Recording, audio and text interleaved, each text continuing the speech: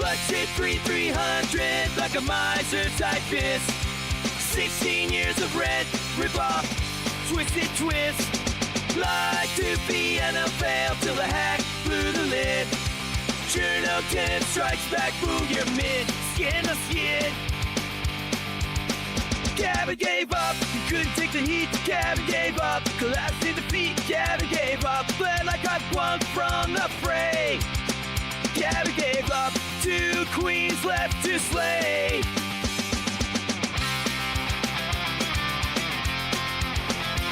Yes, just left bumping, no been in the mix. Ain't get locked on my mix.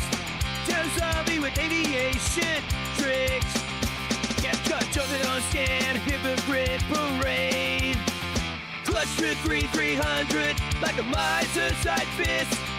60 years of red, rip off, twisted twist. Lied to Vienna, failed till the hack blew the lid. Cherno 10 strikes back, boom, you're mid, skin to skin. Gavin gave up, you couldn't take the heat. Gavin gave up, collapsed in defeat. Gavin gave up, bled like I won from the fray.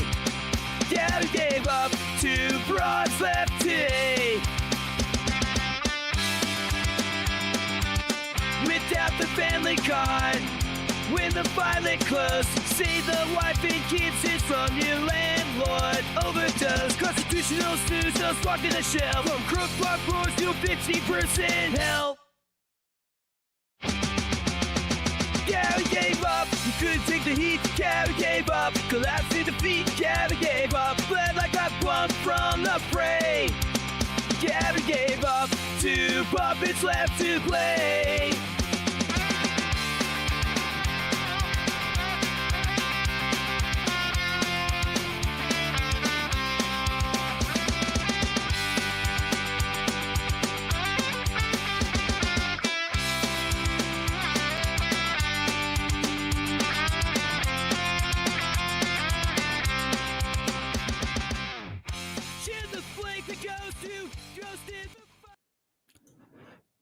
Hey guys, I hope you liked my AI song that I made just for Jim Gavin tonight.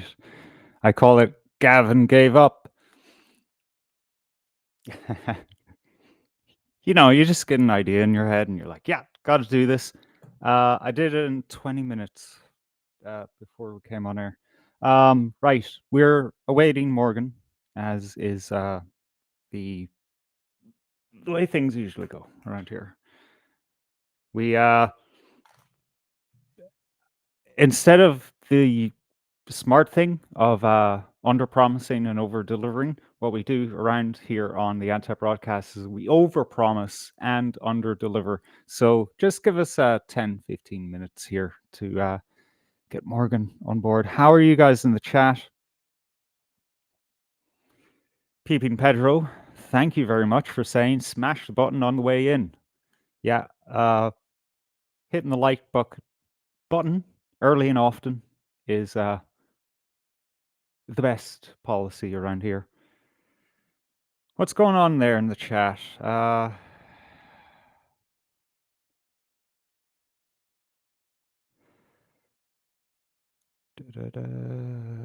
Holy shit says their landlord doesn't give a F. We can say fuck on YouTube now. Don't worry about it. Holy shit then says never let anyone tell you to give up. Everyone told Beethoven he would never be a musician because he was deaf. But did he listen? Dudum. Yep, that's what we love around here is just horrible fucking jokes.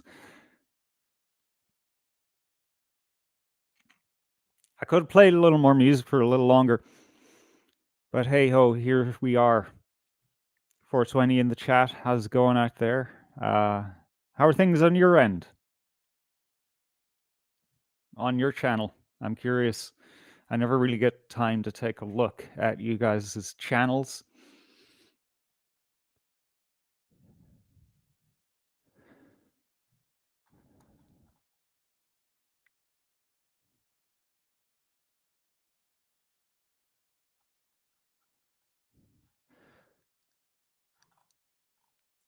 Okay, I'm ill prepared for this cold start, so chill out with me for a minute. In the coming minutes, we are going to be looking at the second presidential debate. Um, although it's a little bit, you know, like not very on the on the leading edge of the news, let's say. It's going to be a bit outdated, as a lot of you might have figured out today. We have Morgan in the wings there. Thank God. Jesus, I was completely ill prepared to start the stream on my own. Hello. Hello, what an introduction, huh? Ugh. Yeah, probably fitting. Not much worse than me. Don't worry. All right, good company. What's this tempo bar? Mm. Uh, Yeah, it's my go-to. Did you get to listen to my punk song? no, I Gavin didn't. gave I up. didn't. I didn't. I will. Yes. As much as it fucking kills me to listen to AI music, but I only given that it's I true, I think will. I think I have the perfect chorus. It's like Gavin gave up. Da, da, da, Gavin gave up. Da, da, da. It's Oh well, fucking perfect. you Yeah. may as well put it on now. Like you may as well listen to it now. Fuck it, come All right. We'll give it on. another listen. Oh, you listened already to shit? Shit, I didn't know that. I didn't know that. All right. We can listen to the 15 minutes of music I have ready if you want to see that. No, okay, let's listen. I want to listen now. Oh, okay. All right. Cool. Okay, I'm going to say it's a little rough around the edges. I'm going to shape it up later because I only had 20 minutes to make it. I got the chorus in my head and was like, yes, we have to do this. Here we All go. right.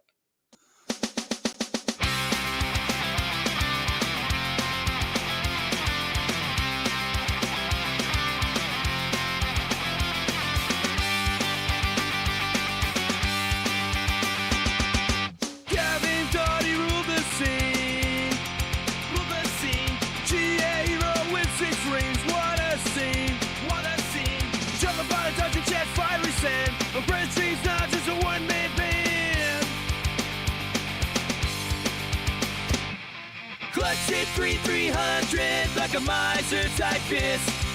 16 years of red, rip off, twisted twist. Lied to Vienna, failed till the hack blew the lid. Cherno 10 strikes back, boom, you're mid, skin to skin. Gavin gave up, he couldn't take the heat. Gavin gave up, collapsed in defeat. Gavin gave up, bled like I won from the fray. Gavin gave up, 2 queens left to slay.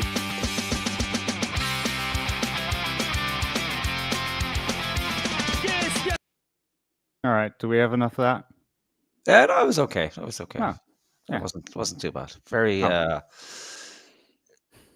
kind of sitcom. It reminded me of the kind of intro to a sitcom about Irish politicians. That would probably be more interesting than this shit.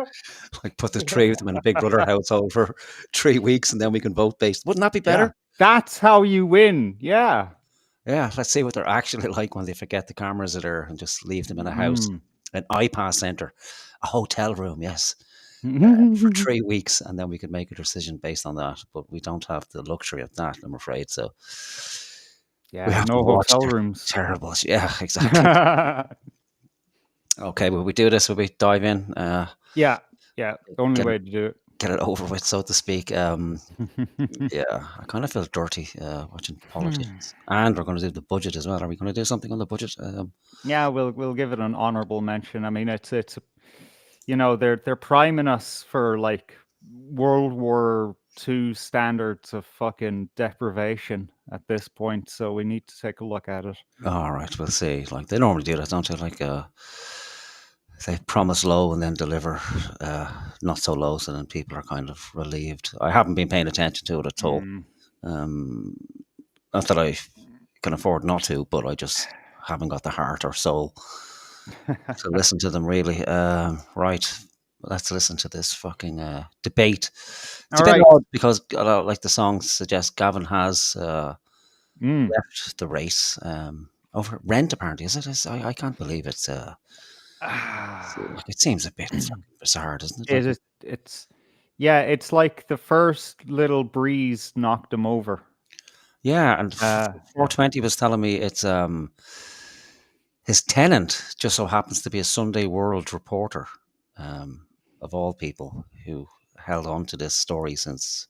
Well, I suppose why would you bring it to people's attention before now? But Mm, yeah, some crime reporter was his tenant, so he owes him 3.5 grand or something like that. So I don't know. I don't know if it's a case where the original story suggesting that he was having an affair with some of the Dublin players' wives and his daughter's mm, best friend, if that will come to any truth. But again, if he has pulled out because of a debt, or again, you can't be anything worse than Ireland, can you? It goes landlord, paedophile, rapist. That's the hierarchy of offences in Ireland, isn't it? Like if mm. God forbid you would be a landlord ever, because of the famine. And people before profit don't like landlords, unless the landlord, of course, is the state. Then it seems Mhm. for some reason it's okay. Or Uh, one of them. yeah, because Yeah. they'd be good landlords, wouldn't they? Like Mm. they'd give you back the rent, and they'd never misspend a penny, and they'd be painting the house for you on a weekly basis. Yeah, Uh, just like the Hobbit and Orson are on right now. yeah, what's the Lovely landlord he is. yeah? Well, he's two houses, isn't he? Or two Mhm. extra houses. But that's Mhm. okay because he earned it, and I believe he Yeah. runs poetry jams from both of the houses, so that makes up for it. Yeah, it's like it's some sort of carbon neutral deal, where he shits on us, therefore he makes the country more environmental. Right, where the fuck is this now? So, this debate took place yesterday morning on RTE, was it? Yeah, RTA's week in politics. Right.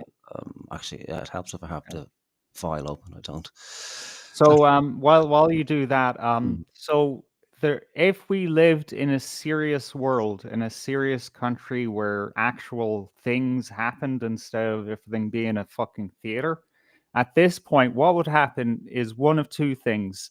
Either Catherine Connolly will drop out of the race so that it's forced into a situation where only Heather Humphreys could possibly win. And that would just kind of break the system and force a new election, because the fact that we ended up with three candidates only is a fucking travesty. And it exposes what the fuck was going on behind the scenes. But failing that, option two is we all vote for Jim Gavin and we elect Jim Gavin. And then he has to be president and he ugh, will resign immediately. God, Like, I think don't even know. about it. I don't even know how it works. I don't know legally. Can he do that once you've withdrawn? I think his name will still appear on the ballot paper. Well, yeah. There's no constitutional way out of this. He has to remain on the ballot now. Yeah.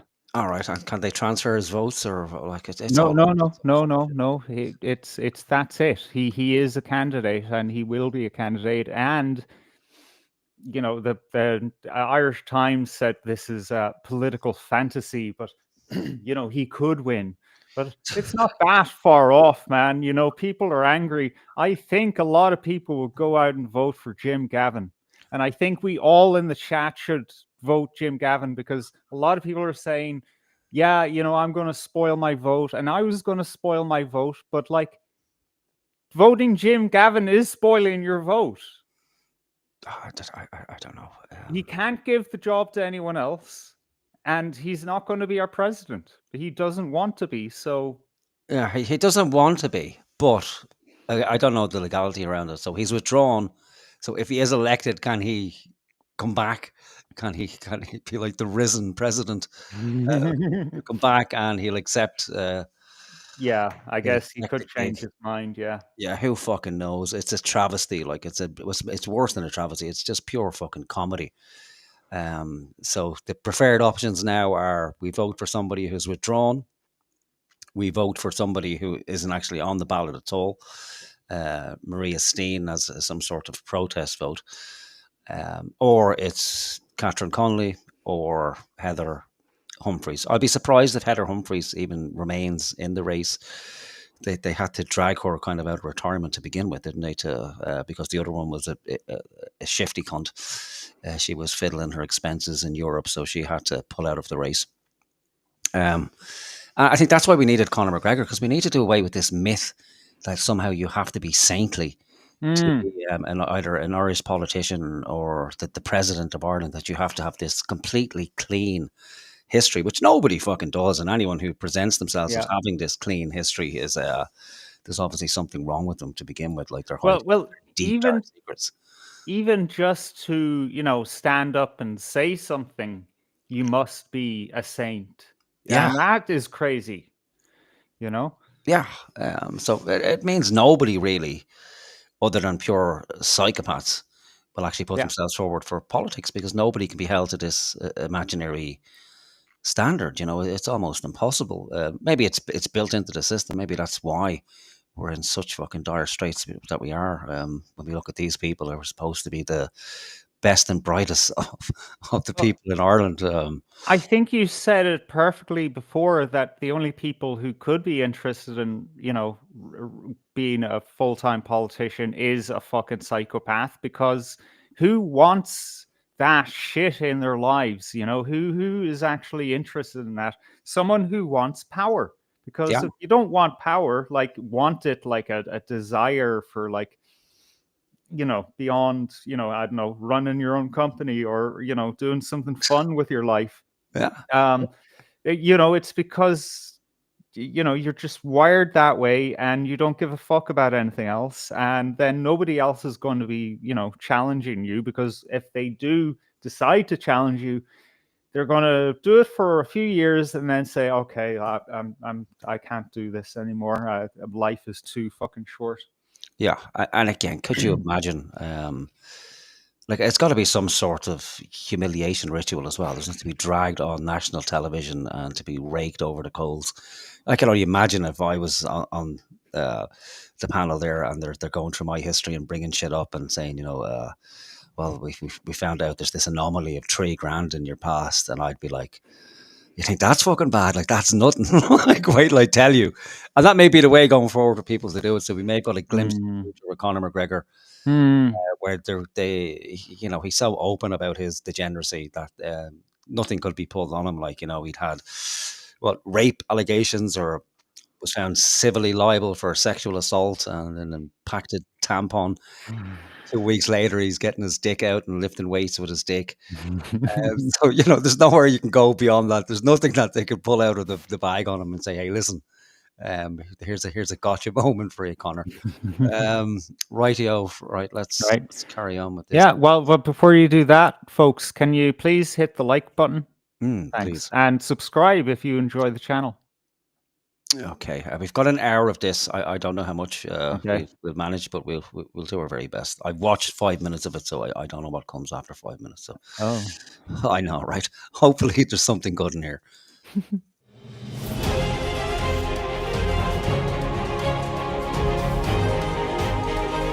Oh, this is just.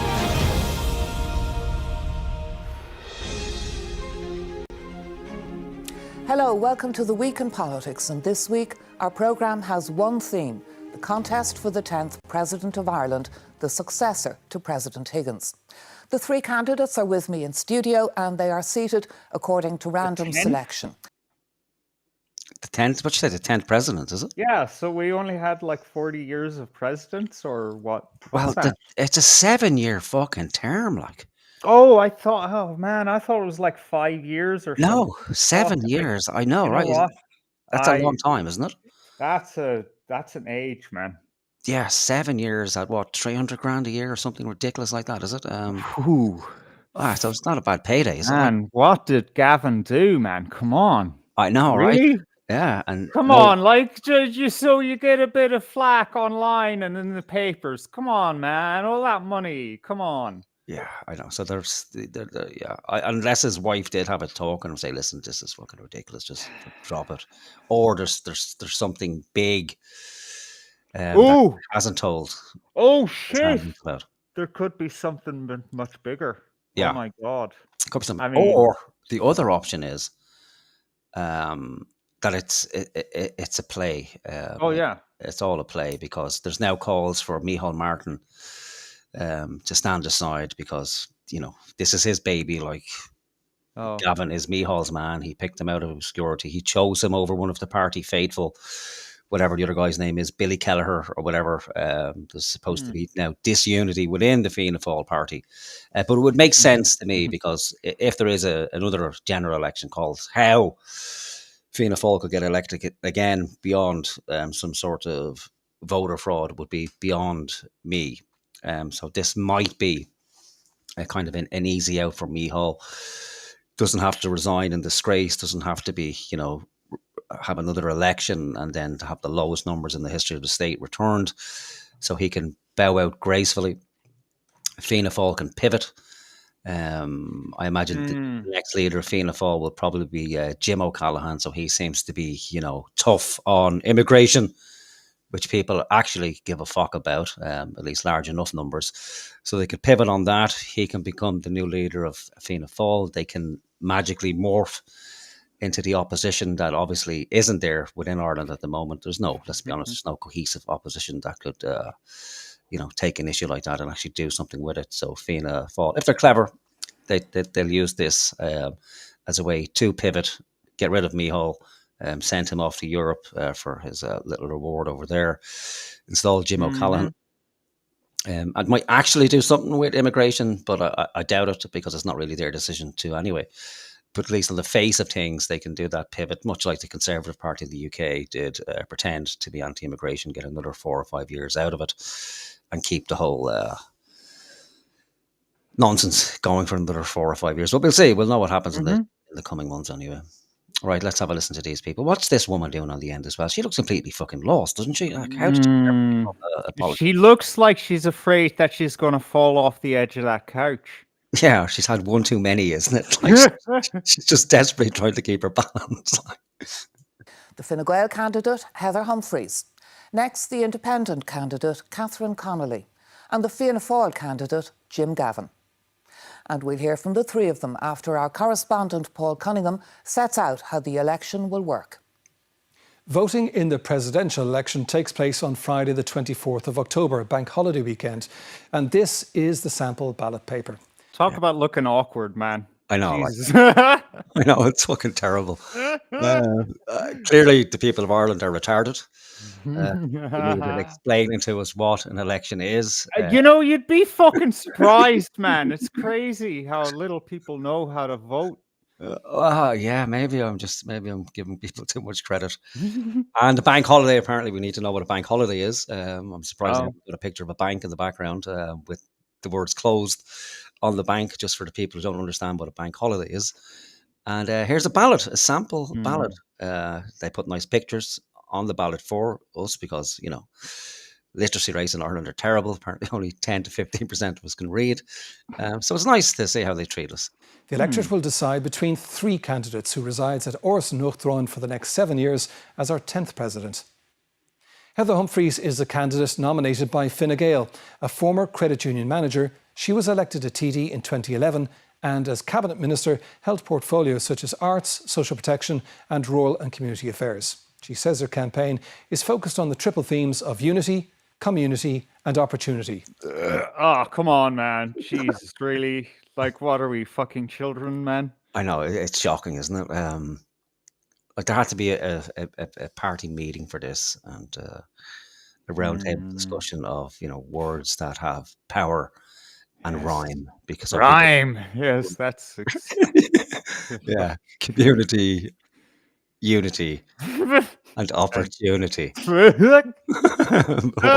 Nobody's taking that shit seriously. No, man. Like, and if you pick up, isn't that essentially the theme from Brave New World and 1984? I think the slogans are pretty similar, but these are more inclusive, fluffy sounding words.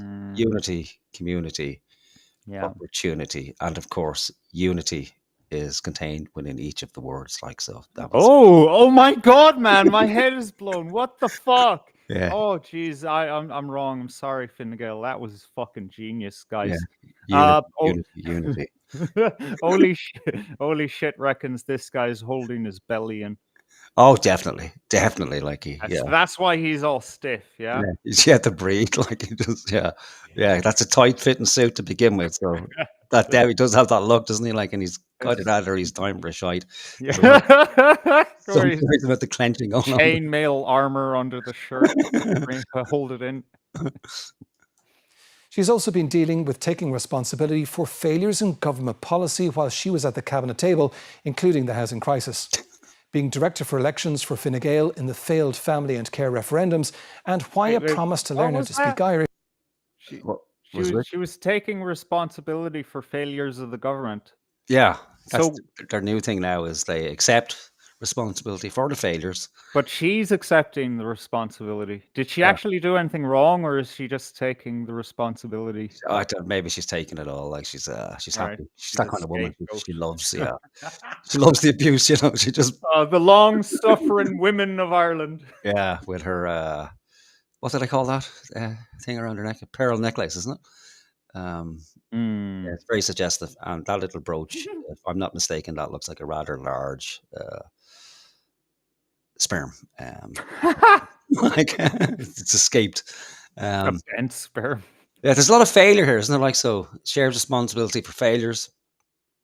Director of elections in the failed family care referendum, and has failed to learn Irish, the Irish language. Hasn't learned the Irish. Why is that a bullet point? I don't know. I think it's because, well, if we're being kind, it's because I think she was the Minister for Gaeltacht at some stage. Okay.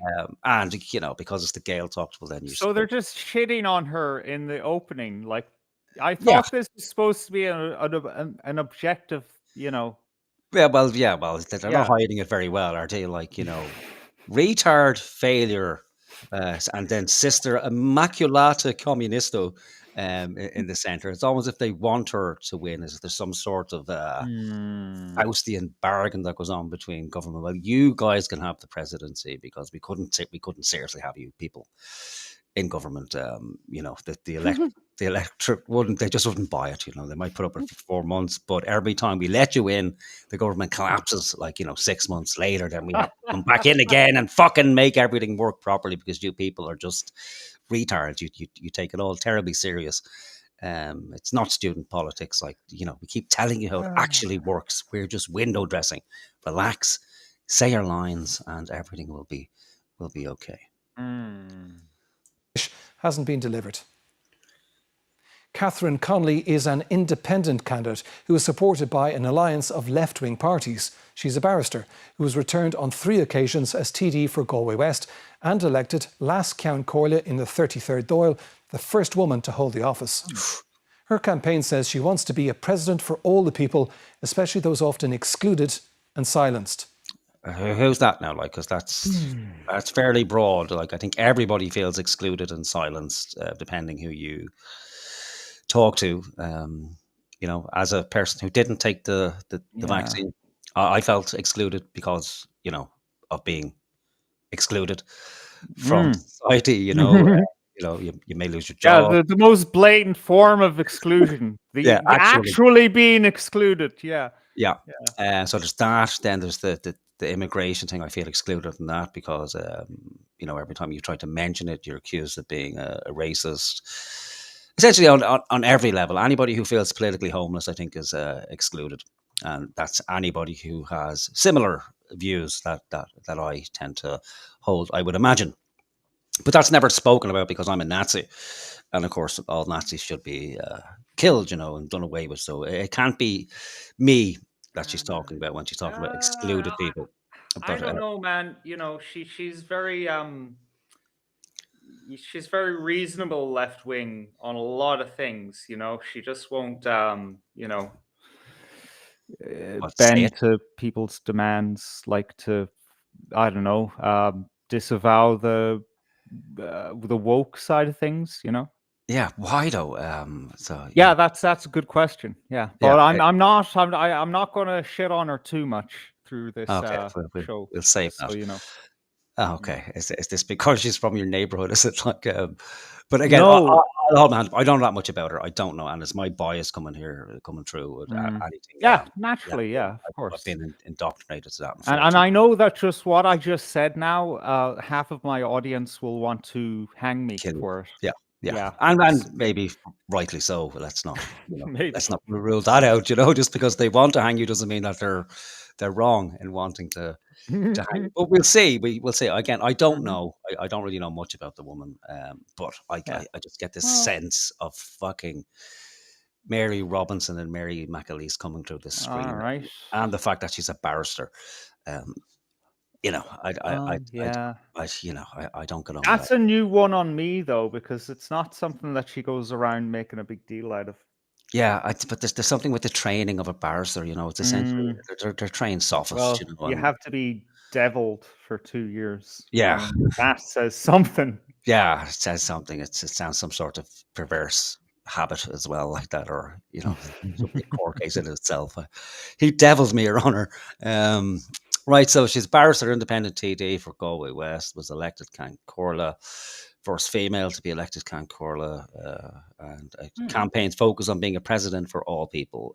You can't be a president for, or maybe you can, but what does that even mean? A president for all people? Nobody's ever campaigned on being a president for some people, have they? No, It's just but to be fair now, you don't actually have to be a president for anyone in Ireland because you can't actually do anything for anyone. exactly. I mean, she could be a mediator between everyone, maybe.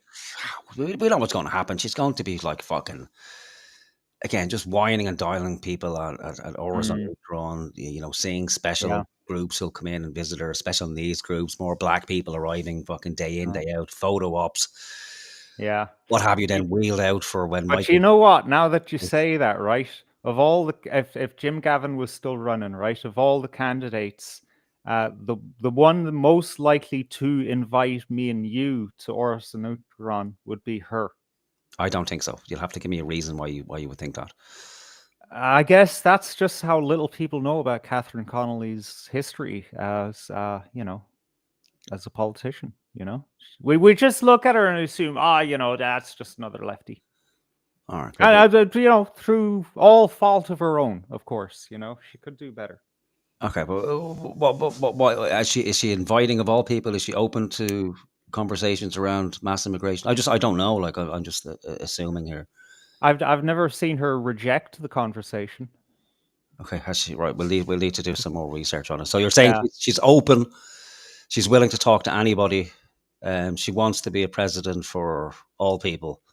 Right. So anyway, I'm not going to co-sign that. But by the way, last week or a few days ago, one of the fucking Burks decided to. She was doing some kind of talk or something at a university or whatever, blah blah blah shite, and he got up there and started hauling at her about fucking free speech, even though she voted down the hate speech bill.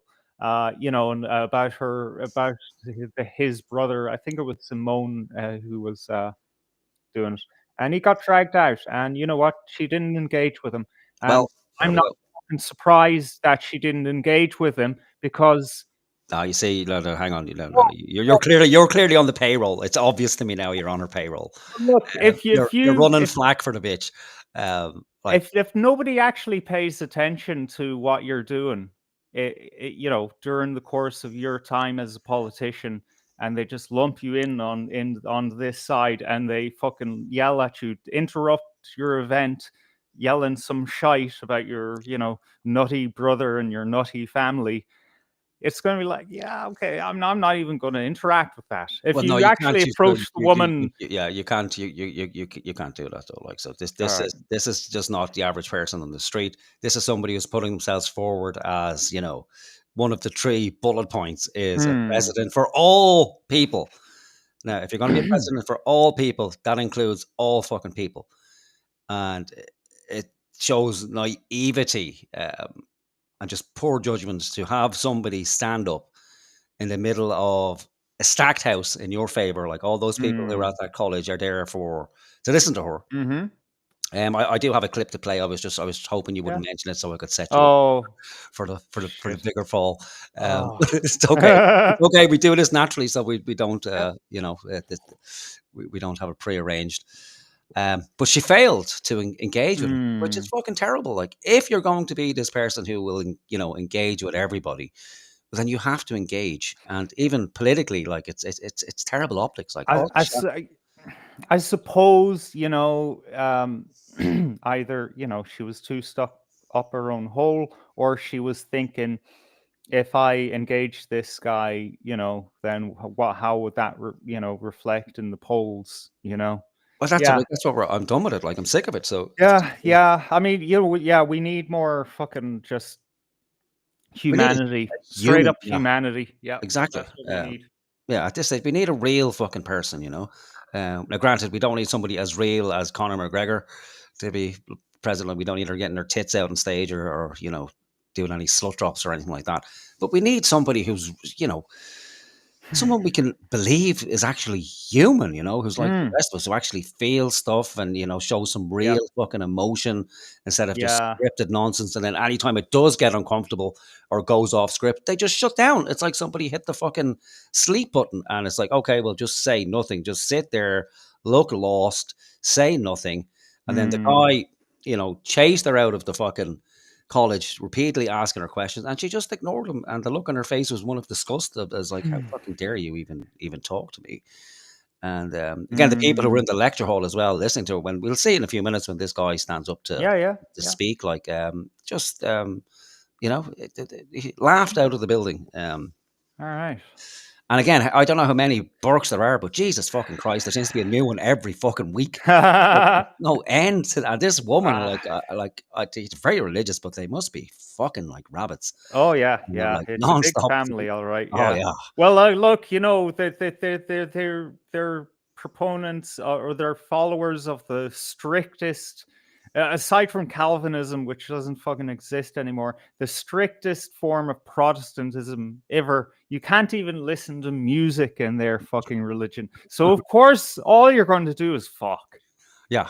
Even just to get a bit of a rhythm going, like do Yeah. a bit of music, like the bed springs are going and the headboard's bouncing off the wall. That's not a bad fucking tune. Like,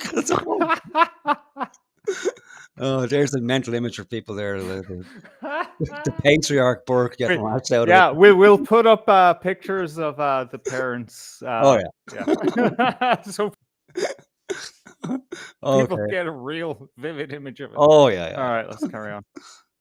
She's had to respond to questions over hiring a woman who was a member of IRG and was convicted by the Special Criminal Court on arms charges, saying Hamas is a part of the fabric of Palestinian society, and claiming there are parallels between Germany's current rearmament strategy and Nazi Germany of the 1930s. Wait, what's the first one? Questions over hiring woman convicted of arms offences? Yeah. So she hired somebody, a member of IRG. Oh, Yeah. okay. So she has previous convictions, firearms offences. I think spent 4 years in prison. Okay. So of course, this being Ireland, somebody has a criminal offence, you're out of politics, which isn't the case. But it's now raising the question. Well, again, should you be hiring somebody who has previous firearms offences as a senior It member? depends on the job, Yeah, but again, you see, they can't do this because the whole fucking government is essentially originally den of formed out of thieves, like. civil. Yeah, it's Well, yeah. Oh, yeah, that. Yeah, of course. But Yeah.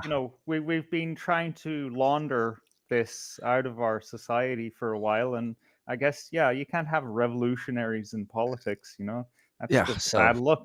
yeah, so but again, the thing is, like, if the shoe was on the other foot, if it was transpired that Fianna Fáil had hired somebody with firearms convictions or fraud, let's say, God forbid, like something to do with money, because guns are fine, but money, oh my God, like, but someone's fiddling with money, well, then there would be uproar. So like you said, it's the den of fucking thieves. Maybe Catherine's different. I don't know. I don't think how anyone can remain in politics for that amount of time and Well, like if ignore.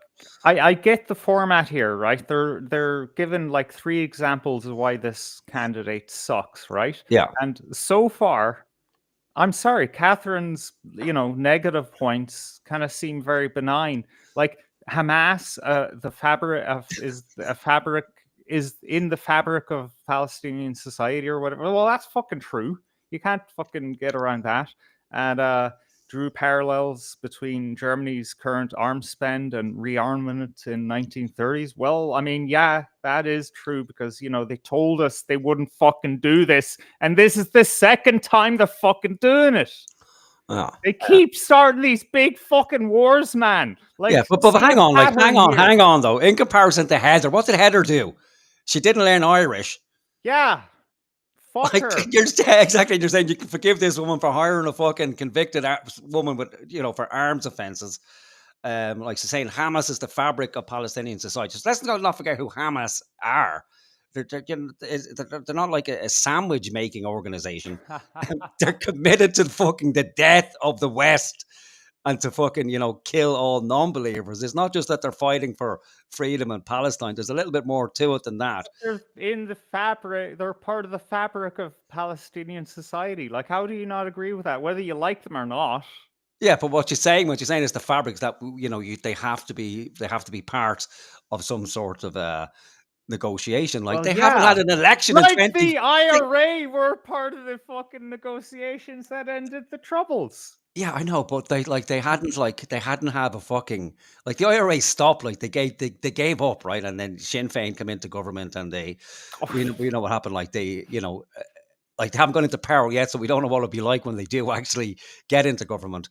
But Hamas, they haven't had an election in 20 fucking years. Let's not pretend that they're just Democrats waiting to for the right moment to emerge. How do you have an election in a country where Israel literally destroys every single political party within it? But that's not true. We can't blame it. They got rid of the Palestinian Authority, and all that was left was Hamas.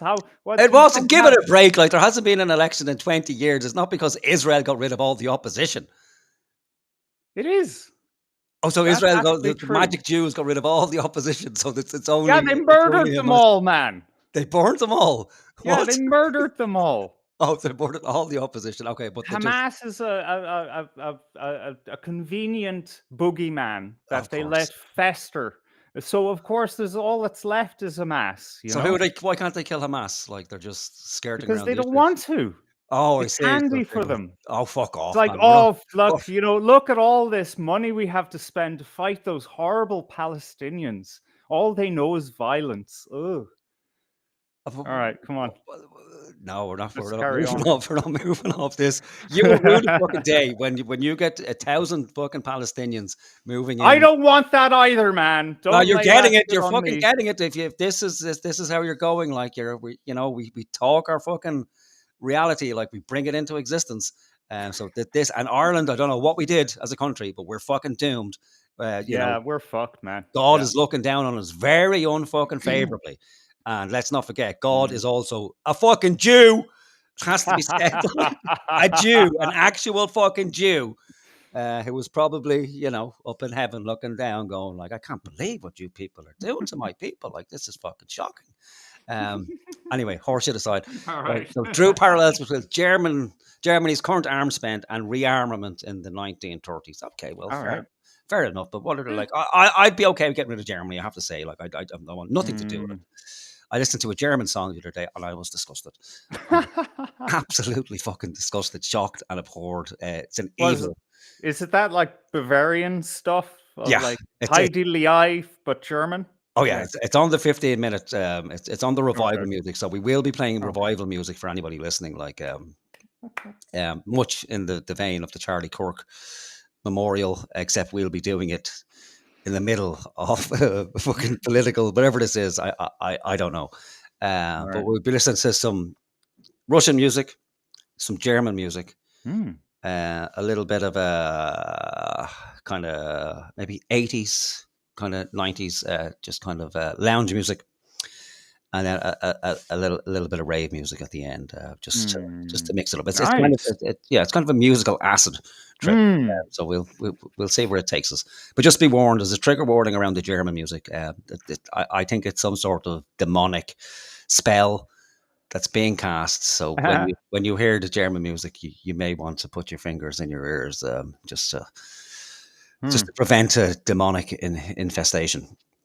Right, so Germany, 1930s. Okay, nobody's ever happy when Germany starts to rearm, even if it is to help the poor people in Ukraine and to stop the Russians. So she seems to get a lot of flack on that because, of course, in Ireland, you can't be in any way favorably disposed towards Russia on anything, because any moment now, thousands of Russian drones will fill the skies and destroy us. I believe there's millions of boats waiting in international waters out there, millions of Russian boats just waiting for the scissors to arrive.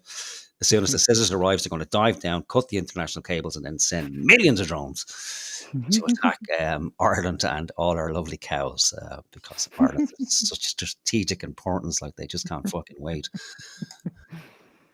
Jim Gavin is the candidate who secured a nomination from Fianna Fáil, a former Defence Forces officer, GAA Dublin football manager, and currently Chief Operations Officer with the Irish Aviation Authority. He was also chair of the Citizens' Assembly on whether Dublin should have a directly elected mayor. His campaign to date has presented him as a new voice and team builder who is determined, active and positive. He's also had to deal with taking down drone footage in campaign videos as they didn't have the required authorisation. Remove content with serving Defence Force members. Yeah. What? It's all bizarre, isn't it? It's all very, like, I feel like I'm in the principal's office, like I've been called in with two other parents because the three of our kids have been called alcoholic. It's like, I've bad news for you. Jim was caught flying his drone in the school with Catherine. Now, it's not as bad as Catherine. Like, one of Catherine's friends brought a firearm into school this morning, and we tried to talk to Heather, but she still hasn't learned how to speak Irish yet. But we need to talk to you about Jim. He's been a very bold boy. So Jim was out on the campaign trail in what's it, St. Stephen's Green? Oh no, Phoenix Park. Where Oris on Uachtaráin is. And anybody who flies a drone knows that you can't fly a fucking drone in the Phoenix Park. There's one part of the Phoenix Park where you can fly it, and that's up by the what the fuck is it called? There's an old military building up there. Maybe someone in the chat will tell me what it's called. But there's a very small area of green area where you can fly it. But everywhere outside of that, it's a red zone. As you know, you well know, you can't fly in red zones, as we know, because me being a retard decided to fly in a red zone and ended up in a fucking nightmare scenario, being hauled into the Irish Aviation Authority, which is, where Jim works. Jim is the chief or the COO, Chief Operating Officer of the Irish Aviation Authority. So he was on the campaign trail. Somebody, part of the team, had a drone. The drone was flying overhead, taking overhead images of Jim and video as he was on a run. I think it was with the Simon community or something like that, running around the park. And then the video came out. So then obviously people who fly drones will go, hang on a fucking minute. Like, how can this guy, what's going on with the drone? Like, that's a red zone.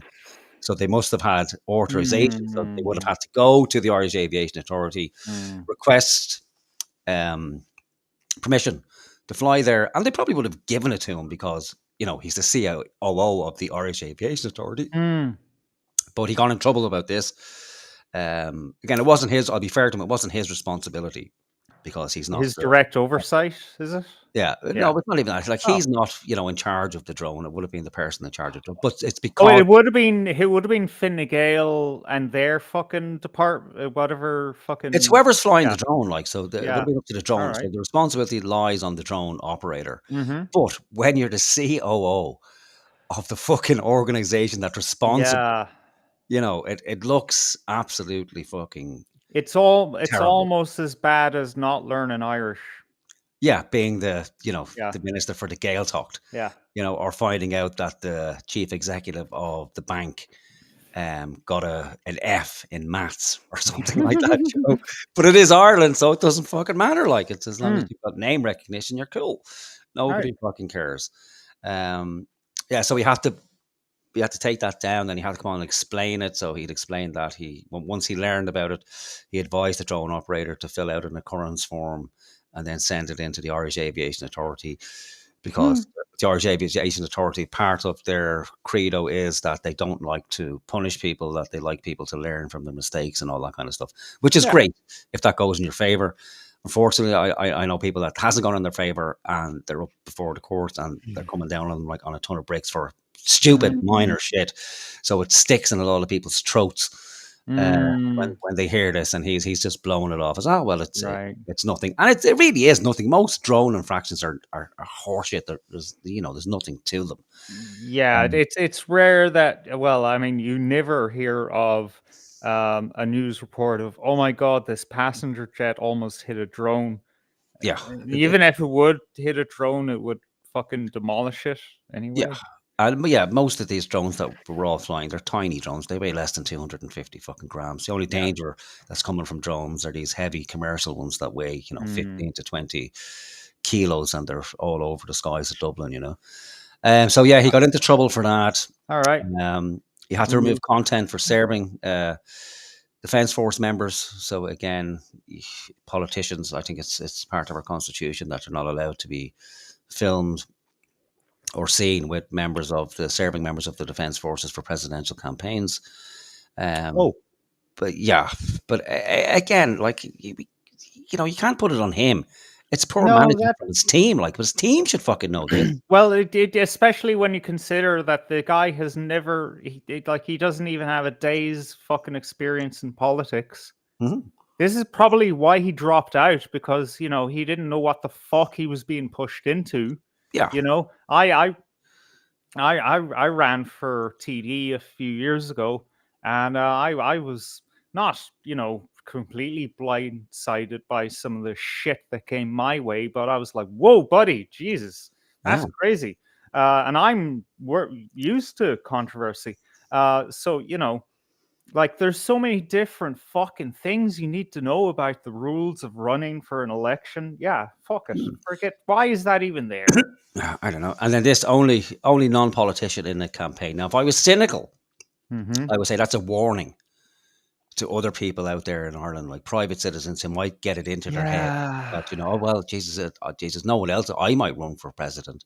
But now we see this, like, oh my God, like, this guy's fucking raked over the coals. You can't even fart, and they're bringing your fucking stained jocks onto RTE and examine them live on television with a fucking magnifying glass. Again, I think this guy was obviously courted by Fianna Fáil. Purely, it has to be for the name recognition. They haven't done their due diligence if we take everything at face value.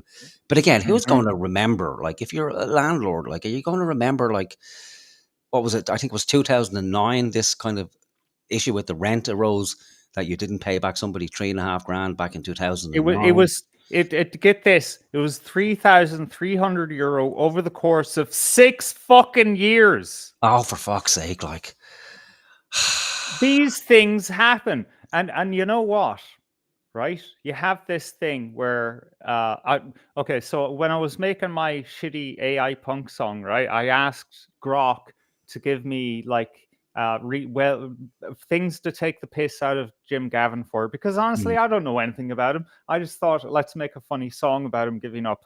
And it said that he was trying to hide that he was in debt around one of his properties, and then some fucking newspaper fucking exposed that, and I was like, hang on a minute, that's not funny or interesting at all. Like, that's a thing. That's one of the things they're tarring fucking Jim Gavin with. Yeah, I know, and it's mental. Like, because if this was a general election, like, none of this would be brought up. Like, you think this was the most important thing that's ever happened in the history of Ireland? Like, where they're going through these people's history with a fine fucking tooth comb, If it's a general election, it's like, nothing is said. They tend to just focus on policy, But I don't know. And again, like, this guy is probably sorry the day he accepted the invitation from Micheál Martin. That's, again, if this wasn't known in advance, that, okay, listen, we'll bring you in. It had to be. This guy was a fall guy from the beginning. Like, come on, we saw the first debate, in quotes. The guy interjected over something he didn't even know was what he didn't even know what the conversation was about. Yeah, he's a And he made a big ass of himself. He's a patsy, yeah, and yeah, there's no question about it. The poor fucking sod, man. Yeah, so we might feel a little bit sorry. And again, he's ruined his legacy, you know, like Well, that's it. I hope that he got a payday for it, at yeah, least, you'd hope. Yeah, yeah, but I don't know. Maybe he thought he was doing the right fucking thing, you know. Yeah, you know what? I'm doubling down. Vote Jim Gavin. Not only for the meme, but you know, come on, give him a few more quid. Go on. Yeah, all right. So Jim Gavin's in the lead at the moment, so we're voting for Jim collectively. Anyone listening has no agency at all. Which could have been construed as supporting his campaign and also deal with his status as the only non-politician in the campaign. This is the second TV debate of the presidential election campaign, which hopefully will help you, the voter, to decide on which candidate is best. Who am I again? Sorry, the voter is. Oh, right now. Okay, I thought I was a candidate there for a moment. It was all getting very confusing. And just to clarify the terms for this debate, we're aiming to give each candidate roughly equal time. Part 1 of the programme will cover the national role of the President and the campaigns, and Part 2, the international dimension. So now that we know what the ballot paper is going to look like, Jim Gavin, my first question is why number 1 for you and not these other 2 women on the sofa? Because aren't they much more politically These 2 other women on the sofa? Qualified? I know, yeah. This guy. Look at that confused look on his face. It's like, what did that bitch just say? Did you just call me a bitch?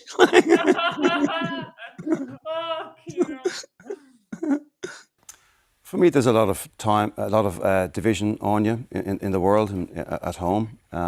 I believe the president has a. Oh, that poor motherfucker! I know he's like a Down syndrome putin, isn't he? Oh my god, that freeze frame is perfectly Down syndrome Putin. Oh, I feel so sorry. Sorry for it. It's contagious, like all that fucking dropping vowels, consonants, words, stutter that he doesn't even have a stutter, but he just can't help himself. I think, was he 3 words in there before he stuttered over his words? Let's go back a little bit. There's so much time, and what was it? Oh, it was beautiful, man. So much time and love and people and dicks, sausages, army rangers, drones, Russians. Experienced and therefore better qualified. For me, there's a lot of time, a lot of division on you in the world and at home. Times, division, addition, subtraction. Poor Jim. Jesus Christ. I believe the president has a positive role to play in this. I'm sure they do too. Why not? Why you instead of them? Because they've got more experience. There's people in Fianna Fáil wondering not whether just you're the right candidate and it should have been Billy Kelleher with more political experience, but whether even Jack Chambers is your right campaign manager. He's too busy with... That sucks, man. Here's all the reasons why you shouldn't be sitting on the sofa. Now, go, defend yourself. Yeah, I know. Is he wearing eyeshadow? Is there a shade of pink on there or something? I'd be wearing all the makeup I can if I were him, just hide the blushing and all the emotions. Yeah, he needs to do away with the training and just level. All he has to do is, turn around, look at the pair of them on the sofa there and just say, look at them, for fuck's sake. Is there right? Look at the state of these 2 fucking gimps over here. Jesus Christ, come on. It's an embarrassment that I'm even here with these 2 fucking idiots. One's a fucking credit union account manager and the other one's a fucking nun. Come on. It's a no-brainer. With the budget. Because in a time of division, I've shown in my career to date that I've brought people together from diverse backgrounds for a common cause, for a common unity, and given them hope and a chance in life. And I believe. What the fuck is he talking about? Does anybody know how he's brought people from diverse backgrounds together for unity in a time of division? Look he doesn't even believe it himself. Look at his oh, jeez, why? Yeah. Did I just say that? Fucking hell, Even I don't agree with that, and I just said it. Oh, dude, I'm so sad he dropped out because I he's one of know. these guys. You every second is perfect. You hit pause, and it's just a masterpiece. Yeah. Oh my god! But you know what? He was a leader in the GAA, and when things were tough, when it came down to the wire, he brought everyone together and said, "We can do this, lads." And you know what? They did it. Oh yeah, and very Yeah. successful team as well, I believe. Mm-hmm. And was a member of the Defence Forces, the Air Force, was it, or the Air Corps, which is difficult in Ireland considering we fuck all planes. Like, so he was running around the fields there with his hands out and making airplane noises for a good 10, 11 years there out in the Lebanon, pretending to be in an airplane. That's a difficult gig. But I shouldn't make jokes about the Irish armed forces. They have a difficult job looking after all the refugees there in the barracks. That's what they joined up for. Sure, God bless them. I believe that the president internationally can represent Ireland to his best with our EU partners. So your lack of political experience doesn't matter? Well, political experience. I'm the president of Ireland is the first citizen of Ireland, not the first politician. And if I just finish the point in terms of the president representing the best of Ireland. And for me, there are many different ways, Anya, that you can serve a country. Okay, and we'll be talking. Yeah, like pulling out of the race. Like, that's talking about those. And I've served my country throughout the course on programme. 4 decades. Catherine Connolly, He's Jim standing Gavin his ground, though. He's doing well. Yeah. Yeah. And again, let's be honest, like, with no political experience, to be thrown into this. And you have some experience, I suppose, being interviewed after the game. And what have you. But this is it's a different beast altogether. Oh, yeah, absolutely. Yeah. Talks about division. Mary Lou MacDonald, Sinn Féin president, backing you, says this election is a referendum on the government. Does that mean you're only a candidate of the left and you wouldn't be a president for all?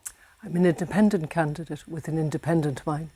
As president, I will serve this country with dignity and with respect, and I will listen to the people of Ireland. Can I ask a question, Catherine? I'm a student of questions from pre-approved. These are pre-approved questions. You say you support free speech. Can I speak for a second? What do you have to say tonight about Enoch Burke, my brother, who was incarcerated for his belief on transgenderism? Do you believe that religion and belief? So again, you see, this is the problem for me now with politics, because it's all fucking, it's horseshit. Like, it's all just scripted nonsense. There is no debate. There's no honesty in Irish politics or Irish society in general. So pre-approved questions, like, that can't be the way forward for a country that's supposed to be founded on the principles of democracy and open debate and free speech. They still pretend that's what it's about. And Catherine, at least, she was against the hate speech law. So you think she should be open for debate? Now, granted, it's a lot. Can I ask a question, though? Of course you can. I know this is going to sound hair splitty, but it's a valid fucking question, right? Was that a debate, or was it like a meeting of like minds where someone is going to speak on something that, if you are going to be there, then you agree with them on that thing? So then, of course, the whole room is going to be of that same mind. Yeah, but there's a question and answer session at the end of this debate, right? About that thing that they're in there in the first place for. Yeah. So to my mind, like, if I'm going, what was that thing? Say again. Why were they there? I have no idea what the fuck. Okay, so it doesn't matter. So it's part of her, campaign thing anyway. But the point is that there is a questions and answers section. Okay. After it, like, so we could take it that most of the people there will be going to see her. It's on campus, and again, the academy is supposed to be a space for debate. It's this safe space, apparently, where all ideas are open, and it's an institution of education and questioning. That's what a university is supposed to be. It's supposed to be a universal city, where all ideas come and those, that are at the higher echelon will rise to the top, and truth is the ultimate goal, But this is pre-approved fucking questions. So, she gets the questions in advance, gets to choose which questions she will answer, and disregards the uncomfortable questions that she Is that true, though? Yes. Because fucking one of the loony Burks told you. Not because one of the loony Burks, he goes to the college. Okay. So, he's aware. Well, I'll say I'll roll back. I don't know. I don't know if it's true. Right? I'll be honest. I'm going on what was said here, but I know the format. It's the general format, with events like this, that there are pre-approved questions because they're fucking career politicians. They don't want to answer the difficult question because it might, reflect badly on them. And I'm done with that. I would much rather have her say, hey, do you know what? Listen, just shut the fuck up. I'm sick of you. I'm sick of the fucking Burke family. Here's how I feel about transgenderism, and say it as it is. Don't just give us fluff where you say nothing. You talk, but you say nothing. Right. Or yeah, your absolutely. silence tells us that and generally, Morgan, absolutely, I'm 100%, and I want to get to the bottom of this. And in spirit, I agree with you. KO says it was pre-approved questions, but he asked question by interrupting the chat prior to question time, and that's what I was thinking, because this is what the Burks do. Oh yeah, I know, but again, and it's not appropriate, like the whole thing of I'm running for president. Does that mean that any Tom, Dick, and Harry can just come along, no matter what I'm doing, no matter the time of day, and fucking ask me some fucking loony ass fucking question about a guy that's jailed for contempt, not for questioning transgender stuff, but for fucking showing up at a premises that he was asked not to show up to? Yeah, but let's be real. Let's be real. I mean, this is. Yeah, but no, hang on. But it's not purely contempt. It was around the fact that it was the issue around transgenderism as well. If it was something trifling, it wouldn't be a fucking issue. But that's bigger. We know what the Burks are about. Okay, we know why he's doing this, right? So the other option would be he puts in his question. It doesn't get approved because it's not on the approved list. It's one of the forbidden things you can talk about in political. Or it's just not on subject for the talk, maybe. Yeah, but again, what's the talk? The talk is she's fucking running as for president of Ireland. Is it though? Yes. Is that what that event? What else is she there for? To talk about fucking knitting, 15th century knitting designs and silk weaving in Ireland. She's on the campaign trail. No, you're what you're talking about here is a fucking a leftist, right? They're always fucking out talking in universities and shit. Well, look, I don't know. But by probability, there's an election campaign going on. So she's not going around doing fucking, well, maybe she is, but just on the strength of probabilities, I would imagine she's there answering or on the campaign trail to get the votes from the university. Oh yeah, broadly, campus, so she's there to basically, give her spiel, let them know what she's about, why they should vote for her. And then like every other political event or when they're on the campaign trail, there's a part at the end where you open the floor to questions. And, if you're worth your fucking salt, you take the questions. Now, is it rude? Is it off script for a random person to stand up and ask a question? Yes. But why would you have to do that? If you lived in a society where, okay, well, anyone can ask a question at an event because it's an open question and answer session, well, then you answer. Because if you don't have that, well, what type of fucking society are you living in where the questions to the people who are supposed to represent us, the whole dynamic is reversed here. They're supposed to work for us.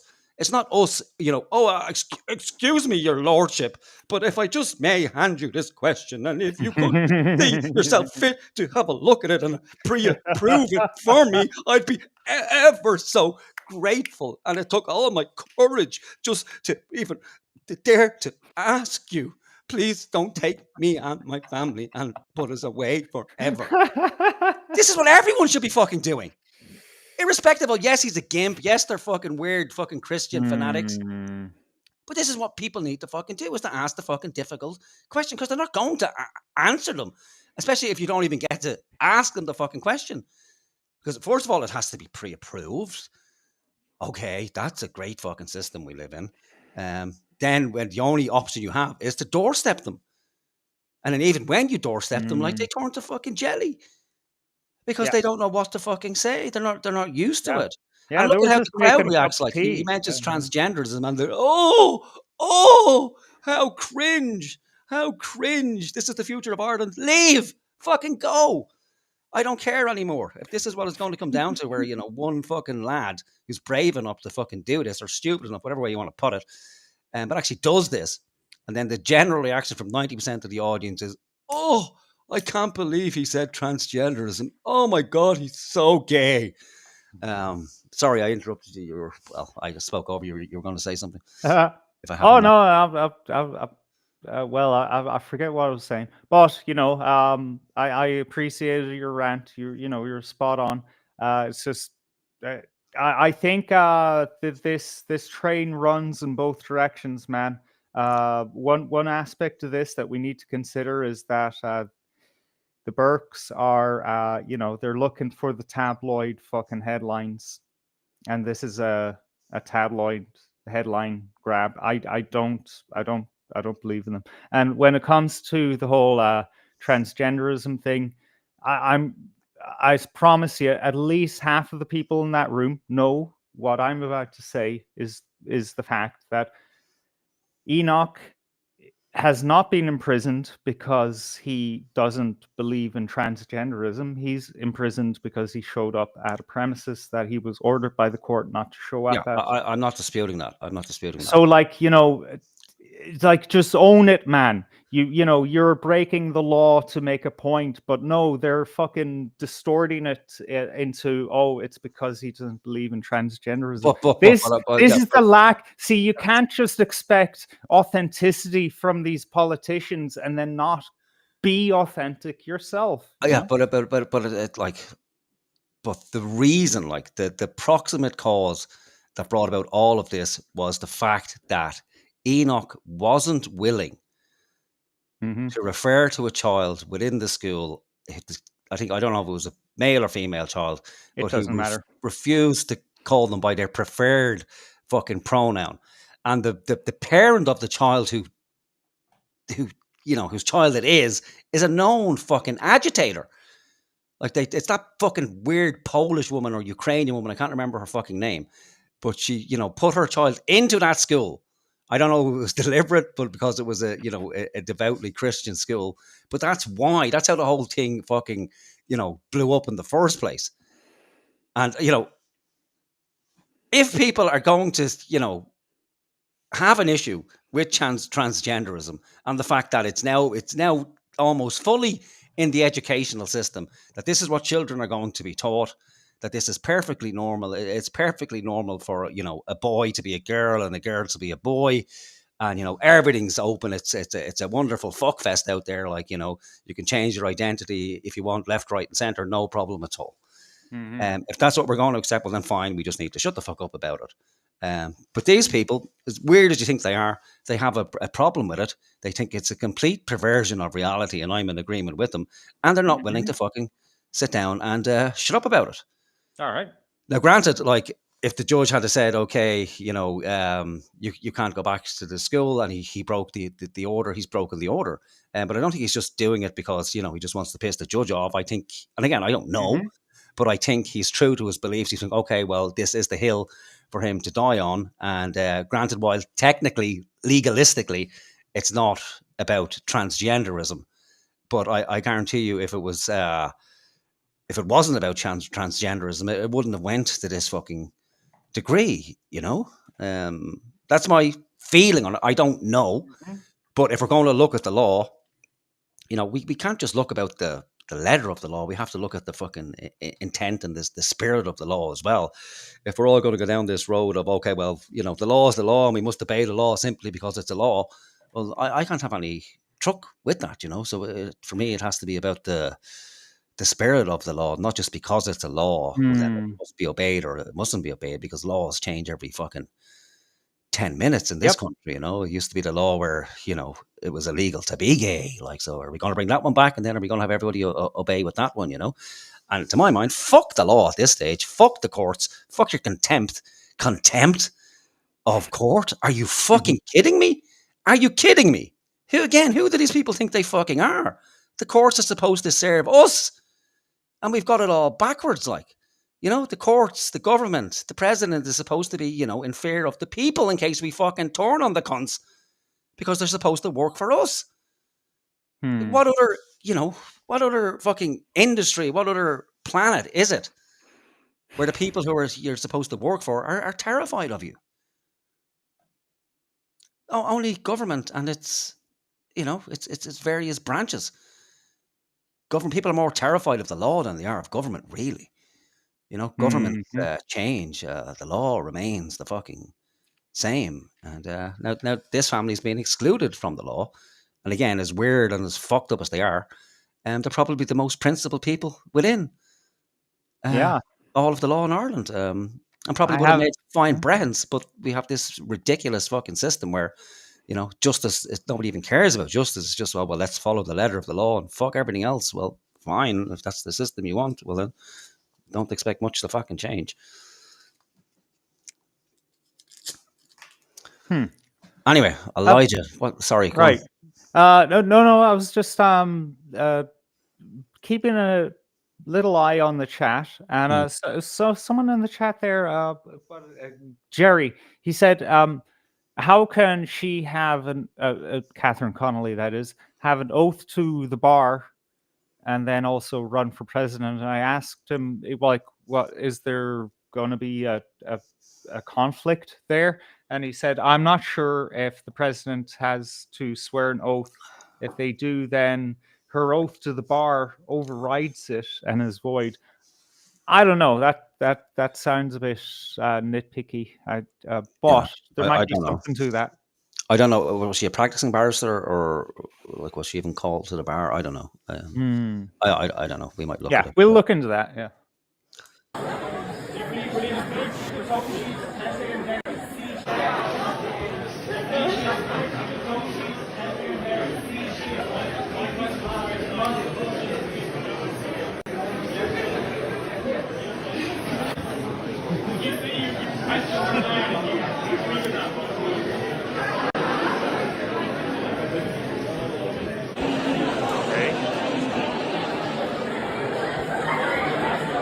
Catherine, nothing to say. You're answering questions from a pre-approved list. Okay. You're answering questions, Catherine, from a... She's actually trying to listen. Yeah, she can't hear. Pre-approved list tonight here at the university.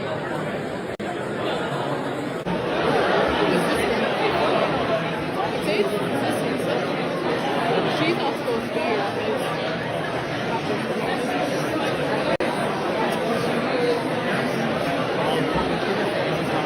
And everybody was shouting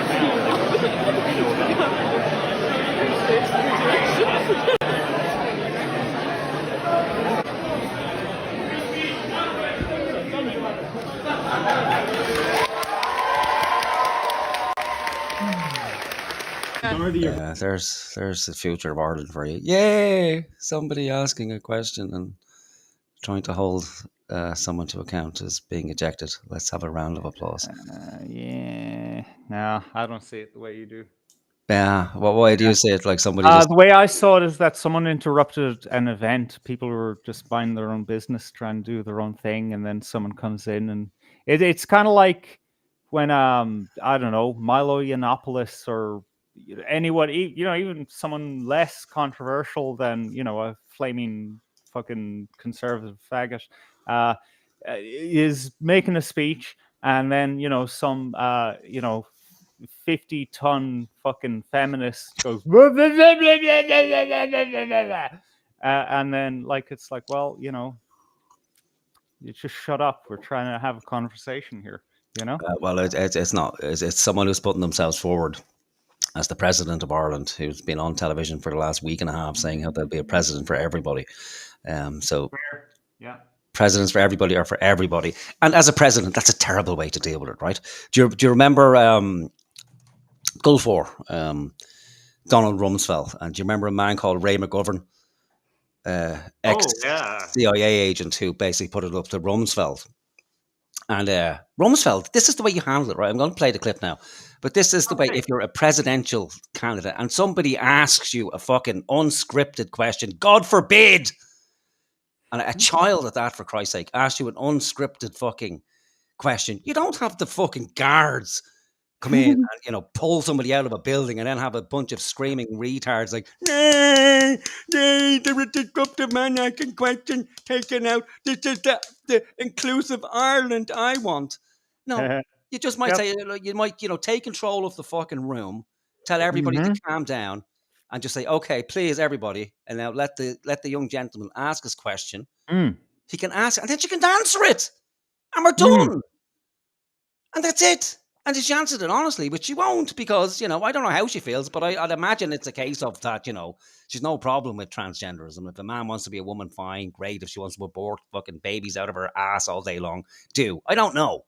But again, based on probabilities of if you're, you know, left-leaning, it's high likelihood that you're going to be okay with all of the progressive movement, you know. So I'll share this fucking tab now. With Rumsfeld. So this is Ray McGovern. He's talking to Donald Rumsfeld. This is just after a fucking legend, by the way. Oh yeah, a real fucking legend. So he's an ex CIA member, and so this is, you know, the Gulf War has, you know, begun. Colin Powell has been to the UN. I don't know if people's memories go back that far, but he's presented his case to the United Nations for weapons of mass destruction. In Iraq, and so you're saying and Rumsfeld a couple of weeks beforehand was, you know, on the news telling people, yes, there are weapons of mass destruction. They're here, they're there, and they're fucking everywhere. You can't walk in the sand without standing on a weapon of mass destruction. And again, the media was fucking, you know, nowhere to be seen, not asking questions. We're embedded with the army. Like, that was a new thing because we had Iraq War 1.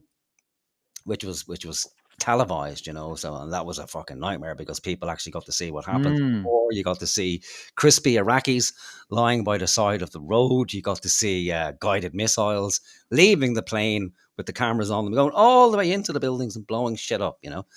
But that was the last televised war. After that, it was like, fuck that, no. If any press is coming in, they're going to be embedded, and it was a new world, as Bush's father had, you know, pre-warned that. The old days of, you know, the rule of the jungle was over, and now it was a new world order. New world order. Yeah. Before you hop into that, by the way, we're running a poll in the chat. First time we're doing this, but you know, the time calls for it. So I asked, who would you vote for? Heather Humphrys, Catherine Connolly, Jim Gavin, meme vote, or Dustin the Turkey? So far, we have 15 votes. Do you want to guess what the result is? Dustin, number one. 100%. And Jim Gavin does look like an anthropomorphic Dustin, if we're honest. Maybe it's the Dublin thing. I don't know. There's something weird about Dublin people, you know. Actually, yeah, Dustin does look like a dub, doesn't he? Yeah. I didn't think that before, yeah. Bertie Ahern as well. There's something about those fucking dubs. I should know, consider I'm fucking one of them. Right, Rumsfeld, where are you gone, my man? Okay. 7-year veteran of the Central Intelligence Agency and co-founder of Veteran Intelligence Professionals for Sanity. I would like to compliment you on your observation that lies are fundamentally destructive of the trust that government needs to. Full sip. That's always a give. Anytime you see a fucker do that, oh fuck. Here comes trouble. I better get ready. Yeah. Govern. A colleague of mine, Paul Pillar, who is the top agency analyst on the Middle East and on counterterrorism, accused you and your colleagues of an organized campaign of manipulation, quote, I suppose by some definitions could you get to your question, that be please? called a lie. Atlanta, September 27, 2002, Donald Rumsfeld said, and I quote, there is bulletproof evidence of links between al-Qaeda and the government of President Saddam Hussein. Was that a lie, Mr. Rumsfeld, or was that manufactured somewhere else? Because all of my CIA colleagues disputed that, and so did the 9/11 Commission. And so I would like to ask you to be upfront with the American people. Why did you lie to get us into a war that was not necessary and that has caused these kinds of casualties? Why? Well, first of all, I haven't lied. I did not lie then.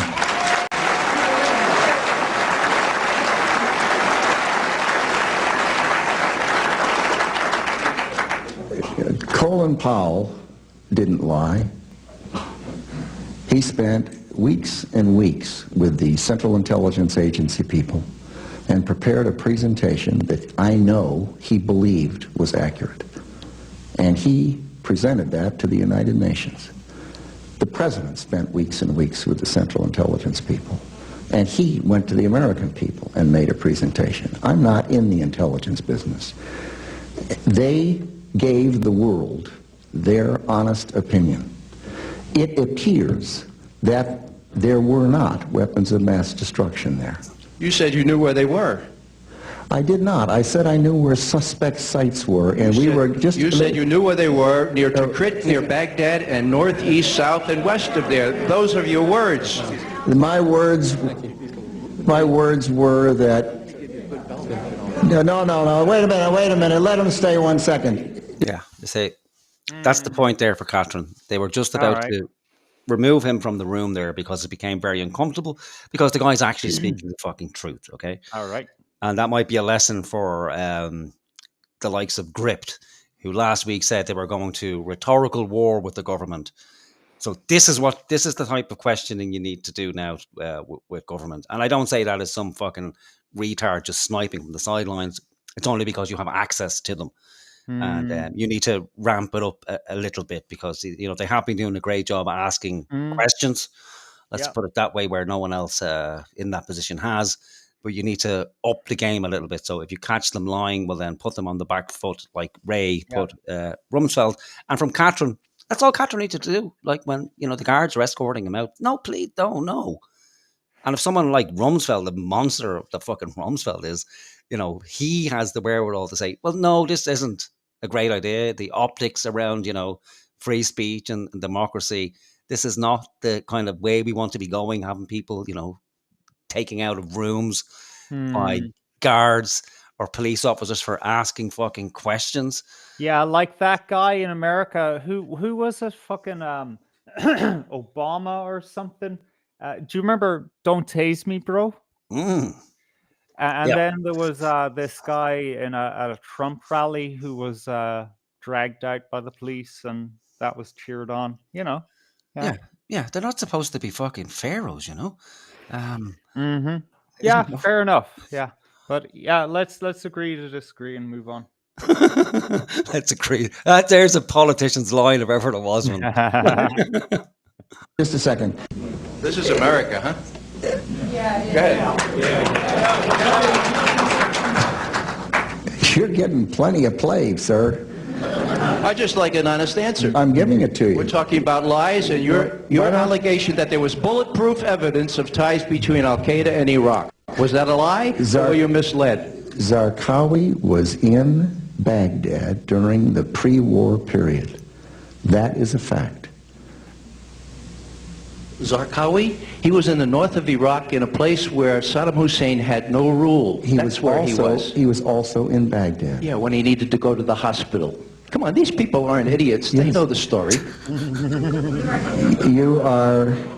Let me give you an example. It's easy for you to make a charge, but why do you think that the men and women in uniform, every day when they came out of Kuwait and went into Iraq, put on chemical weapon protective suits? Because they liked the style? They honestly believed that there were chemical weapons. Saddam Hussein had used chemical weapons on his own people previously. He'd used them on his neighbor, the Iranians, and they believed he had those weapons. We believed he had those weapons. That's what we call a non sequitur. It doesn't matter what the troops believe. It matters what you believe. Yeah, that's the standard right there. So you need to... be just as well trained as a sophist as this fucking guy with his. Yeah, and I was thinking, how the fuck did that guy let his son run for president after he knew how much fucking cocaine and whatever else he took? Like, because we saw, well, some of us, those of us who are old enough, saw clips of George Bush Jr. as a governor, and he was just as eloquent and sharp as his father. But then when he was president, he was like, okay, you fooled me once, but something about the other guy. Yeah, I don't know. Something happened with Bush as well. He was fairly coherent, like weeks before he became Weeks, president. yeah, weeks. And then all of a sudden he turned into this retard, this bumbling fucking southern retard. Yeah, and I mean like incredibly coherent and well spoken, but just like clicking the fingers, and he turned into like, yeehaw, folks! Gosh darn it, we're going to invade Iraq. Who would have thought it? Righty. Jesus Christ, we're only 8 minutes into this fucking stuff. Yeah. Right, let's hear from Catherine. In our history, where we need a voice that has courage, a voice as president who has courage, a voice that will not be afraid to speak out when that's necessary, a voice for peace. But you have to work with the government of the day. Would you be able to, with your political background and with the backing you've got? My political background has been very inclusive. I've been elected on 3 occasions. I was elected as the first female Las Ciancorla because of the backing of all sides of the House. I would look on myself as an absolutely independent candidate, but inclusive in every sense of the word. All right. And Heather Humphrys, why number one for you and not them? Because there are people in your own party again asking whether your heart, especially after the first debate on Monday night, saying, is Heather's heart really in it? Would she rather be at home with her family enjoying her retirement? Do you really want to be president? I want to be president, Anya. And when you apply for any job, people look at your experience. And I have the experience to do this job. I was a minister for 10 years. As Minister for Arts, Heritage and the Gaeltacht, I supported Creative Ireland. I supported a rollout of investments in our cultural institutions. As Minister for Business, I travelled the world opening doors for Irish businesses with the IDA and with badly Enterprise want Ireland. to grab that necklace from the rear end. Yeah. No, not that way. I mean, you know what I mean. On you dirty dog, you dirty dog. I think that's a hate crime. Is that? My God, I wish I thought about it before I let it out. But it's okay. We have recorded. We'll send it to our office. Doors so that they could get new markets. So I'm experienced in terms of international relations and then when it comes to people, as Minister for Social Protection, I stood up for people and I rolled out budgets that put money into people's pockets when they needed it. One other question before we move on to unity. Are you even the right slate of candidates? There are calls from Declan Ganley for spoiled votes. Maria Steen didn't make it through. Would you favour reform of the process? Is there a democratic deficit with parties like Fine Gael blocking candidates going forward? Yeah, well, the process is very clear, Anya. You need 20 members of the Oireachtas to sign your nomination papers. Should it change is the question. The Citizens' Assembly recommended councillors as a grouping rather than just 4 councils should be able to nominate. Do you agree? Yeah, well, that's a matter for government. The way it is at the minute, there's 4 local authorities required or 20 Oireachtas members. And if you look, there's over 200... we know the way it is. I just wanted to know whether you favour change and you don't. No, well, as far as I'm concerned, I got the nomination. If you look at it, 20 Oireachtas members... Oh, it's just answer the fucking question. I know. It's this is the fucking problem. Like, yeah, I know. It's like it's a yes or a no, but it's safe to say. I just don't see how she benefits from not answering that fucking question. Is it just like a reflex of politicians? It's the training, like it's their PR people or their propagandists. That's how they train them. Yeah, but how? Like, put them in a fucking pitch black room and give them like a whole fucking 20 grams of LSD and then just blare out in speakers, never answer questions. That they're prepped, like they have, like that's what they're like. People think that they're in government buildings, busy away at the, the business of government, fucking sending emails and having meetings, and they're just, A lot of the time they're visiting, doing sappy shit like opening supermarkets and being brought to met this group and that group and every other group, and they have their PR person with them all the fucking time. Like their diaries are managed for them, so they know like the presidential debates are coming up. So for the week beforehand, it's like there's a lot of time spent with your PR people, and they're prepping you. They're essentially giving you, mock interviews and questions, and through repetition, it's like, okay, well, let's run this question now. Let's run this one. Let's run this one. Let's run this one. Here's the answer. But what happens if they answer me this? So they'll give them a formulaic question and a formulaic answer. Just change out the varying parts. If it's a question around the presidency, well, then say this. If it's around this, say that. Okay. So, like, basically, what's going on, right, is that they have like maybe 10 things at the very most, like the extreme end, where they have pre-prepared answers for, right? Yeah.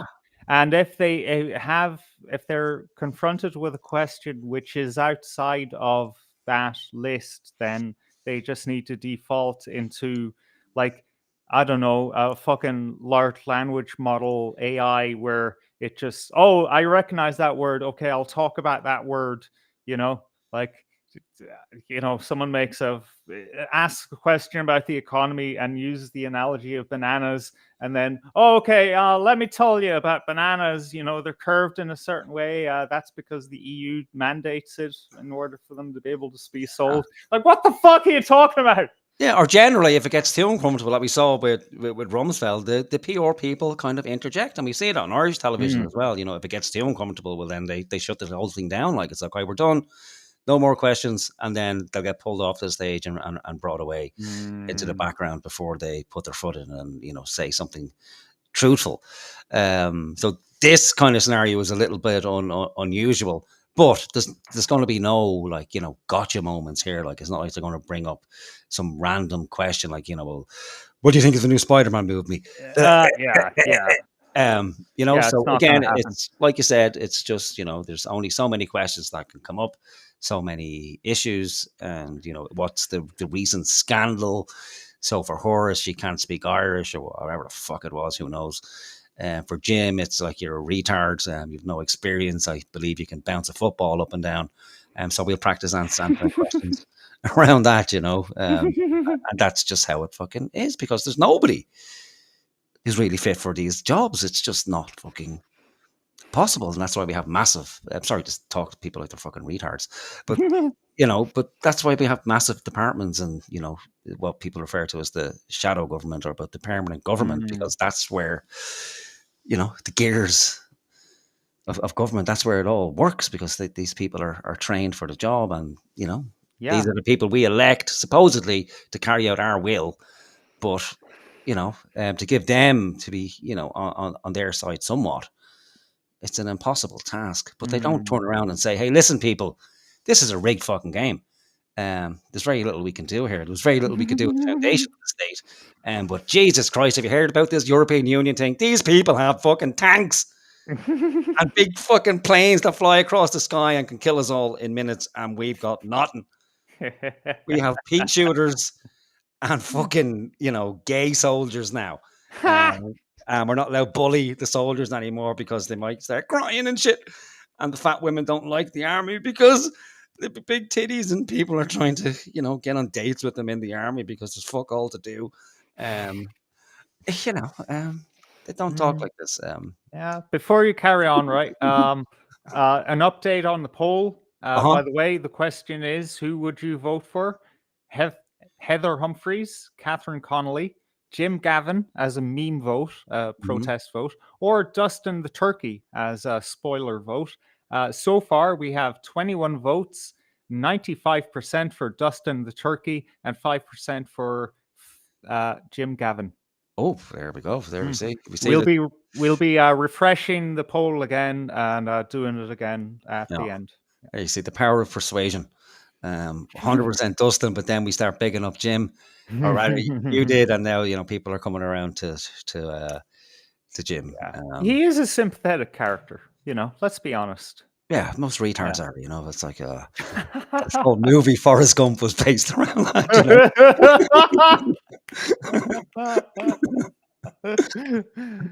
is about 10% of the current But the Oireachtas. question's about change. Catherine Connolly, would you favour change in the nominating process? And is there a democratic deficit in this election? I think I tend to be conservative on that issue, and I believe the system is for this election. However, I think a democracy should be able for a full open debate on whether the nomination process needs to be extended or not. My own view, as I say, would be conservative, but we do need a debate on that to see is it serving its purpose. And Jim Gavin, the Citizens' Assembly, have recommended change, that it could be a certain number of Those councillors are contradictory statements.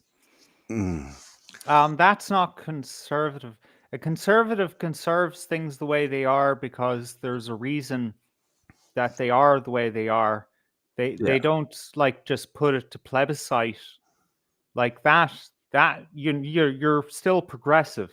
You know, you're still saying, well, it's up to the people whether they want to fuck things up, you know? Yeah. It's up to the people if they want to have, you know, gay marriage. That's not conservative. You know what I mean? Yeah, so, I know what you mean, yeah. Yeah. She's trying to be all things to every people, so she's expressing her personal opinion, which is, of course, no, I prefer to keep it as it is. Oh my God, we just got a vote for Heather Humphrys. There we go. There's always fucking one. There's always fucking one. Elijah Burke is in the chat room. What can we say? Welcome, Elijah. Moderators, fuck him out now. Kick his ass. Get him out of here. This is a dictatorship. But yeah, I'm sure she is, you know, she would prefer, like she's saying, oh, I think her view is conservative, she wants to keep things as they are. However, because she's a progressive, well, then if the people so wish to have a change, well, then fuck it, you know. But yeah, because she's not a conservative in the true sense of the word. Not that anyone is, because nothing can ever be conservative, really. If you think, but just being pedantic, man. Yeah, I know. I can tell who you've been listening to a lot lately. Who have I been listening to? Tell me. I don't know. I don't want to blow up your joint. Yeah, I don't know.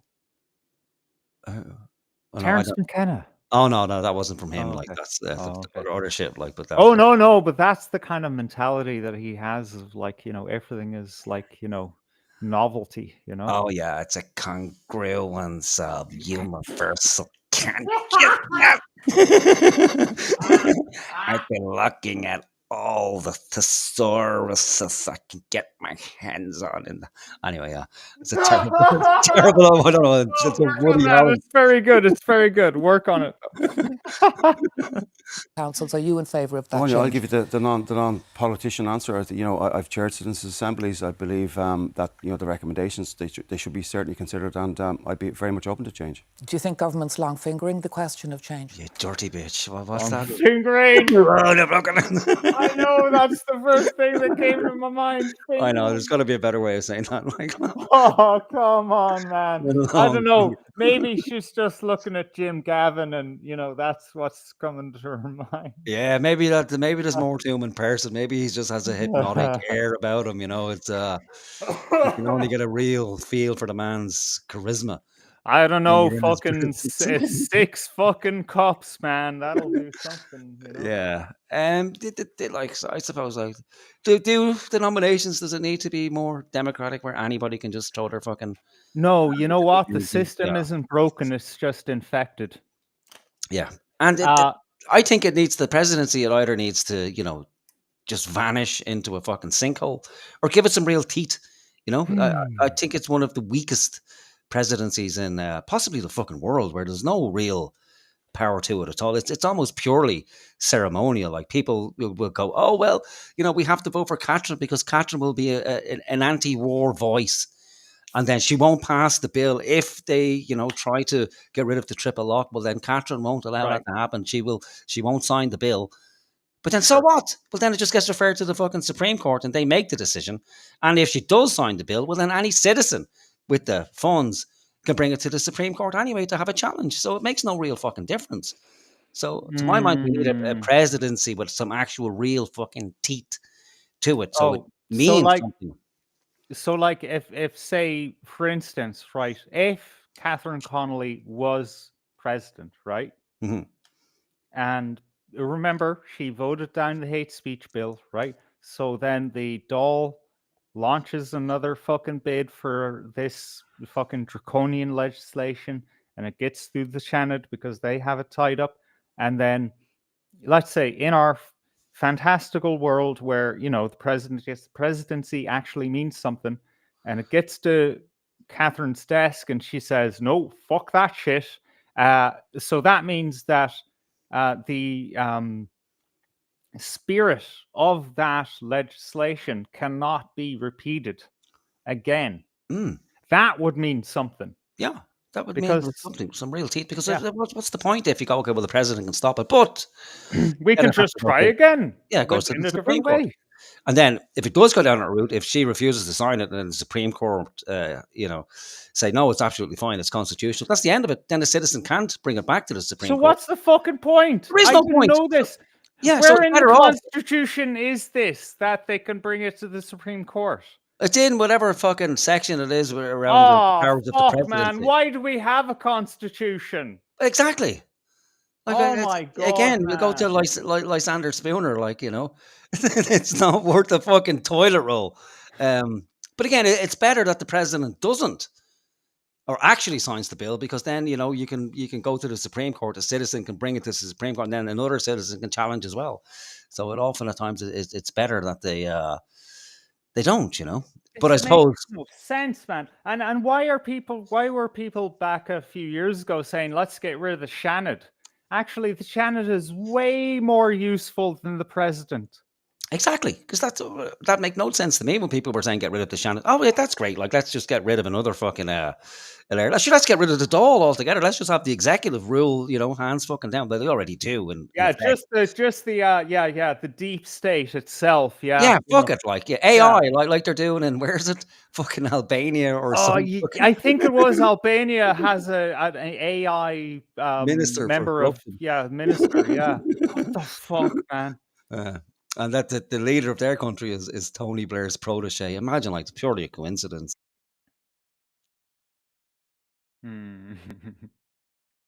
You're frozen, man. Fuck. Did I lose you or did you lose me? Or an AI messiah, no doubt will be AI. Grok 5.0 is in fact the Jewish messiah. Anyway, I think we've gone a little bit off topic. In the chat actually it was Oli Shit who said in the chat that actually AI would make a better leader. I think it would. That's the fucking tragic thing, man. We can't rely on our fellow humans anymore, man. Yeah, that's what they've conditioned us to fucking think. You know, remember the Matrix? You know, who programs the AI? Oh my god, dude! Oh shit, man! Things have changed big time. Heather Humphrys, 8%. Catherine Connolly, 4%. Jim Gavin, meme vote, 4%. And then Dustin Turkey has crestfallen from first 100% to 95% down to 84%. What the fuck is going on here? I can't trust these people, my fucking fellow countrymen, turning against Dustin. Yeah, there's a class divide has emerged. We need people to put their class in there, like so. W for working, M for middle, U for upper. We need like 20 different options in this poll. Yeah. Right. Oh, yeah, we could have a couple of Northern Irish people in looking for the whatever the fuck it's called, the unity votes. That's the Unionists need to change their name to the Unity Party. They'll do very well in Ireland. Right, let's get back to these fine people. God fucking help them. Well, it's not. It's a matter of a referendum, and I think the government should certainly look at it. Taoiseach Micheál Martin has dismissed the idea of a referendum on Irish unity by the end of the decade. Sinn Féin have repeatedly called for that. What's your position on this, Jim Gavin? Would a referendum too soon alienate unionist voters? Do you agree with Micheál Martin? Presumably you do. Well, I'm not sure if the time is right. For me, we've a lot of work to do with the north of Ireland. I've been up there professionally. I brought sports teams up there. What is this like? Brought what teams? The sports teams. I heard swords teams because, you know, he's a mumbled mouth fucking idiot. Yeah, he does a great Robert De Niro impression, though, I have to say, as we can see there. But it's another wishy-washy fucking response. Like, you give me a yes or no. Like, where are we on this project? We've been waiting. Like, my grandfather fucking grew up, lived, and then died. Way too soon. Blood splattered on the fucking street. To have this vision, and then you're just sitting there going, I mean, we have a little more work to do. I was up there with some of the GAA boys, and what the fuck is this, man? I've been there, like, and so fucking what? I've been there probably more times than Jim. But it means nothing. You can get in the bus and go there. I believe it's not that fucking far away from any part in Ireland. It's quite easy to get there. Oh shit! I think Ulick cracked it. Why Dustin Turkey is collapsing the polls here? It turns out Dustin worked for RTE. There you go. Did you know? Yeah. Well, that's where he made his name, wasn't it? Oh, of the Den. Okay, I had no idea. I just know him for his music. All right. No, I remember him as childhood. How the fuck he managed to get an RTE like on a children's television program is a fucking mystery to me. Right, with that drug problem of his, Yeah, I know that big fucking cokey nose on him. That big. Yeah. So United Ireland. Do we want to United Ireland? I don't know. So if we take the voting base of Sinn Féin North and South, it would probably be a shoe-in that we'd have a Sinn Féin government, and then we have the unionists to deal with as well. So I don't think they're going to come easily. I think there may be a re-emergence of paramilitarism and what have you. I don't know, but that's a topic for another night because we'll end up we'll tie ourselves up in fucking knots about it. But the government, I think the Irish government is shitting themselves about it. Really, the prospect of a United Ireland. Personally, I can't see it happening in my lifetime. We'll have to get rid of all the unionists first. How we do that, I don't fucking know. Maybe give them a couple of cans or something, or give them vouchers for cans, firelighters, so they'll always be able to light a bomb for us. I just can't see how it would work cohesively. The truth is that if there was a poll on both sides right now, the answer would be yes. Okay, it's not the will of the people that is the problem. It's the will of both sides and all this kind of navel gazing. And I think it actually fucking serves not just the fucking parties that are in power now, but even Sinn Féin. That's their little fucking thing. If Sinn Féin united, you got just fucking harassed this government into calling a border poll now. And then it was a yes vote, and well, then what do they do? I think they're going to have to make a balls of it, like the Conservative governments in the UK made a balls of Brexit. Yeah, because that could have gone really well, but it didn't.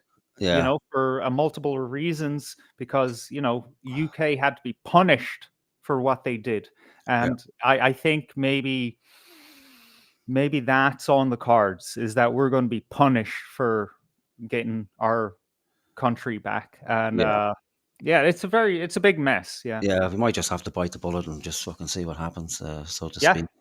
Roll the dice, man. What is it? We just need to wait another 5 years or something, and then we can do it again. That's a good deal, man.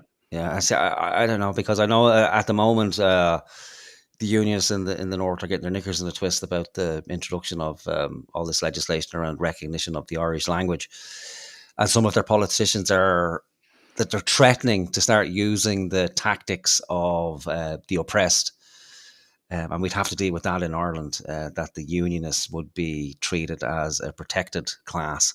So we'd have to kowtow to all of their wants. That's another problem. Needs. That's why we just need to go like all full on Hitler when we get a united Ireland and just fucking gas them, man. Yeah, there is that option. The other option might be that we take a leaf out of older days, where tribal leaders would adopt the children of other tribal leaders. So maybe we Yeah. do pick 100 unionist families, prominent ones, and their children get adopted. Not only maybe 12 or 13, something like that. That they go and start living with nationalist families for a couple of years. I can't see that happening, but it might be a way forward. There's a lot of kind of wisdom we've lost to the past that was absolutely quite useful, And Ulick, you made a good point there in the chat. We will get around to it, if not tonight, then on Friday. If he said if you live in the north, you wouldn't want to be part of the south, and he followed it up with no matter what shade you are, and I agree. As the son of the north, I think that we would destroy that culture up there. But let's carry on. Yeah, it might be the only way we solve our immigrant problem as well. Is that if we have a united Ireland, well then, and then we have a fucking border that we can protect. Exactly. Yeah. For me, as a president, I think the president has a vital role here to be active in the north of Ireland. But above all, I think in the south of Ireland, we have a lot of work to do to get to know our neighbours across the border. And I think that's where it starts first. But not a referendum. Well, the referendum, I think we have a lot of work to do with the people, getting to know each other, to shared Ireland, and I very much welcome a unified Ireland. Ireland. What is that work? Who is involved in that work? Because, I don't know. It's also apparently we have to start going up to Northern Ireland and knocking on people's fucking doors. Hey, how's it going? I'm fucking... Yeah, exactly. That's not going to happen. The average person, even living on the fucking border of the north, they're not going to get any more acquainted with the people in Northern Ireland. That's not going to fucking happen. No, most people don't know the fucking cunts 3 doors up from them, let alone traveling to Northern Ireland. Exactly. How about we work on the project of getting to know each other in our own fucking towns and cities? Let's start with that. Yeah. There's even family I haven't seen in 20 fucking years. Oh my God, I'm fucking scandalized. Yeah. Heather Humphrys is up to 12%. All right, Jesus. Well, that's because she's playing it safe. She's saying nothing. That's the best way forward in Irish politics and life in general. Say, just sit there and fucking smile. Actually, the RTE presenter was kind of shitting over her about in your last performance, people were saying, is she really in this? But then no, that's the right fucking tact, is to just be invisible. Let the gobshites talk shite with each other. And we might have to, look at that dispassionately as well. It's very easy to shit on the mainstream parties, and just dismiss. But with all of them, really, it's very easy to dismiss everything just because of your own biases, and never actually listen to what the fuck any of them are saying or if their policies are any good. But it takes a rare breed to always have to be fully autistic, I think, at this stage to take, or maybe Asperger's. I don't know. Anyway, I'm talking shit. Right, let's continue on. Well, let's listen to Gavin here. Is it Gavin? Oh no, what's his name? Jim. Yes, I know. I get that confused. Names it's terrible. The question still remains if it's time yet. Catherine, do you agree with the former Sinn Féin MP Francie Malloy and also Southern Presbyterian Professor Sam McConkey that actually if we really want to advance unity on the island of Ireland, maybe a Presbyterian president would be a good start? We're in the middle of it. What the fuck? Well, that's Heather. Heather's a Presbyterian. So maybe we have a Presbyterian contingent in the chat. Yuck. I mean, why? That's just fucking... I mean, come on. Why? It's this nonsense Why does that matter? It doesn't matter. We've already had 2 fucking Protestant presidents of the 10 already, so they're already overrepresented historically. Yeah, they are. How about the Catholic? Can we have a Catholic back in there again at some stage? Or, maybe an Orthodox president. We'll see how that works out. Presidential election with these 3 candidates, including myself. That's where we're at. And the Constitution clearly sets out in Article 3 that it is the firm will of the Irish people, and it's a very long article, but it's very clear, with the firm will of the Irish people, we want a united Ireland. So when should the referendum happen? Obviously it has to be done by consent, with respect for all communities and all traditions. Personally, of course I'd love to see it in my tenure as president. However, how would you advance that? You can just fucking say it. She'd love to see it, but it has to be done with consent, and everybody has to consent to it. So we have a pre-referendum to see if people are ready based on that, we can have an actual referendum. But if everyone doesn't consent, well, then how do you get consent? It's yeah, you can't be all things to all people, Catherine. You know what, though? I have the perfect answer to her whole all things to all people thing, right? What we need to do is give some of our public money to Elon Musk, help him develop that neural lace thing so that we can all be jacked into the matrix and we can all kind of exude our will on each other at all times. It's true democracy. Oh yes, true, dog. You've been talking to the demons, have you? That's what they told me and Joe Rogan. we'll have to dip into that a little later. I would use my voice to be as inclusive as possible for all traditions. In fact, I have gone up to the north repeatedly in a personal capacity and as chair of the Irish. What, buying booze and fireworks? Is it? Stacking pallets. Committee. I've met with Linda Irvine and seen the tremendous work she has done in a Protestant area for the Irish language. I've gone to the Shankill Women's Centre, and equally I visited on the other side the Women's Centre on the Falls Road. I have done all of... What about the men's centre, huh? No men's centre, no, just women's centres. Fair enough. Yeah. Men's centres just get firebombed. Yeah.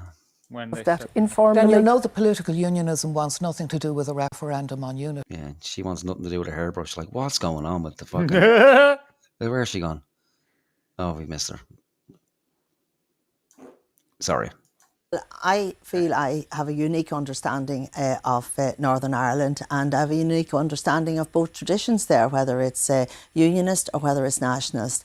I have. Does being Presbyterian give you an advantage in doing that reach out across the border that both other candidates have spoken about? Well, I'm an Ulster woman, and so was Mary McAleese, and she did great work in terms of building bridges with Northern Ireland. I commit to doing that. I have travelled to the north on many, many occasions. I just don't go on day trips. I have been there many times. I've spoken to elected representatives. I headed up cross-border bodies as set out under the Good Friday Agreement, and that's the experience I have, whether it's Waterways Ireland, whether it was Intertrade Ireland, and I have worked with on the North-South Ministerial Council for many years as well. So I have the experience. But the people of Northern Ireland, nearly 3 decades after the signing of the Good Friday Agreement, are being told once again they have to wait.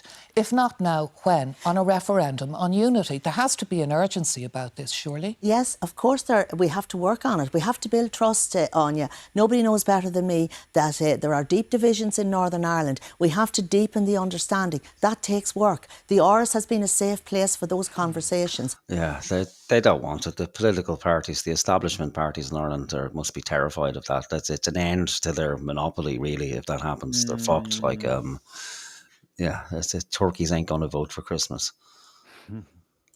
And I will continue the work of others, of Mary McAleese. And Brexit did set us back. There's no doubt about that. So I want to work on that with people across Northern Ireland from both the nationalist and unionist tradition. You mentioned being an Ulster woman and Mary McAleese. There's also the question, isn't there, of people in Northern Ireland not being able to vote? Oh my God, dude, pause that for a second. Put it back a few frames so that both are in, both women are in. Okay, so Paul... in the chat, Paul O'Neill says, very weird they both dressed alike because they both same shade. Isn't that weird that they are, I mean, like Jim, right? He's in grey and he has, you know, I mean, like, men can wear ties, so he has, you know, a little bit of an edge, but come on, man. The only difference between Heather Humphrys and Catherine Connolly is that Catherine Connolly is wearing boots, which she's allowed to because she's a left-winger. Yeah, she's, you know, salt of the earth. Like the working boots. Fancy boots. Yeah, you know, I suppose that it's standard fare, isn't it? The female power suit. It's a bit, it's like, come on. I mean, you would expect a little more flair from a woman, you know? Yeah, but again, they're not women. They're this kind of asexual beings. You know, let's be fair. Like they want to be men. Like it's, you know, and they're probably more masculine than Jim.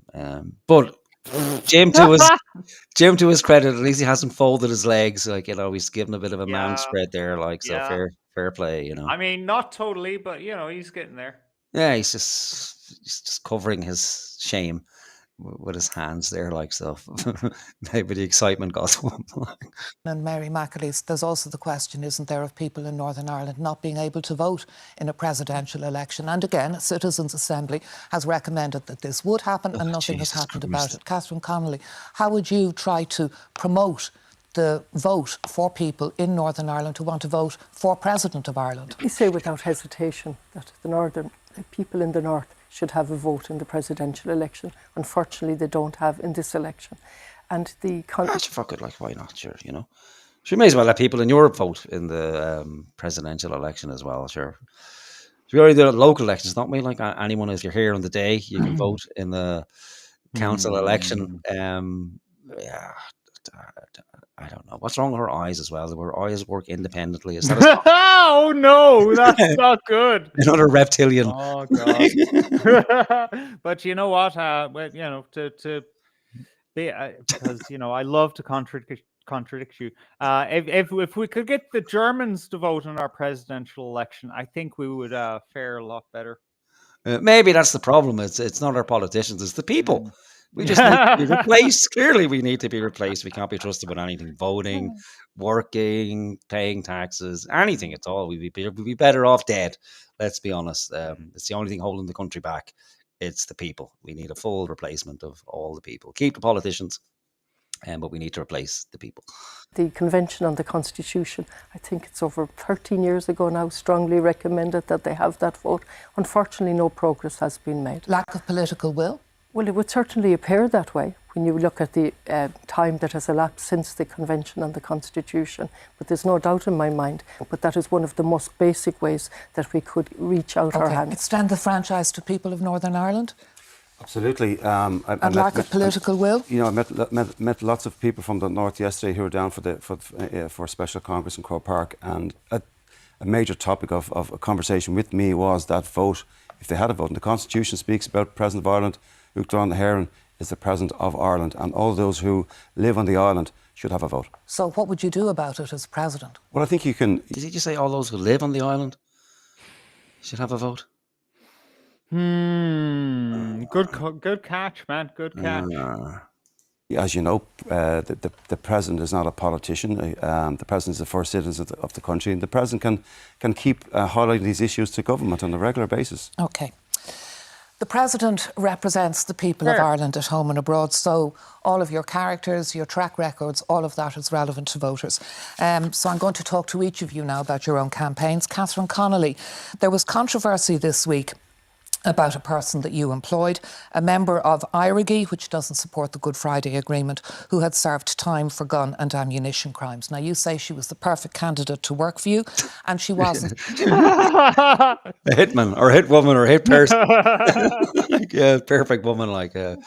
Sorry, you have a question? Okay, just come out the back here, fill in this form.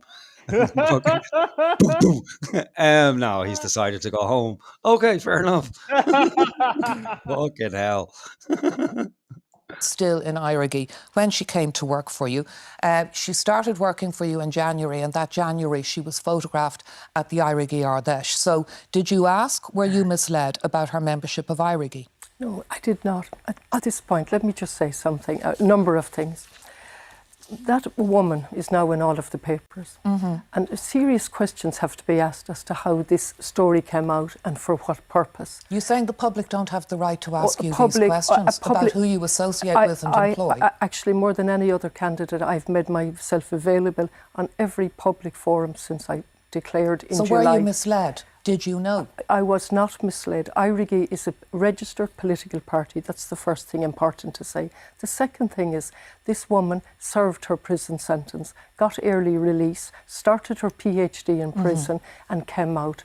Would she have been the perfect candidate if you had known she was an IRIGI at the time? She was still the perfect candidate. IRIGI is a registered political party. It's a socialist party. It's an anti-fascist party. Let me just finish. Oh, well, that's okay. Firearm offence is fine. Who needs to know about that? Like, fuck it. Like, why not? It, it's Sinn Féin all over again. Yeah. Yeah. So I had this issue come up in a previous job.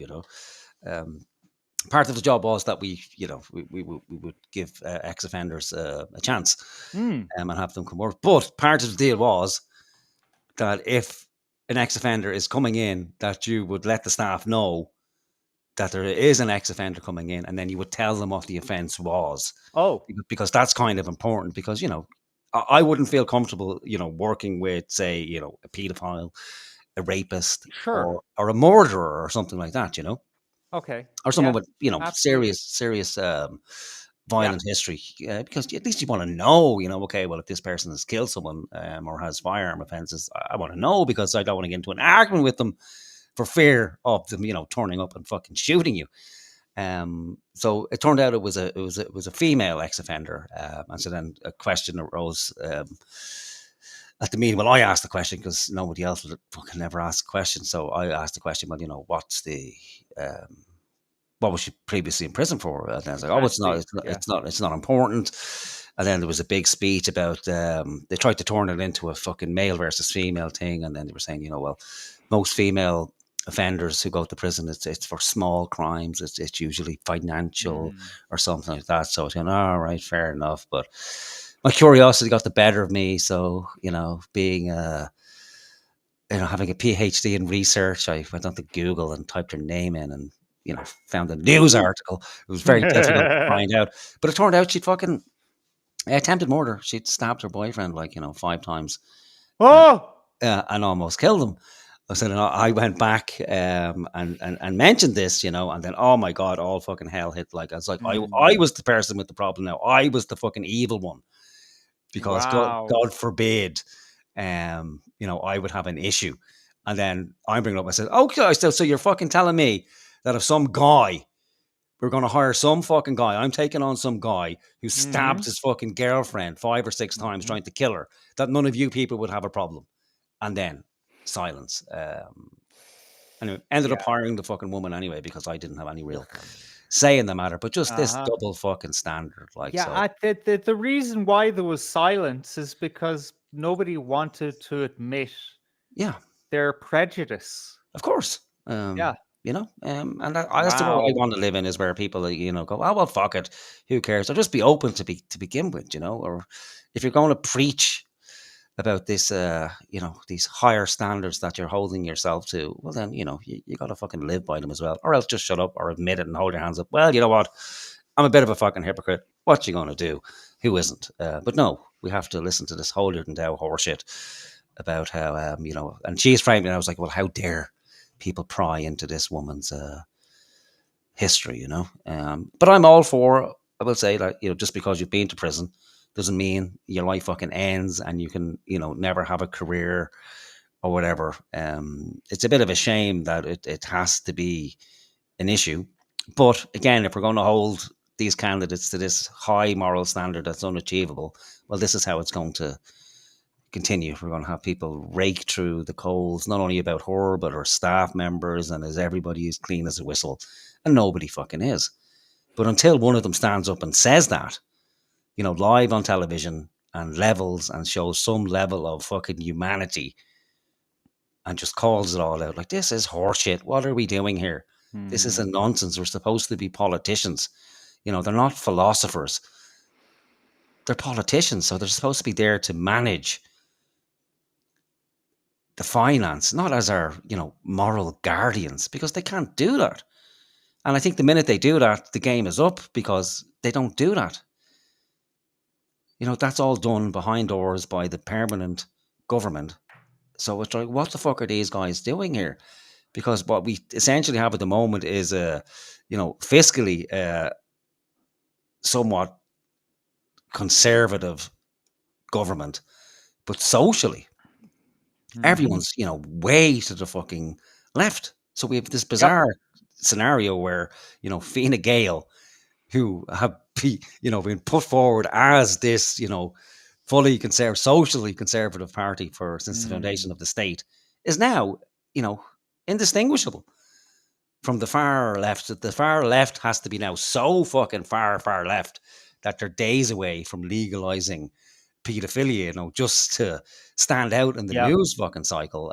So Nailed it. Yeah, I don't know what we need the politicians for anymore. And again, I think that's part of the overall program, is for people to come to that managed realization and go, oh, well, what do we need these people for? We don't need them at all. When in fact we do, but we just need real people with real emotions and, you know, real humanity to step forward. Not this performative humanity of let's sail to fucking Gaza in a dinghy and you know, take on the Israelis. But just real fucking humanity where it's like, okay, well, you know, what the fuck are we doing here? Like, what's going on? But maybe that's not politics. That's more kind of family and actual community conversations. Anyway, what were we saying? Yeah, so we've got an assassin. Catherine's hiring assassins as part of her team. But I really want to pull down the Good Friday Agreement. They weren't the only group that was against the Good Friday Agreement. The Good Friday Agreement is in place. Do you support the Good Friday Agreement? Absolutely. Okay. And the Mail reporting today that this person was under Garda surveillance. Wait, hang on. Just there, right, was a glimmer of what you would call a debate. Heather Humphrys, God love her, she rarely speaks, but then she spoke and it actually meant something. Like, she's actually the first person to say anything of any consequence at all. You know, whether I agree with her or not, whether anyone agrees with her or not. That was, wow, Jesus. Yeah. She spoke out of turn. Yeah, maybe that's why people are, you know, with the poll there are, you know, warming up to her, because there does seem to be some level of realness about her, you know, that she doesn't. Yeah, I don't think so. I think people were just voting for her to take the piss. But yeah, they're just fucking with us. For you. Can I just finish? Former Ceann Sean O'Farrell said if he had known, she wouldn't have passed the gates. When did you know that this person was under Garda surveillance? I did not know anything about Garda surveillance. I understand the former Ceann Corley didn't know anything about Garda surveillance. This person was signed in by me every day, and the vetting process was taking place. Oh, she worked in the Dáil with her? Yeah. Oh, I thought she was just working in, like, Catherine's little fucking party or a campaign group or whatever the fuck. But no, she hired her as Corncola. Yeah, she signed her into the Dáil every day. And this is oh my God, dude, come on, man. Pull the other. Jeez Louise. Yeah, so it's bad enough. There's like, 14, 15 MI5 agents within the Dáils, and now we've got fucking Eric in there as well. I think we've captured her having a mini stroke as well. Look at that. I'll let you in now. If I could, because it's really very important, because we have an absolute transgression of privacy laws here, and this innocent person is being used as collateral damage to do me damage as a candidate, and I can deal with that. Okay, but let's deal with the fact that you wrote to Meath County Council to support this person's planning application, saying she has unique qualities and skills that only a small percentage of people in this country possess. Oh shit, that's funny. Yeah. She can dismantle an Armalite in 15 minutes, and fire one. Very tricky to fire an Armalite. Not the best weapon. But yeah, she's very few people can do this. Fuck me. This is fucking funny. I love it.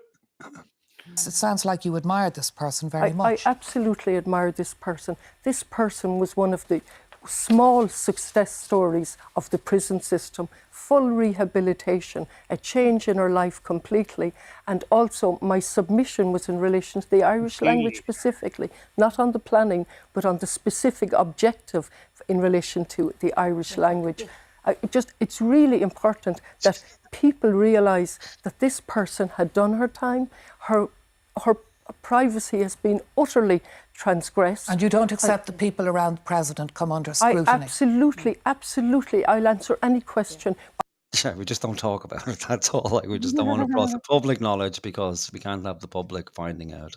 I mean, in principle, I get what she's saying, but she was. I don't know the details of her charge, but like, it doesn't matter the details. She was in a organization that, yes, it's registered as a political party, but it also, like Sinn Féin, has a militaristic wing, a terroristic wing, by the way.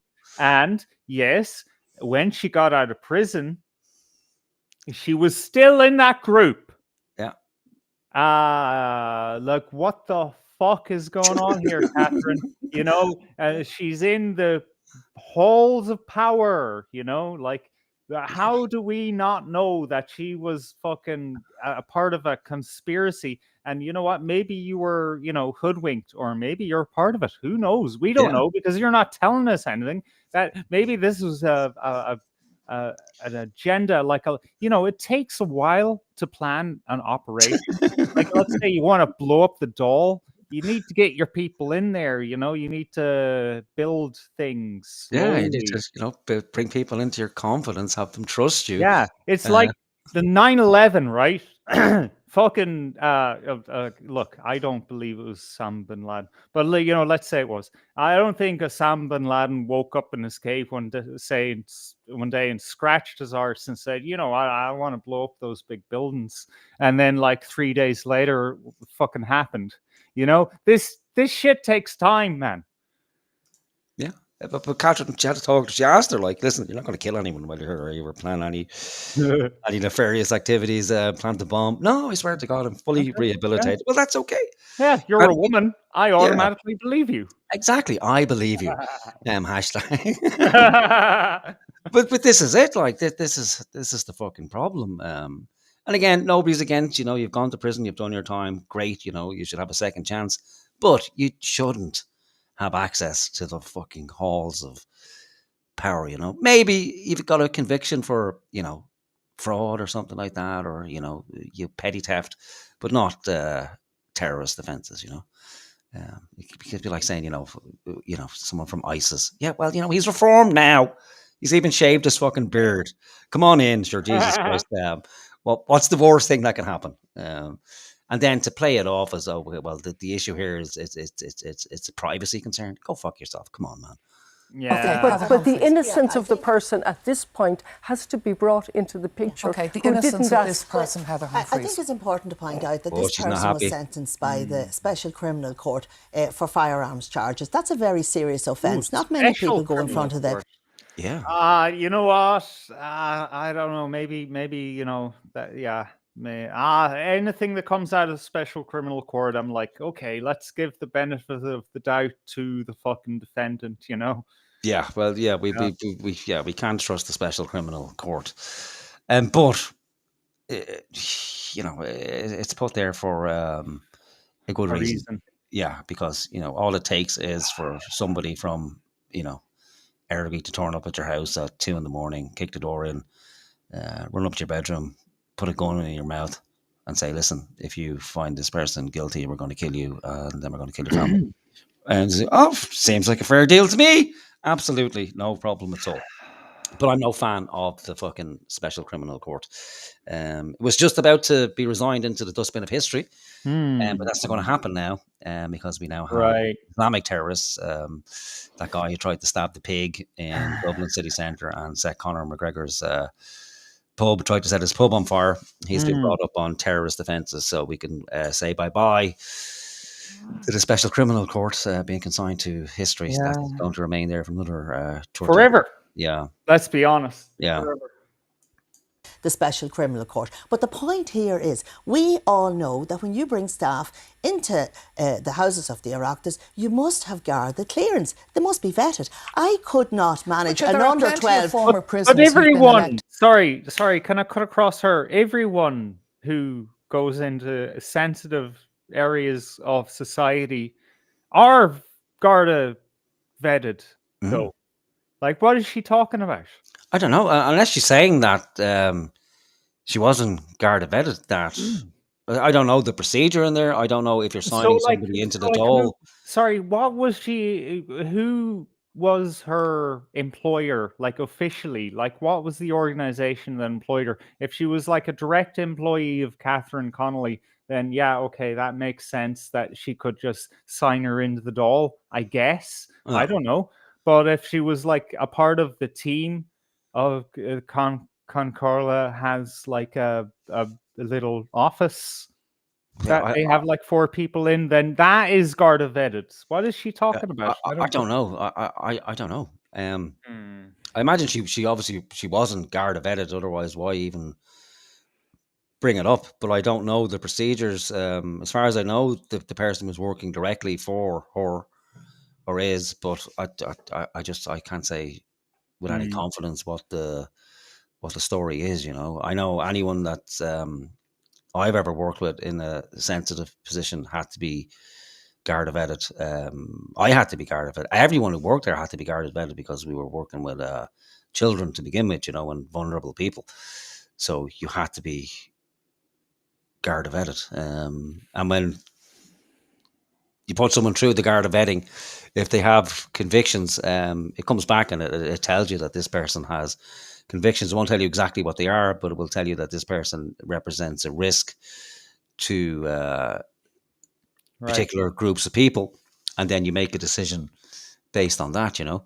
But I do know from working with that woman who had the previous the stabby problem, the problem with the stabbing, and again they framed it as, well, you know, she was an abused woman, so therefore it's okay to stab.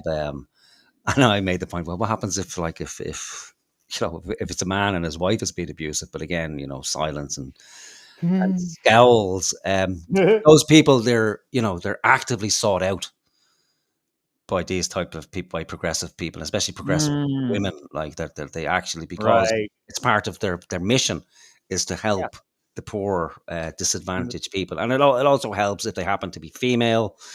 If it's a female who's making the decision, and if they're a lesbian, well, it's even better, like if they're a lesbian, because then, you know, they're fulfilling their mission on earth.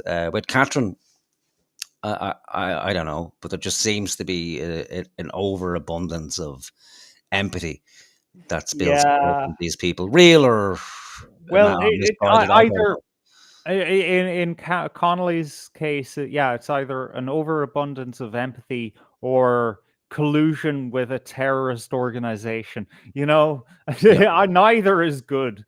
No. But you know what? I'm going to come down on Connolly's side here. That sounds like a Oireachtas problem. Like, why are they letting someone like that in? See, I don't know. I don't know what way it works. I don't know if everybody who comes in, if there's a department within government that's responsible for vetting everybody, or if it's incumbent on the person who's signing them in, if that's where the liability falls. I don't think we have enough information. But that would be a broken system then. That's my point. Yeah. Yeah, but again, I don't fucking know, so I can't say one way or the other, you know. TDs. Are you saying somebody who served time in jail can't go into Leinster House? Because there wouldn't be much of a Leinster House. Anya, there are rules. There are rules. Hi, what the fuck is she saying? Like, is there something we don't know about Leinster House? Whoa! How many people with previous convictions are going into Leinster House? Like, I mean, you know, that would be something that you'd have in a average conversation with someone on the street, but like someone who works in RTE, say that? Like, they're all fucking criminals. Like, are they all ex-cons? Wow, did we hear that right? Like, yeah, we did, but let's hear it again.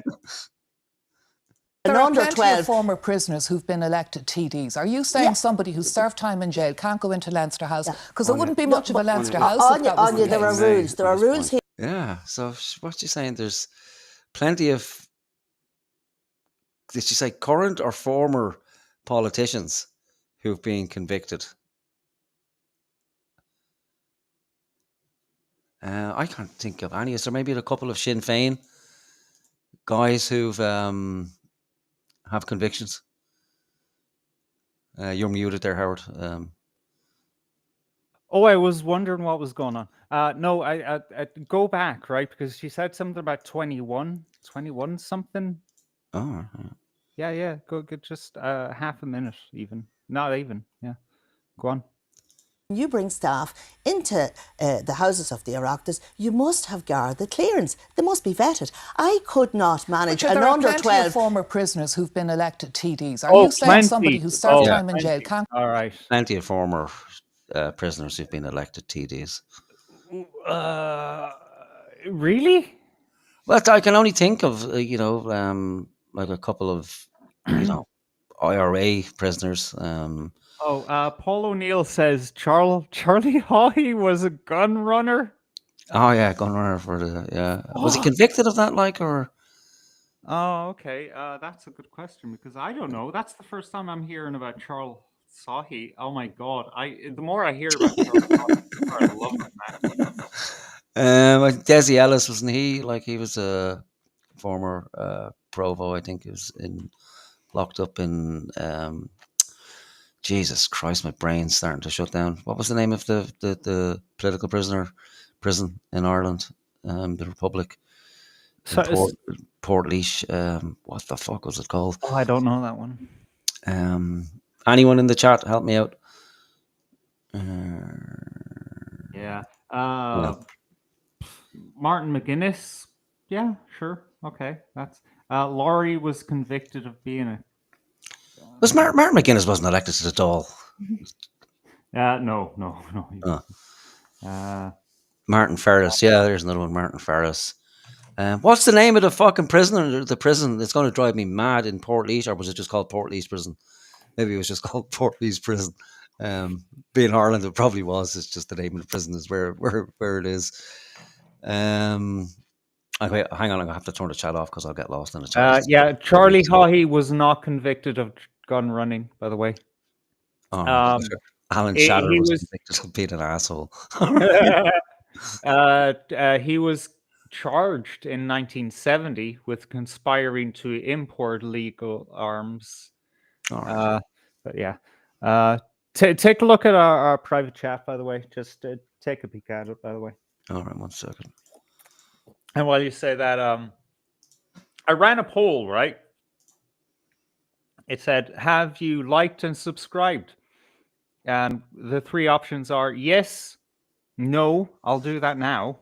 And then the third option is no, this is shit. So far, 17 votes, 53% yes, 47% no, this is shit. All right. Okay, where are we at the 19-minute mark? I think, do we have a break coming up on this? Just let me scroll forward for a second.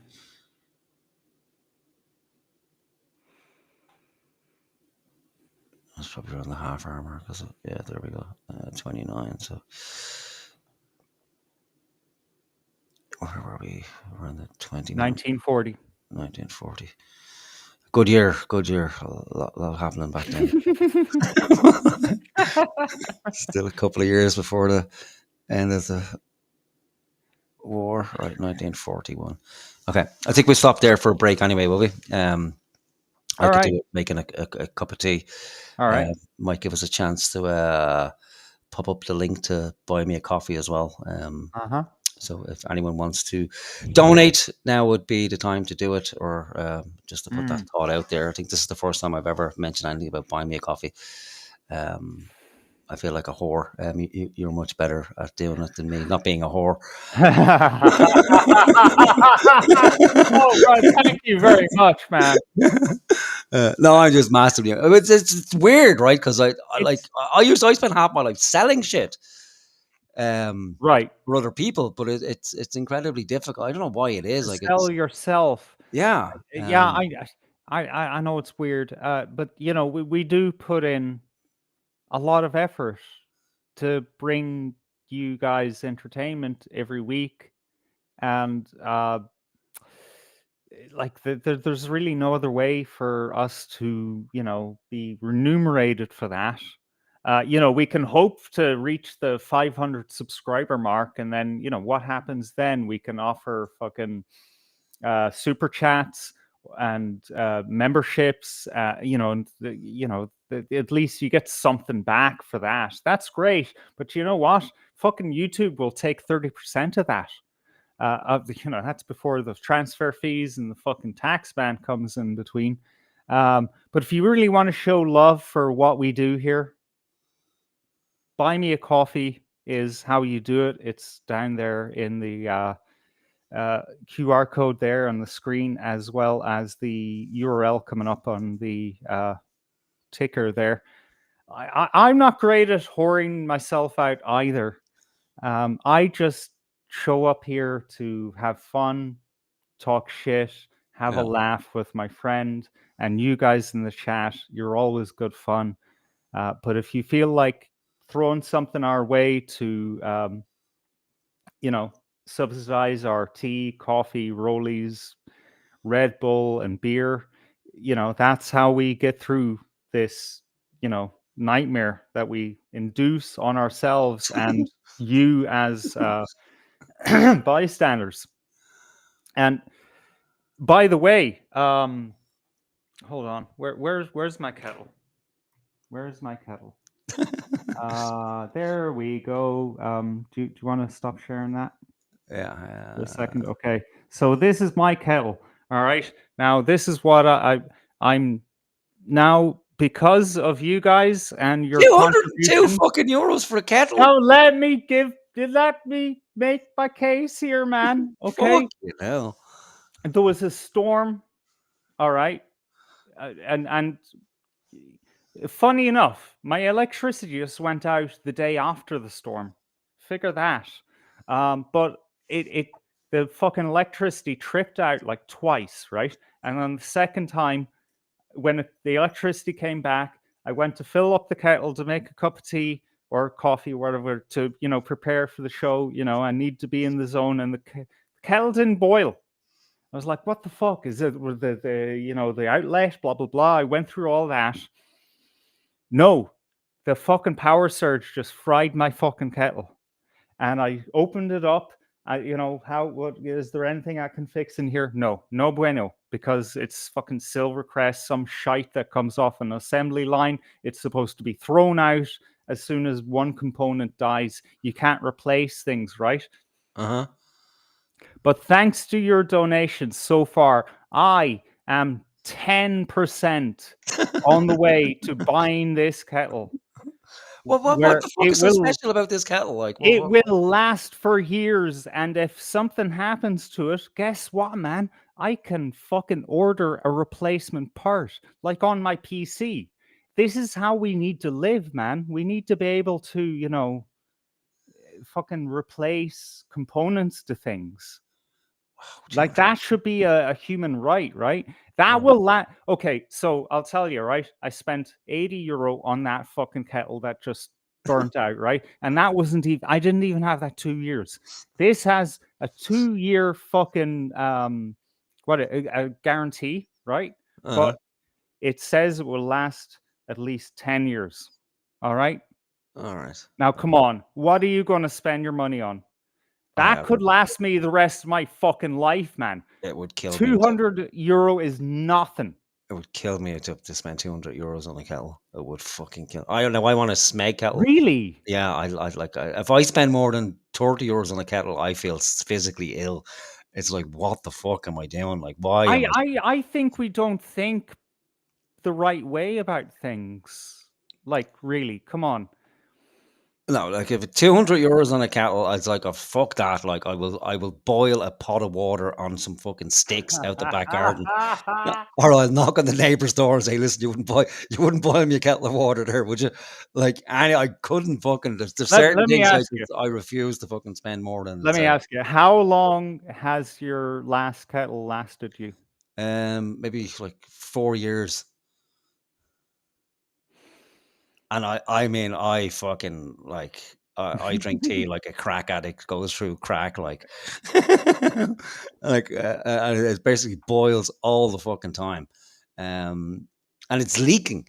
But I won't get rid of that kettle until it can't be fixed. Like I will ring a repair shop to ask them like how much it costs to repair the kettle, even though I've only spent 30 quid in it. So I know it can't be any less than 30 quid. And I will try my hardest to repair it as well. I will like pull it apart. I've destroyed more fucking pieces of machinery thinking I can fix them by pulling them apart. But no, like if like the only thing that would get me to purchase an expensive kettle would be based on the aesthetics. Like, so there's the Smeg kettle appeals to me for some reason. Have you seen the Smeg? It's a terrible name. Smeg. Yeah, I know it's an awful name. But it's kind of 50s. It's clearly not a British kettle then. No, I think it's American. It's not. No, it's not like the Red Dwarf Smeg. That's Smeg. I'll see if I can get an image of a Smeg kettle. I think they're ridiculously expensive as well. Right, there we go. Okay. Get a red one. I'll just grab the image here. See, I'm not looking for bells and whistles like, you know, as Crispy, what is it? Dr. Crispy in the chat there and on Discord said, why do you need why does a man with a Stanley range need a fucking kettle that connects to the internet of kettles? It just looks fancy, man. It has some copper plating on it. Woo! Space age. All right, let's look at your Smegma kettle. Oh, why does it have to have a fucking pop-up now? I'm asking for my fucking email. Just say no thanks. Oh, there it says no thanks. I didn't see that. Oh my god, you're blind. So there we go. You see that kind of 50s style. Oh yeah, I love that. I love that aesthetic. Yeah. Yeah, and they do fridges as well. Jesus Christ, you were like two L ones. Like, oh my god. You'd never guess the kettle I saw the other day. Like, oh my god, I saw this amazing Smeg kettle. It will go with the fucking fridge. You should have been here on Friday night. We were talking about kettles for hours. I swear to God. It's very Irish. Like 4-hour conversation about a kettle. Right, we're going to play some music, weren't we? Yeah. I think we lost them. You have a compilation. 15 minutes, yeah? 15, yeah, we'll probably be back before 15 minutes. All right, yeah. But yeah, so this is the musical equivalent of taking 500 psilocybin mushrooms. Be warned, trigger warning, there is German music. So you might want to say a few Hail Marys before listening to it. But, you know, interesting nonetheless. And it might take us in another direction during the debate. Kieran's getting sick of us. Fuck off, go make a cup of tea. Stop talking shit. Right, where are we? Musical interlude. There we go. All right, there you go. Okay, we'll be back in a few minutes. All right. 5 may arrive.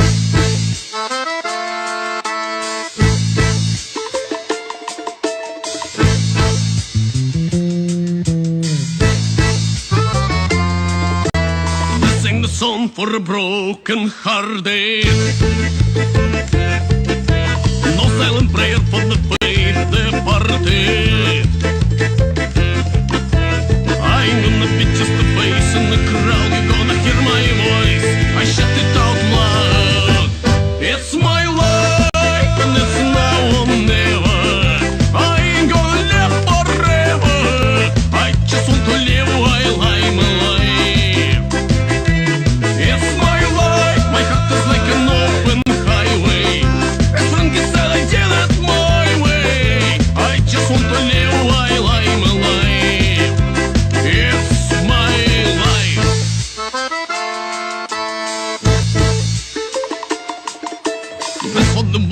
Who stood their ground. Oh, Tommy and Gina who never back down. Tomorrow's getting harder, make no mistake. You're lucky, David, luck, you'll have to make your own breaks. It's my life and it's now or never. I ain't gonna live forever. I just want to live while I'm alive. It's my life, my heart is like an open highway. As long as I did it my way, I don't want to live another life. It's my life.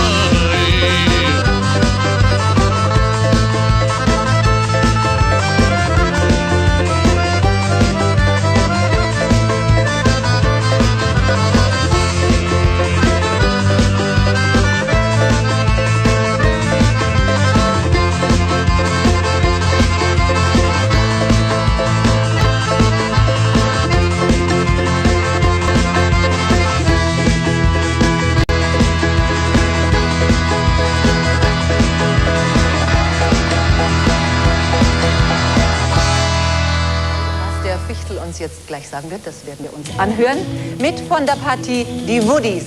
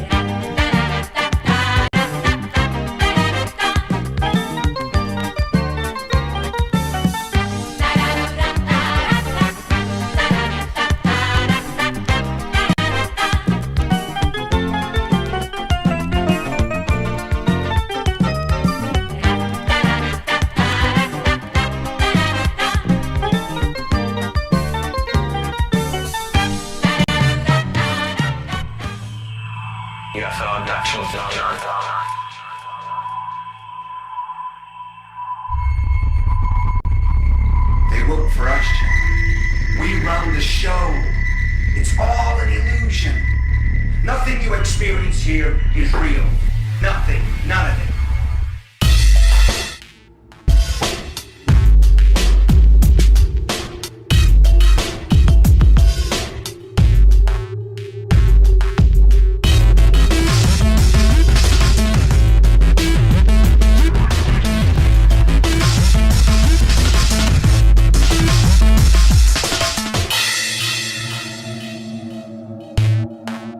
UFO abduction phenomenon.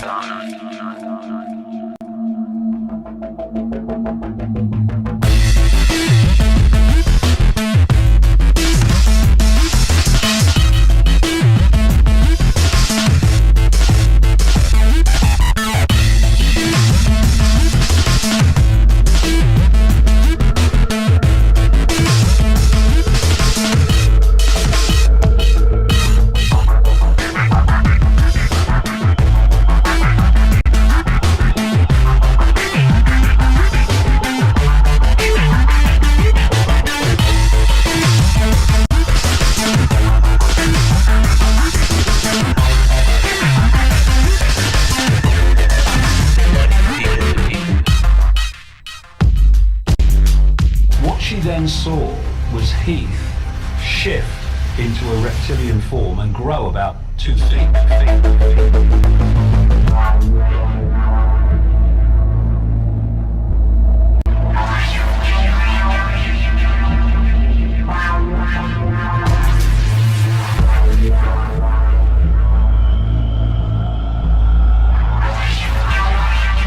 UFO abduction phenomenon. Reptilian contact.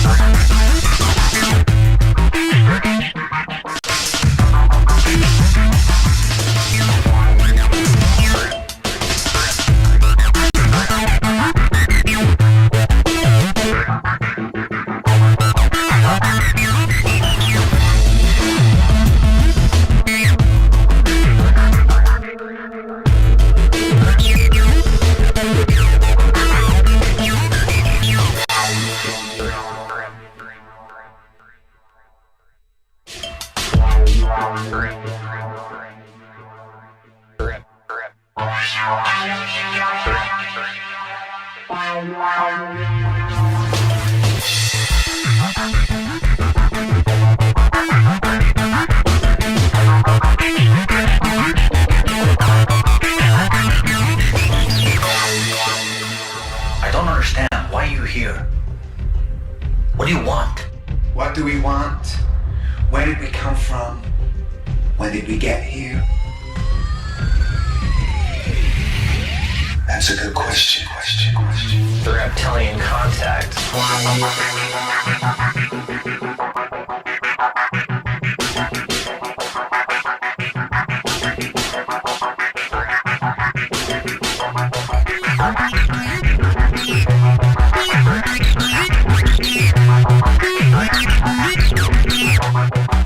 Reptilian contact.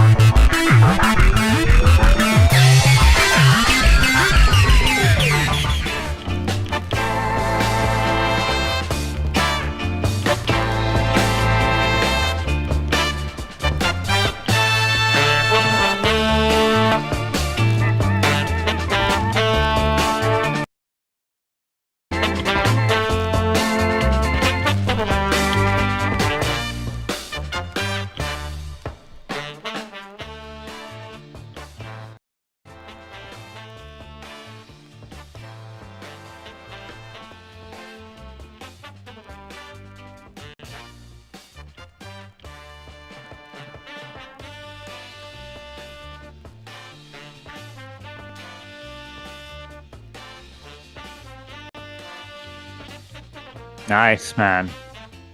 My DJ skills with the fade out there was dire. Oh man, it's not easy, man. With the It's not designed to help you fade out. That's the problem. Yeah. That's Okay, not hang on. its Just purpose. stop this. Yeah, good job though. Trippy as fuck at points, man. We only lost a few viewers as well. That's impressive. I thought we'd lose everyone. Yeah, only 9 of our 36. Yeah, I think we lost 4 on the kettle, and the remainder with the music. So we won't be getting a job on QVC or MTV anytime soon. Yeah, I'm not sure now we can return to fucking Is there much politics. to be said after? Like, as far as I know, they're going to turn to international events, and then it's just going to be Palestine, Palestine, Palestine, Palestine, Palestine, Trump, Palestine, Palestine, Palestine. Yeah, no, sake, we're done with that. Yeah. But yeah, so I did notice in the song. I don't know if people recognize the voice there. It was a strange man talking about that somebody looked at Heath and he shifted into a reptilian and grew 2 foot tall or 2 foot taller. So that was David Icke, and he was talking about the ex UK, yeah, Wow. Ted Heath, the ex UK Prime Minister, who rumors that he was a paedophile and a reptilian, of all fucking things, like, and I'd kind of forgotten about David Icke altogether. Yeah, you Seems do. faded into the distance, and his son is now on the scene, so his son has taken over the mantle. But But when by the way, David Icke still posts on Twitter, though. all right, maybe I just haven't been Yeah. unaware of him. But of course, very famous for propagating the reptilian conspiracy. And Well, I mean, you know, he's the sole reason why that idea is out there, I think. isn't yeah, it? yes, but again, so I remember like Ike from back in the day, and then the best thing to do with people like that, well, at least from my point of view, was to find out where they get their information from. And so Ike got his reptilian 38%. This is crap. What am I watching? Oh yeah, I ended the poll. Yeah, All right.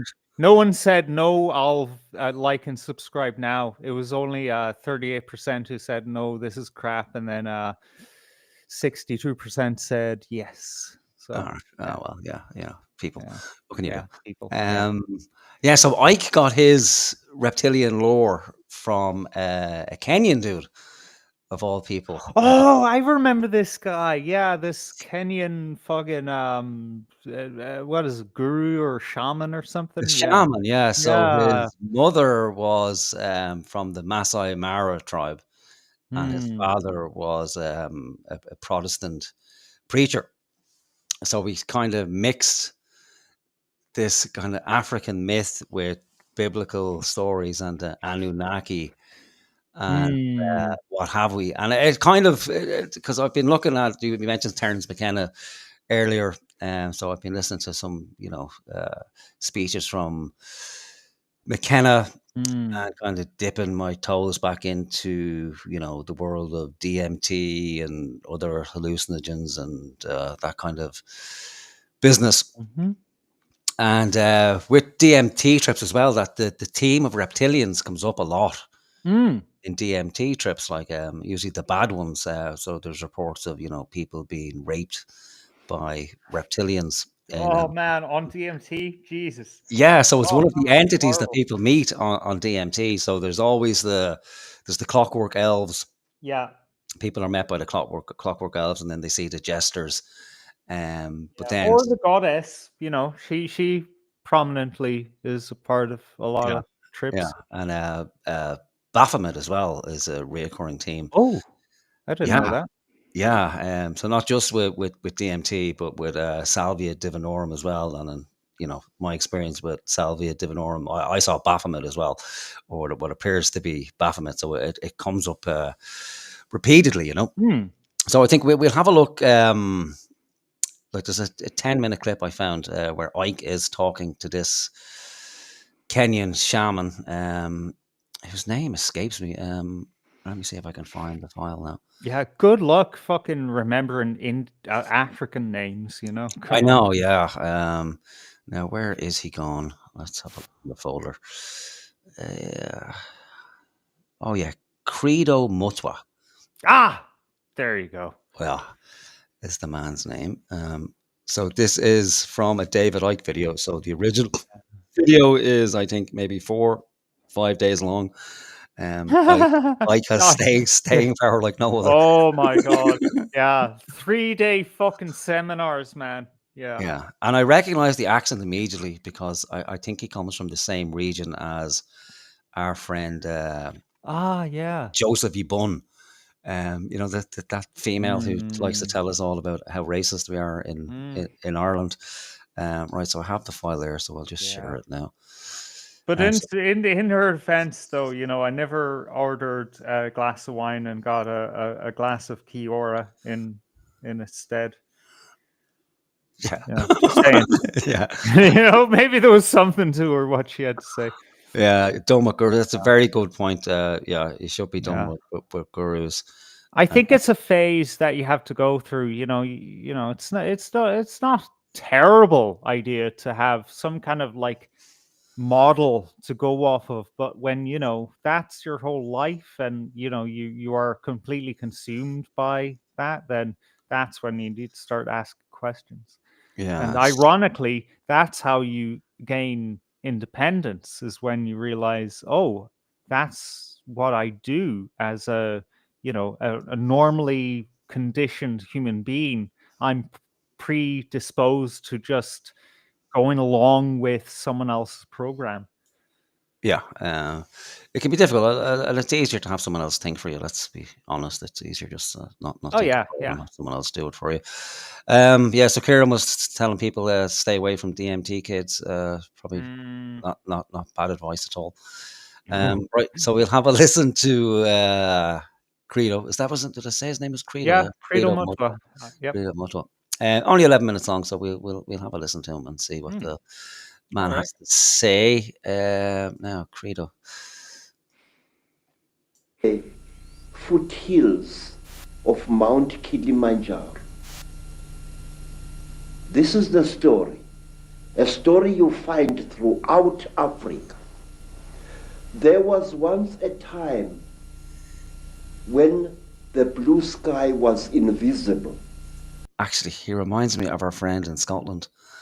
Oh yeah, the king of Kubala. The king of Kubala. Yeah, maybe is he from Kenya as well, or I can't remember. I forget who. Yeah. When the whole world was covered with mist, when you could not see the sun as it is now, you only saw it as a splash of white light moving slowly across the sky. At that time, there was an eternal drizzle every day. You were in Ireland of the year. Yeah, I know, right? We're just in Ireland, man. Yeah. Who was it? What's his name? Michael Tessarian. The ancient roots of, or the Irish roots of civilization.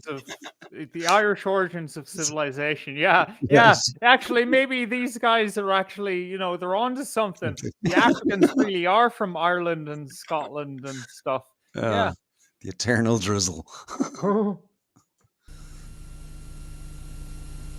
People could not see the stars. People only saw the trees growing, trees which were very, very big. There was no desert at that time, only jungle everywhere where you went. At that time, say, this all makes sense. People were... Sorry, if I may. It kind of sounds like nuclear winter. But, you know, the idea of desert, by the way, is just, it's it's what we're doing to the soil now. We're farming it extensively to the point where we're wearing away the topsoil and we've kind of delayed the impact of that by using petrochemicals, so we don't see the reaction immediately. But in the Middle East, thousands of years of people just farming, and they don't understand how soil works, and the economy of the soil. So we just created fucking vast amounts of fucking desert in the Middle East and Africa, because these guys just didn't know how to fucking treat the environment properly. So yeah, okay. And big what, like fucking redwoods, like in North America. Yeah, it's possible. I'm Oh yeah, but listening. it's not beyond the realms of possibility at all. Like, and obviously there was a time when there was no farming at all. Like, so it wasn't that we just appeared out of the ether and then, okay, here's farming. So we're told, over a long period of time, we just managed to figure farming out, and it would make sense that somebody would come along and teach people how to farm. So it's not much of a stretch of the imagination to think that, okay, well, an advanced civilization appears whatever way you want, like aliens come or whatever, but other advanced civilizations would come to other cultures and show them how to farm. They might say, hey, listen, there's a better way. Instead of relying on hunting, and then if things go pear-shaped, your whole tribe starves. Here's a better way to ensure your survival is to learn how to farm, grow crops, and what have you. And then over time, if like you said, if that's not managed properly, well, then the land degrades and you aren't left with deserts. And again, I'm sure there's a lot of knowledge that is passed down orally to tribes. But I just this guy gives me the Yeah, I was wondering why you were thinking of him, because you got to see him in context, because he is an oral tradition guy until David Icke found him. Yeah. So when you put him on screen, it's gonna be weird. It's kind of like the last week when or what was the week before, when we were looking at De Valera on camera, and he was just so stilted and weird. And it's not because it was him; it was because of our current relationship at the time with the medium of video. It was like a visual version of the telegraph. Like, this is my message. This is what I'm saying to you. So this guy is coming to the screen with his medium, which is like, and the world was made of this. Yeah, and so he we did this, have to and, kind of imagine that we're in a a Maasai tribe, and he's we're gathered around the fire at night, and we're listening to this guy. Yeah, and so he's essentially telling us the oral history of the Maasai tribe and their kind of creation myth. And I just wanted to revisit it. Okay. Not with new eyes, but with probably jaded eyes. But then Yeah. to kind of look at it, if we can, to look at it, somewhat objectively, and not just take the piss and laugh at it. But Absolutely. again, Yeah. not Well, take the piss and laugh at it, of course. exactly. But and now that you're circling his face with your cursor, it looks really fucking alien, doesn't it? Yeah. Yeah, he looks like a grey. Yeah, he does like Maybe that's it. The greys are turning us against the reptilians, man. Yeah, well, we don't fucking know, like, so maybe we'll be able to throw some clarity on it. But it would make sense that the ones that we think, given our propensity for getting everything fucking arse about backwards, that it wouldn't be too much of a surprise if it did turn out that the greys are in fact here to help us, because they look like friendly little machine elves. And the guys who look like monsters, the reptilians, are actually here to help us. But I did have an experience, and again, this is not unique to me, but a lot of people have taken DMT as well, have the experience where they look at themselves in a mirror and actually see a reptilian staring back at them. That, it could be that we, humanity, are in fact reptilians, and that we're not actually here on Earth, that we are indeed in a simulation because of terrible crimes we've committed. And we've been held in stasis until we arrive at our final destination, which is, I believe a giant ball of fire that's visible in the sky. But that's just a rumor, you know. And but that's the great thing about conspiracy and imagination is that we can go pretty much anywhere we fucking want with it, you know. And it's probably a bit more interesting than watching Heather Humphreys and Jim Gavin have a waffle. Yeah, and more fucking impactful on the world, you know, because like these stories matter, man. You know. They do matter, like, and it's a perennial mystery, isn't it? Like, you know, what are we doing here? Why are we here? What does it all fucking mean? You know, and this gives us room to explore that, I think. Uh-huh. What we call in Zulu, Ngubili. A human being was both male and female in one body. And out of the sky, one day came terrible objects. They were like gigantic bowls made of huge gleaming gold. Bowls or balls? They were balls. Balls. Yeah. Giant balls appeared in the sky. Has anyone out there like me watched Hedwig and the Angry Inch? It was a Broadway play, and then it turned into a movie. And I was obsessed with this movie. I used to watch it every week. And it's about a transgender rock performer from East Germany who escaped to America and got, you know, basically kind of dumped by her boyfriend, husband, whatever. But she would, you know, write songs and, well, he would write songs, perform songs. One of the songs, you know, which is actual song in the movie, is called "The Angry Inch," which is what happened after the sex change surgery, because he was left with an angry inch. But another song is "The Origin of Love," right? And if you look into that, it's a weird story. It's like, you know, that we were all kind of men and women balled up together, and then, you know, Zeus fired down thunderbolts and split us together because we were misbehaving, and now we have to find each other again to, you know, come back together. This is what that sounds like, some kind of Gnostic fucking weirdo stuff. Yeah, it's present in many cultures, and I think it's one of the conversations in Plato's Symposium as well. It's one of the theories put forward, how, you know, male and female came about, that we were one and then we split, and that's how we got nipples and a belly button, you know. It's from the split when we split apart from each other. Yeah, but it's very present in Gnostic Christianity as well, and that's how we get back to Christ, as when, you know, we integrate the male and female when we become, you know, male, and the male becomes female and the female becomes male. Well, then that's when we find that kind of divine spark again.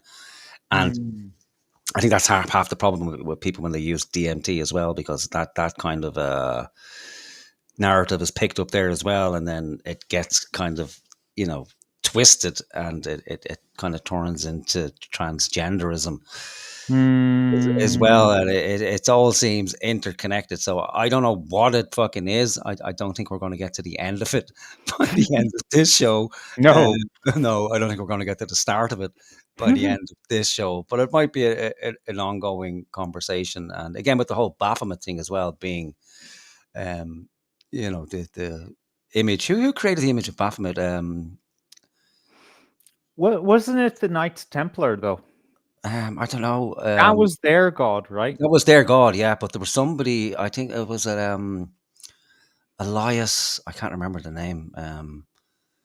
Anyway. One of the old occultists, right? Yeah, not Trismegistus now, but I think one of the kind of Renaissance, or maybe a little bit after that. But he kind of came up with that image of Baphomet, of that male and female god-headed image that everybody is familiar with. But yeah, so that kind of male. Oh and yeah, female- I knew what you were talking about. Leafes Levy. Yeah, Thank you. Yeah. that's who I thought. Yeah. Okay.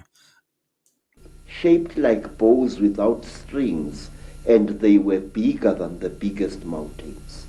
They came out of the sky, bringing great noise, black smoke, and fire with them. Diesel powered fucking. Yeah. Uh, How yeah. about you just say they were burning?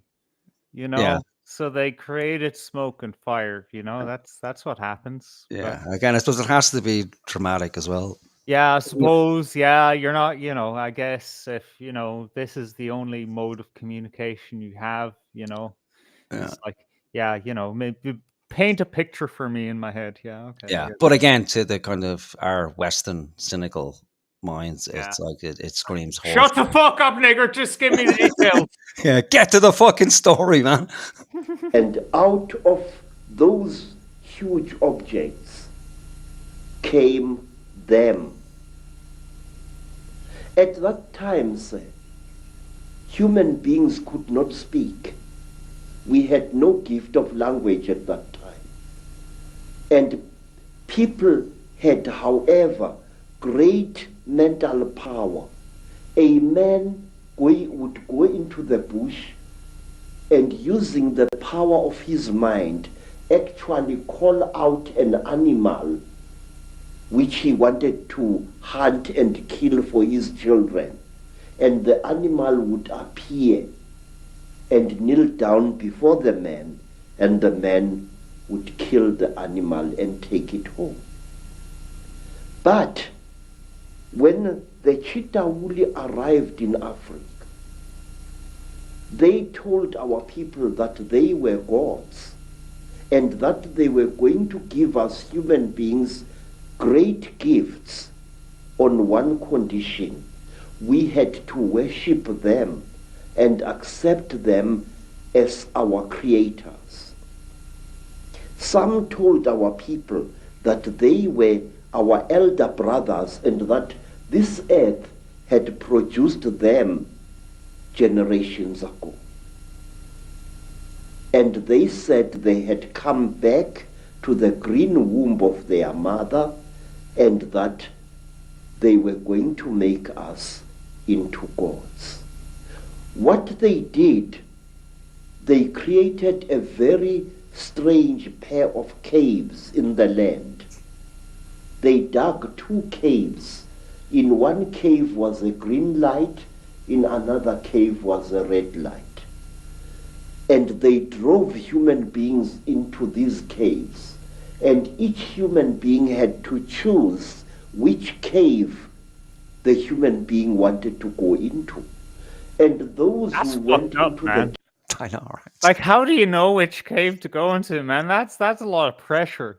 Yeah, especially if you're red, green, colorblind like me. It's like, oh, for fuck's sake.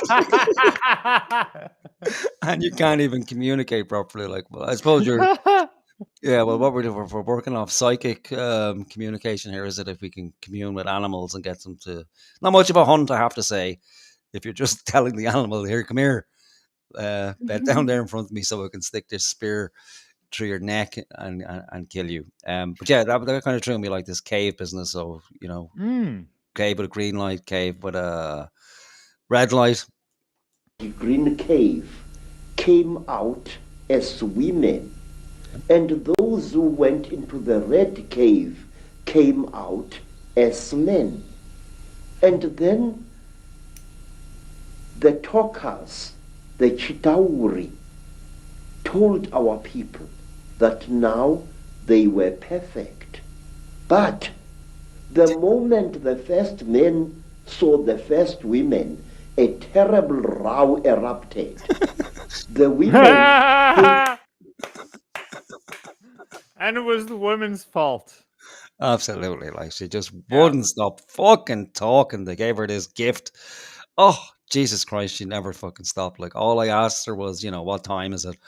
And she told me fucking everything. She told me about the watch, the fucking woman she met down the road. 2 days passed before we got to the actual getting to what time it was. But yeah, I don't know. I could see how this would be a creation myth in Africa. Like people are kind of, questioning the nature of being, and how did these women come about? And then it's like, well, let's have a look around. What can I see? Oh, caves. Yes. Okay. So yeah, someone went in that cave, come out a man. Someone went in that cave, they come out a woman. And it's like, oh, well, fair enough. That makes sense. I know what a cave is. I know what a woman is. So it makes perfect sense to me. Cave, Yeah, red but do cave, they know woman. what blue and red is? Like, I don't think that only happens in the sky, man. Yeah, right. I don't fucking know. Maybe we'll learn more. The men because they looked between Actually, their no. legs. Hang on a minute. No, that's bullshit. Surely red and blue, right? Those the two colors he said, yeah? Red and green, wasn't it? Oh, red and green. Oh, okay. Yeah, but still, that's kind of like color theory. That's kind of a Western thing, right? Mm. Yeah.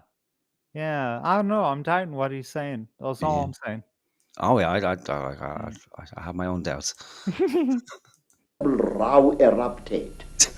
The women hated the men because they looked between their legs and they saw what they thought were snakes dangling between the legs of the men. And the men Fair enough. I suppose if it's the first time you've seen one. What have we got? All you have to compare it with is the snake. The mean of life in chat says how to talk with aliens. 1, close your eyes. 2, roll your R's. 3, hold a mummified dog. And 4, wear a tablecloth. Oh, I love our chat room. Yeah, I think he's just had a haircut and he walked out in a hurry. He has the fucking the barber's cape on him. What is that he's holding? No, that's supposed to be a depiction of a stone head reptilian, is it? thing, I guess. Yeah. Yeah. I prefer the mummified dog though. hated the women because they looked on their chests and they saw these big things. What they were, they did not know. And then the Chitauri laughed. It was to them a very, very big joke. And then the Chitauri said, if you serve us, you wretched little human beings, we are going to make you into gods. And the human beings agreed to serve the Chitauri. And the Chitauri gave human beings a second gift, the gift of language.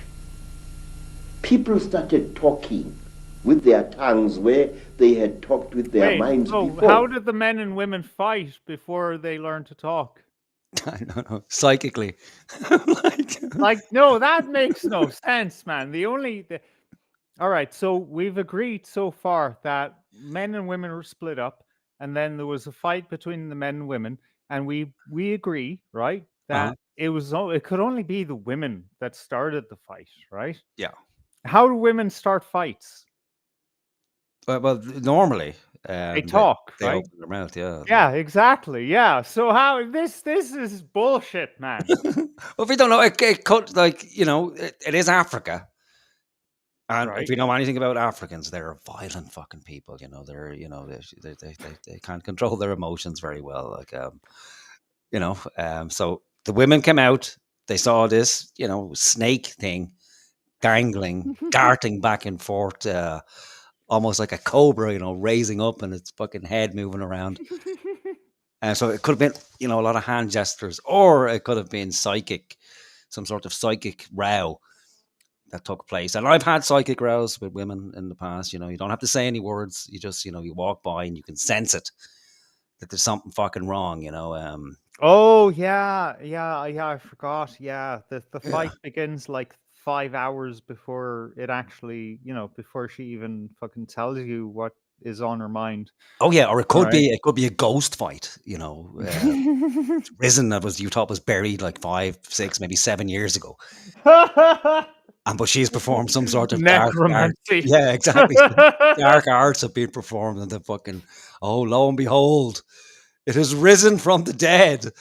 The argument of fucking arguments past is now back. Ebenezer Scrooge has risen from the fucking grave. What about that thing you did when you were 8 years old? Weren't you thinking of me? Exactly, yeah. Or he could be talking out his ass, which is a high probability that he's talking out his arse here. And there was a big rubbish starting again. Big what? A big rubbish? I thought you said radish. Hang on. Was it big rubbish starting again? I don't fucking know. Obviously, he hasn't fully mastered the gift of speech yet. Yeah, after these tens of thousands of years. Rubbish starting again, because this man did not know the language of that man. And when this man greeted that man, this man thought that he was being insulted, and so a lot of murder and culpable homicide started taking place all over the world. Oh, hang on, has he jumped forward somewhere? So what? So the Chitawaris, they give us the gift of speech. All right. Well, no. First, they split you up into male and female. Oh yeah, male and female. So we got that. Then the woman starts a row. Yeah. Then they give us the second gift, which is the gift of speech. To make matters worse, yeah. Yeah. So then everybody starts scrapping, and now he's saying there's homicides are being committed because different languages. So I think this is why wouldn't they teach us the one language? Exactly. I don't know. So I think what he's doing here is he's mixing up his traditions here. So yeah, I think it's not like this isn't the depths of Africa, because he wouldn't have textiles, for instance. Oh yeah, so this or is glasses. So he's definitely heard about the biggest selling book in the world, the fucking Bible. Yeah, well, that's it. His father is a preacher, like a Christian. Oh, now it makes fucking sense. Yeah, this is the Tower of Babel. Exactly. So, let us go amongst them and confuse their speech. Yeah, but he's introduced dicks to it. Let us go amongst them and confuse their women by the introduction of a dick. When our people were given language, they found to their horror that I'm sorry. In the chat, Kieran said, "Go into the yellow cave for English."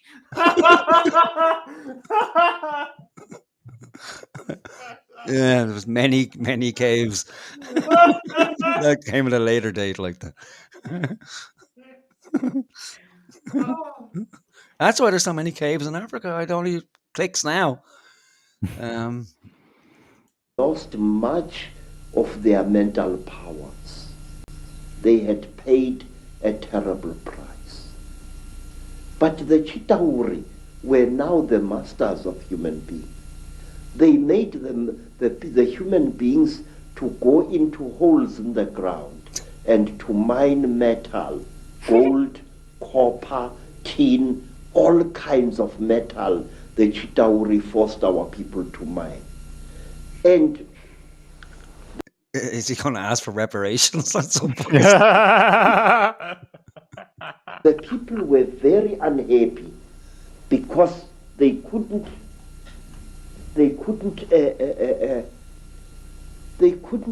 cope with the new sexual differences which were there now between men and women. And then from amongst the Chitauri came a very good female Chitauri. Her name was Mai Nzarantwari Samahongo. That sounds like a made-up fucking name to me. I don't speak Maasai, but Uh-huh. That just sounds like Yeah, like, you know, if you're fucking what, a 4-year-old or something was Yeah. telling you about their made up friend or Yeah, something. Yeah. Masawange Chikapore Magarange.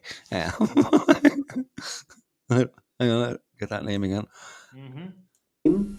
Was Mai Nzarantwari Samahongo. Mai Nzarantwari Samahongo was the senior wife of the terrible chief of the Chitauri, Umbaba Gorontwari Samahongo. She was sorry why for do we human. need to know the names? I mean, is that important, you know? Yeah, well, you don't want to misname a fucking reptilian, you know. It's very important to them. Like what was it? Mbongo Chikaware Massacre. Wow, Beings this what a memory, great man. Yeah. Like anybody remembers what the fuck he said. Like reptile lady. She said to the poor people, "Ow, you are unhappy." And the people said, "Yes, great one. We go into the holes every day, we dig the stones and we bring it to the gods. But we are not happy." And my Nzarantwari scratched her scaly chin and began to think and to think. She was terribly ugly. Her eyes were awful, like lights in the darkness. But she had mercy in her heart, and she taught the men and the women how to make love. Oh. Oh, so yeah, sex, you know, is the kind of distraction from being a slave. yeah, the payoff. Like okay, you know, we're not happy. We're terribly fucking sad. That's a very Faustian deal because, you know, I don't know, man. I'd rather just work and work and work than, you know, have to put up with a woman. You know, like it's not a good deal. Yeah, there's a lot to be said for celibacy if you want to get shit done, you know. A terrible distraction, Yeah. the old sex thing, you know. But it is a bit of a payoff. Now, if you're just, you know, toiling away, mining, God knows what the hours were like back then, but you know, I imagine they wake up, right, get into the fucking hole, start digging, bring the metals to the gods, and then go to sleep. It's not much of an existence. And again, you're trying to figure out what this snake deal is, you know, dangling between your legs, and how they didn't have the curiosity to start fiddling around with it is a mystery to fucking me, because I remember being a, you know, a teenage boy, and it was like, ooh, hello, where did you come from? Ooh. And then once you figure out how it works, it's very difficult to put it back down again for Oh yeah, quite some time, you know. Well, I still haven't put it down. Yeah, you know, luckily it tends to go to sleep itself after it's finished with you, and it takes a while and needs a bit of a kip, and then you know, it's back up and ready again. But I suppose if somebody introduced you to this new fucking amazing deal, well, that'd be great. But I imagine the productivity went down something fucking bad. You know, they're sneaking all. Yeah, maybe, there's. Yeah, maybe that's why they're so promiscuous as well. Like, it's also well-known fact about the blacks. They just, you know, that's why clothes were invented in Africa, to stop them from fucking. Because not a bit of work can be done. As soon as they learned how to figure out the old in and out business, they were at it every day of the week. Well, Dogman Vic in the chat asks, so why did they ride monkeys? Why did they ride? Variety, boredom. Yeah, I suppose. Yeah, you got to spice it up. You know, no one was around to tell you that you shouldn't. So, yeah, and again, you know, over time, you know, it would transpire that some people are better than others. You know, some people that they're not going to be as physically well endowed. You know, even, you know, faces like, you know, and the women are going to become choosy, and then they'll realize the power they have. and they'll want the best of the men, you know, and then there's going to be a lot of men who don't get to engage at all. And I imagine that's where we branch off into homosexuality. So it's like, well, I'm not getting any, and you're not getting any. I've a hand, you've a hand, so let's swap hands and see how that works out. And even then, there's going to be, a hierarchy there. Yeah. And so then it's like, okay, well, fuck it. That monkey up in that tree there is looking fairly fucking attractive to me, and she's been eyeing me out of it all day. So why not? And who's to say? Oh, buddy. Who's to say that the African wasn't seduced by the monkey? Exactly. Yeah. No. But by the way, I ran a poll 6 minutes ago asking, did aliens create us? 12 votes. Do you want to guess the result? I say 12 votes, so I'd say 9 say yes, 3 say no. No, 50-50. Ooh, split down the middle. Okay, doke. Spicy. And she said, look, we divided you into males and females. Now this action is going to bring you together. But it did not. Because anyone who receives a gift from the Ntwari, the children of the python, is always in trouble. What happened was that when one guy this is Christianity, like this is Satan, the Faustian deal. Yeah, okay, I get it. Yeah, sure. He didn't find her much, so he went to steal another guy's wife, and there was a big remorse, as we say in African, starting. A big remorse. So, that sounds Jewish. A big komorsk.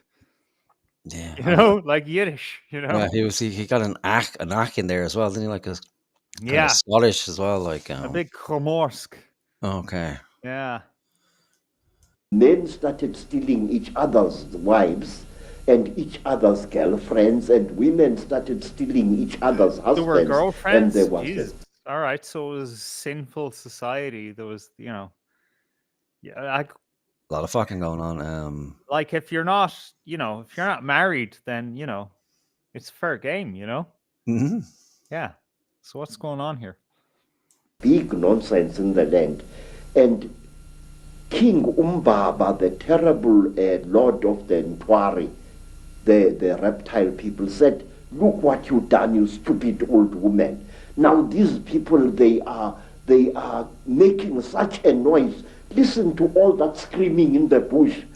They are busy making love there and our He can't sleep day and night. Those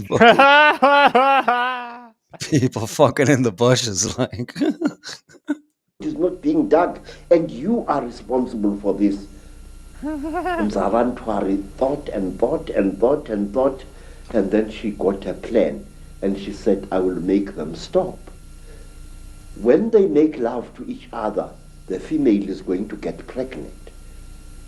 And when she is pregnant, the male is going to leave her alone. And that good luck with that one. noise will not be so disturbing to you, my lord. And Umbaba said, you had better. There is no production here. And so all the women in the world was pregnant, and Umbaba was furious with his wife. Maybe there's something to this. Maybe they're back. The reptilians are back. Women don't seem to want to have babies anymore, do they? So maybe they prefer working in the mines. You see, there's some sense in all of this, Mm-hmm. like and there's a progression going on here, and I would imagine this is the story that you tell to children, that it actually has some valuable life lessons that you would otherwise have to learn through experience. These are important formative things to teach people at certain times in their lives. it's just not, how you base your idea of reality on. However, there's something to it, right? Yeah. Yeah, and obviously there's something to it, like, because Ike Hmm. essentially took I'd imagine a Yeah, the fair amount of football this. player who had a psychedelic break. Yeah. Yeah, and so he took it, made it into a fucking stage show, and made a mint from it. But I mean, we can't deny that, like, there is, there wouldn't be a hunger for that if there wasn't, a reason for it. Oh Just yeah. like, he came into his own, right? Around the turn of the century. And what else happened in the turn of the century? 2 movies, right? There was 3 movies. Okay. You had The Matrix, right? Mm-hmm. Then you had Office Space, and you had Fight Club, right? Mm. There's something that these 3 movies have in common that are, very important, and they either expressed the zeitgeist, or they helped the zeitgeist move forward. They changed our culture fundamentally, right? Uh-huh.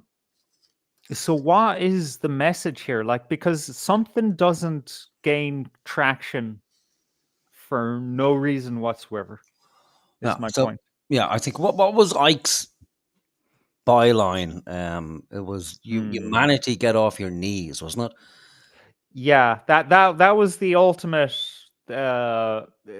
statement after, a decade or so of, like, after years of saying, this, it's all a bit weird, and we're come from aliens. And then he went into, our thoughts and reality are intimately linked, and there's a multiverse, and this kind of thing of, like, we are participants in the reality itself.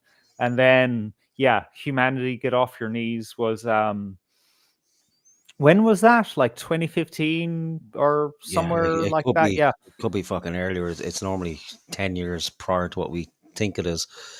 But he started off. It was kind of that Gnostic notion, wasn't it? That Well, when he went on Wogan, he Yeah. said, "I'm the Son of God," and then he was challenged on that, and he said, "Well, I mean, we're all the Son of God."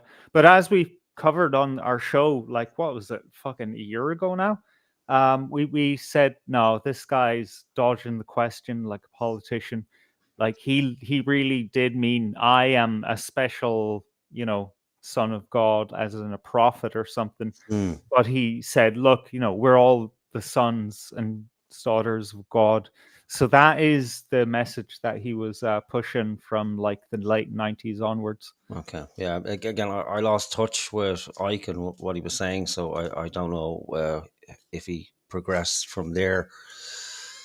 But I know there's no shortage of books, like maybe fucking 10, 20 books published. He's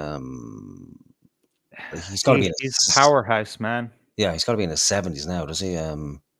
So yeah, perhaps he's pretty much retired. But anyway, we listen on to I can't even remember his name. What did we say his name was? Fuck. Why do I not remember it? Credo Mutwa. Credo Mutwa, yeah. And he's 73 years old, by the way, David Icke is. All right, okay. That's... So it went... It's a good age, like... Yeah. On and on, until one day, Nzarantwari activated a black hero called Mweru. Oh. And Mweru... A black hero? Yeah, she activated a black hero. Right. Is that kind of like what? Like a black-skinned hero, or I'd imagine so, but why you need to mention it? You're in Africa, like, so. Well, unless... yeah, that's what I'm thinking. So he was black, like his, like dark or something. I don't know.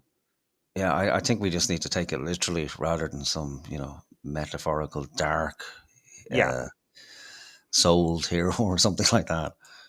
Challenged the great chief of the serpent people to a fight, and he cut off the royal penis of the king of the snake people, and that caused a big war. Mweru ran away. That'll do it. He cut someone's dick off. It's like, right, we're going to war. Okay. But Umbaba, the terrible chief of the people, caught him and arrested him and brought him to his village. And there... These reptilians are far more civilized than I would have imagined. Yeah, they had legal processes and stuff. Yeah. Yeah, like, you know, someone cuts your dick off, you go running after them, and then you gently arrest them. Yeah, and read them their Miranda rights. Yeah. Yeah, the better man than me now. Someone cut my dick off, and I got a hold of them. I don't think I'd be arresting them. This is a citizen's arrest. No, it might go down a little bit different. I don't know, man. If there was like the technology available to reattach your dick so that it's almost like it was never cut off. Yeah, I you don't know that would change your opinion. You know, if they cut your dick off and then fucking threw it in the fire, then you know you'd be angry because you know you can't put it back on, right? Yeah, I did see what's his name? John, is it John Bobbitt, Lorraine Bobbitt's husband, when she cut his dick off? Do you remember actually she cut it off with the scissors, then drove away with it. Oh. Threw it out the car window. Oh. Yeah, he did manage to find it. And went to hospital and they reattached it, but it never Well, if you don't have alien Anunnaki technology, then yeah, it's not going to be the same. But wasn't there another situation where that exact same thing happened, but the woman put it down the garbage disposal? Oh, what a bitch! You know that thing in your sink that goes. Yeah. Ugh. Yeah. Beautiful. I don't know what's worse: throw it out of the car window or down the garbage disposal. Oh, out the car window, like, because you know you just need to dust it off. You know, run it under the tap, like, and then bring it to the hospital. But if it's gone down the garbage disposal, it's mangled. It's like you're not doing anything with that in the future. Like, it's right. You know, the African tribes will run away in horror if they see that. You open your trousers. There's this fucking tarantula-looking thing staring you in the face. Chief Korontwari Umbaba said, "Look, you cut off my thing, and I have replaced it with one made of gold, and I can't make love to my wife anymore." There you go. They didn't have the technology. It replaced it with a gold. They couldn't do the right thing. Yeah, No. but you know they couldn't do that for Nuada's arm either. So I guess you know. Yeah, we talk. Maybe that's where the Africans get their grills from and their love for gold.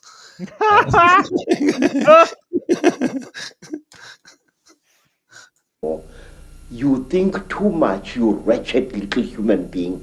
Now, Umbaba had a terrible nail in one of his hands, a claw, and with this claw, he drove the claw into poor Mweru's nostril, making a terrible hole into his brain, and he started drinking Mweru's brain, and then he threw away the corpse.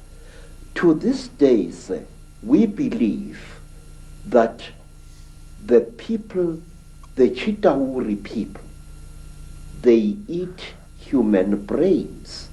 And strangely enough, scientists have found skulls where the human brain has been removed and eaten by someone or something.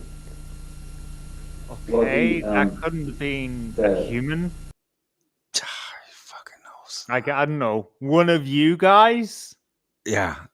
Like, it isn't a thing now that we hear about. Was it Nigeria or one of those fucked up African countries where they think that white people have gold inside their heads or something? Oh yeah. There's still a lot of weird nonsense. Yeah, and this whole thing about like voodoo It's stuff. albinos, isn't it? It's like if it's Oh, right, there you go. Yeah, yeah. and um, something about eating people's dicks and stuff gives you certain powers. Yeah, that kind of voodoo Yeah, shit. it's weird. And then wasn't it with the whole AIDS epidemic that if you sleep with the A person that has virgin. AIDS, yeah, like yeah, If a you lot sleep with a of virgin, then you lose the AIDS. Yeah, that's a great fucking superstition to have. I yeah. wonder, is there anyone who had a vested interest in spreading that rumor? Jews, space Jews. That was the thing with Ike as well. They thought when he was talking about lizards, it was a dog whistle for Jews. So the ADL got their knickers in a twist about that. Yeah. That's the ADL. The ADL, ironically, are named the Anti-Defamation League, but all they do is defame people. People, I know, right? It's insane. Hearing you speak here, so many things come to mind. First of all, you're saying that telepathy was the key form of communication before the Chitahooly, the reptilians came. Yes, sir. And I guess it's like a muscle. When you use it, it gets more sensitive and more powerful. So the more you use your telepathy, the more powerful your mind got. And then when language came, it almost brought us into this three-dimensional world and disconnected us from that mind power that we had before. Yes, sir. And it's also interesting that the story that you... He's going to agree with anything Ike says. He can't believe that Ike is buying it. It's like, holy fuck. Hoping that Ike has a lot of money. Talk about the language being given and then the different languages being given. And of course, that turns up in the Old Testament, in the Bible. It turns up in stories all over the world about the fact that we were divided by language. Synchronicity, man. This guy who has absolutely no connection with Christianity whatsoever is telling you a story that's related to biblical fucking stories. Woo-wee! Yeah, don't tell him you're from a fucking preacher. Language, so we couldn't communicate. And as someone who publishes books, I know today how difficult it is to communicate through books when you've got endless different languages. So okay. Right, that's the end of Credo. All right. If anyone wants to look into it further, just type in Credo Mutwa David Icke. I think the interview is actually like 8 hours long or something like that. How? I don't fucking know. But it's a long one. Yeah, so that's Credo. Like I said earlier, the other guy, Terence McKenna. I'm sure everyone's familiar with Terence McKenna. I love Terence McKenna. I mean, like, I've years ago, right? Someone said something to me that just it dropped in my head, and I couldn't get rid of it. I know that I love him, but he's such a transhumanist. It wrecks my head, and I feel the same.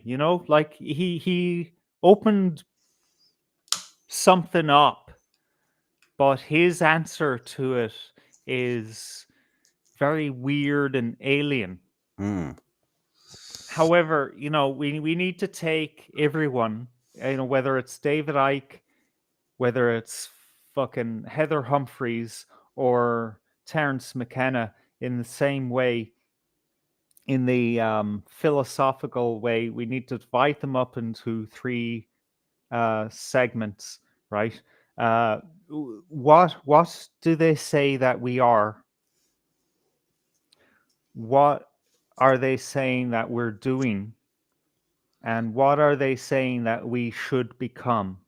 These are three separate things. And when you learn to kind of shift these things around, take one thing from another and think about that, that's when you are practicing philosophy. When you can, say, I disagree with where Terence McKenna thinks we should end up, but I agree with what he says we are and what it is that we should be doing.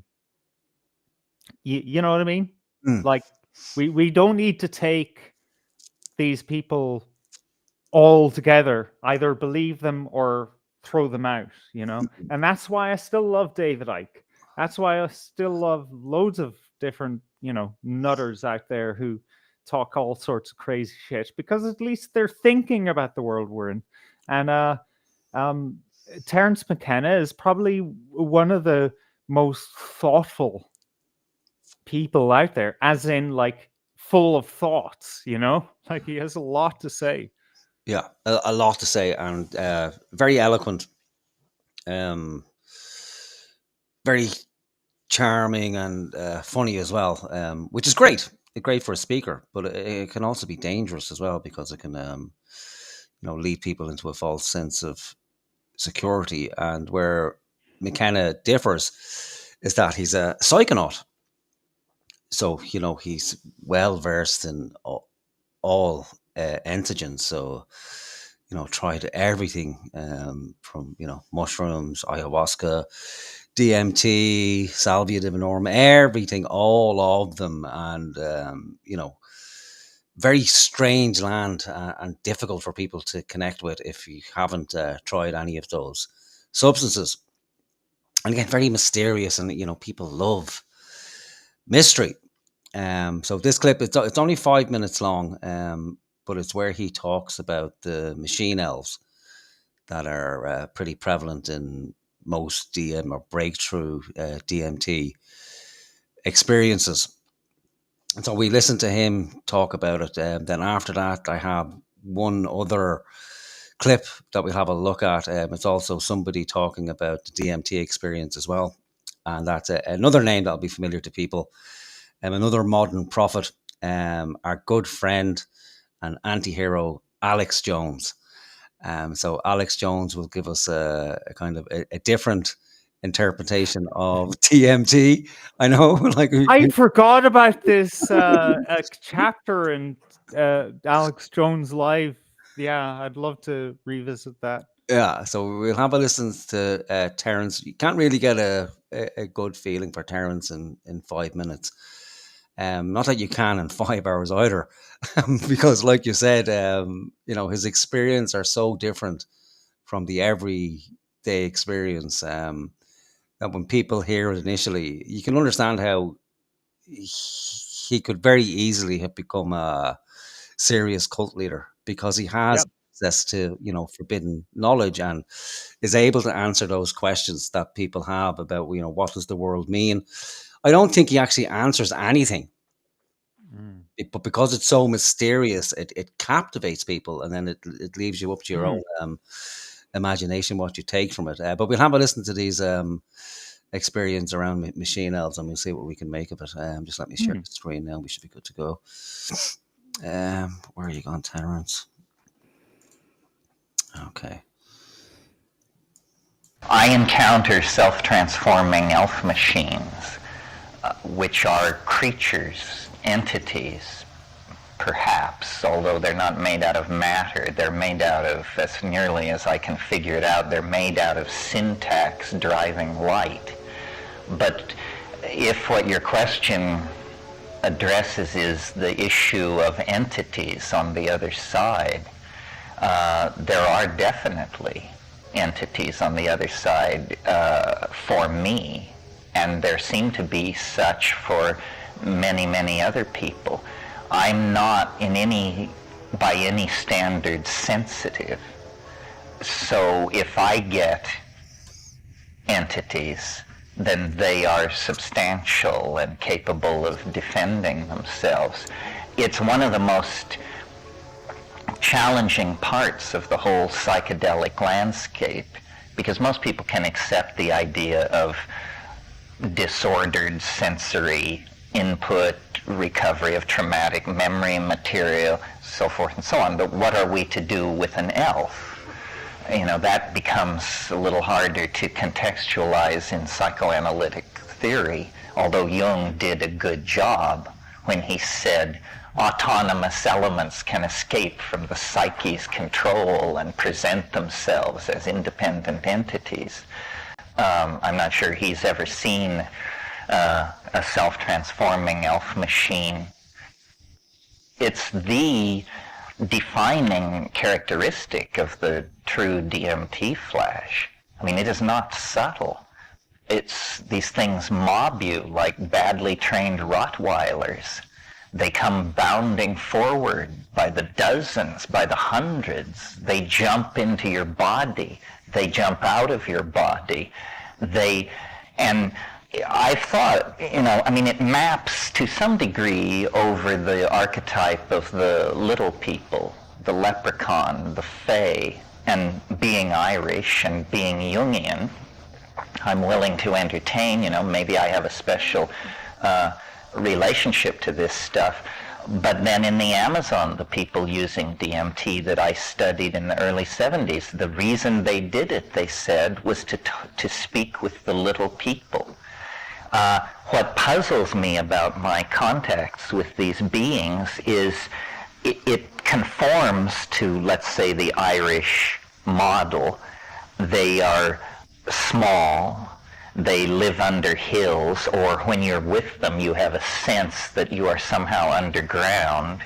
They are full of merriment, almost to a manic and frightening level. It's sort of like a Bugs Bunny cartoon gone berserk. They are friendly, but play rough. In other words, it's a land of explosions and falling anvils. It's like a Roadrunner cartoon or something. But the overwhelming feeling is love, but I spell it L-U-V to distinguish it from the ordinary kind, because it's just this kind of crazy, childish affection. And they're delighted to have me in their presence. Well, now that all sort of corresponds with the Irish model or with worldwide folklore of little creatures, little people in the woods. What's happening that is not mappable onto fairyland or leprechauns or Findhornian beings or anything like that, or anything else I've ever heard of, is that these entities have an agenda. And it's a very curious agenda. They use a language which you see. It is made out of sound. In other words, it is sound, but you see it in that state. And the entire point of the encounter from their perspective seems to be to teach you to do this. They want you to transform your language. They want you to speak Elfish. And, what? If you've never done DMT and you just smoked it and you're 30 seconds into this experience and this is what it's come down to, you wonder what to make of it. I've thought about this for years and years and years, and I don't know why there should be an invisible syntactical intelligence giving language lessons in hyperspace, but that certainly consistently seems to be what is happening.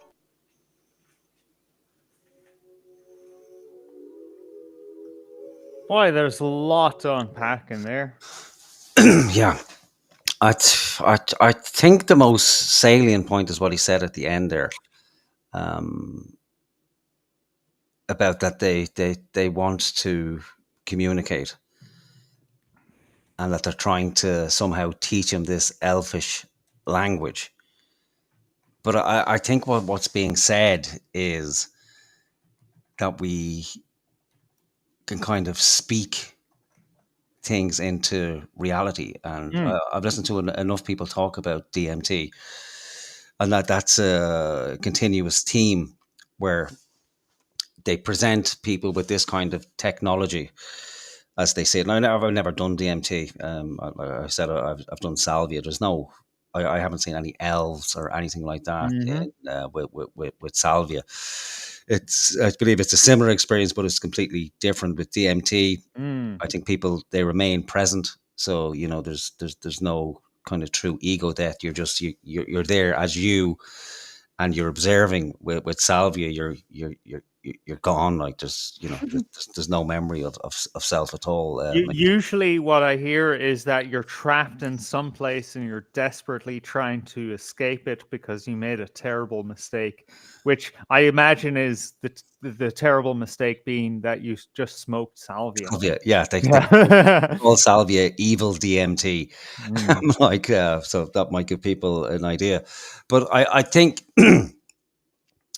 with DMT and a team that's the same with salvia, is that there's this message, and you mentioned it earlier about this interconnectedness, that if somehow that humanity needs to be linked up via this neural lace, where there'll be no issues with humanity if only everybody was interconnected and we had this true oneness and this ability to communicate with each other and know each other's thoughts. And that seems to be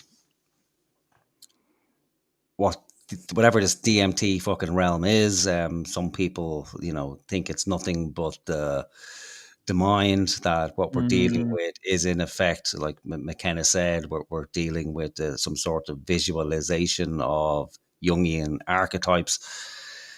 Then other people will think, no, that you've actually, you've gone into another dimension. This is a way to communicate with interdimensional beings. And the use of DMT is very prevalent amongst tech types in San Francisco. Technologies. LSD and DMT, yeah. Yeah, DMT, and again, a lot of CERN scientists, very big into DMT. The American intelligence agencies still have programs running around DMT. The Department of Defense, or Department of War, as it's now called, they're still pumping money into figuring out exactly what. Oh wow, really? Yeah, yeah, that's crazy. Chuck McNorris in the chat wants to see us both on DMT now. Wow, good luck. We don't have any, and I don't. we would be doing it anyway. But yeah, so the overall message seems to be this message that we can actually speak things into existence, which is nothing new to the world, that people as again, we go back to the Bible. In the beginning was the word, and and we know that indeed we can, through initially thinking about things and then talking about things, that we do in fact bring them into reality. But it's like these entities want us to bring something into reality, and the question is, what is that thing? And they seem to be kind of giving us messages. And these programs that the US government is running, like with your typical DMT trip, anywhere from 5 to 15 minutes if smoked. Same with salvia, they're called busman holidays because it's very short-lived experience. But now they're delivering it like intramuscular and intravenously as well. And they're dragging trips out to like an hour, 2 hours. They're now talking about that they can virtually put people under it for a week to 2 weeks at a time. So they're kind of training humans to go into this realm, whatever it is, stay there for a week or two, actually learn the language proper to be able to communicate with these entities, whatever. And that's where we're getting a lot of our kind of modern technology and this, reach to AI and what have you.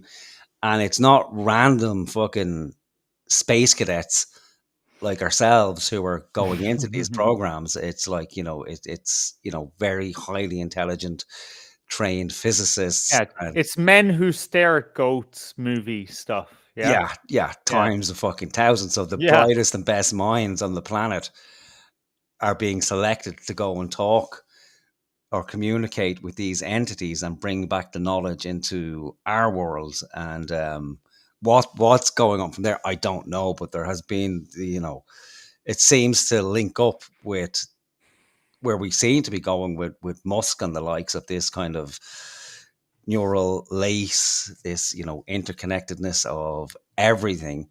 And again, that tracks the whole way back. If we go look at, Gnostic teachings as well, and before that, we're delving into the world of forms. But I've been to Salvia land, and it's it doesn't track to any of that. How you can make sense of it at all is a fucking complete mystery to me. But if we have people who are in there for weeks or days at a fucking time, and they're going back continuously, well, then the knowledge that's being brought back can only be fucking astounding. But what is it we're talking to? I don't know. And it reminds me when I spoke to my aunt. She's still alive. I haven't spoken, but she's not a real aunt. But she's, sometimes your parents are very close with friends, and you call them aunt anyway. But when I told her about the story, her first reaction to me was like, "Oh, that was a demon you were talking to," and I just blew it off as like, oh, fuck off, like don't be silly. There's no such thing as demons, And when you come back from it, like McKenna spoke there about this being surrounded by love and what have you, and eventually you get to that. But like you said, it's fucking terrifying. It's absolutely horrific. The experience of being pulled from your everyday reality, seeing normal reality just melt away, pretty much like the Matrix movie. But not as genteel as that, but it all melts away. For all intents and purposes, your soul is ripped from your body. You spend what seems like a couple of fucking hundreds of thousands of years in some sort of prison, which is just complete darkness.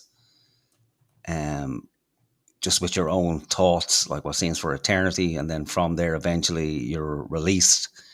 And then you're presented with, infinite realities of which you can choose from. Then you come face to face with what's presented as the God of this universe. And it's essentially a representation of Baphomet that you meet. And the other entities you meet in there are all Hindu-like figures.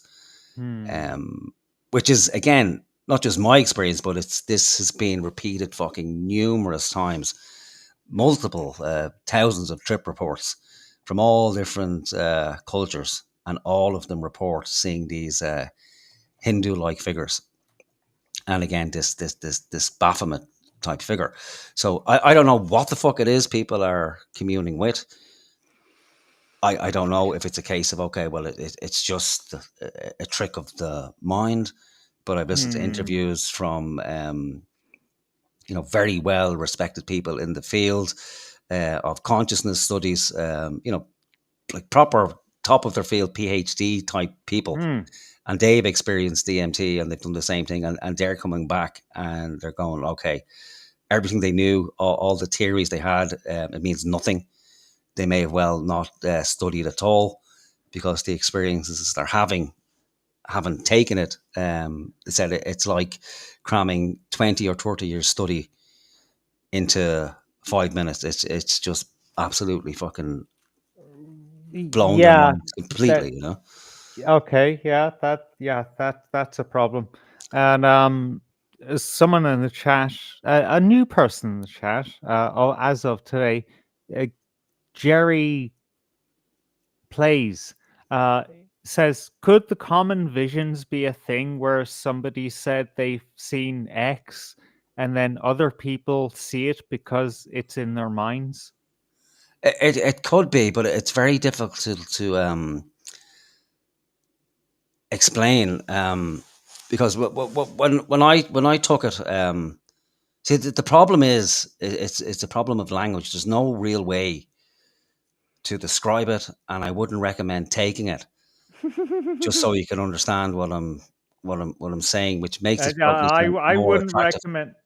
Yeah, I wouldn't recommend taking any psychedelic. I mean, unless you are, you've decided that your life is that of a monk, and that is your, aim in life. Otherwise, just keep going to work and paying your taxes and going to church, whatever.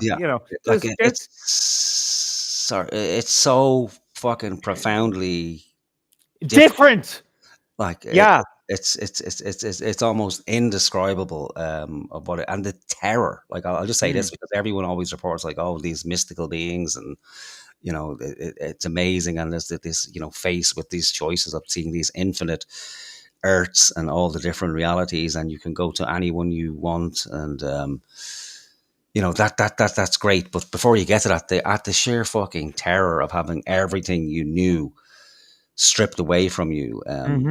So it's like for every Well, person you know and love, you die because it's not you that's dying; it's everybody else because you're saying goodbye to, you know, your your ideas husband, about your wife, your everything. family, and then everything. Exactly, Yeah, everything. everything becomes an idea, and all of those ideas become irrelevant.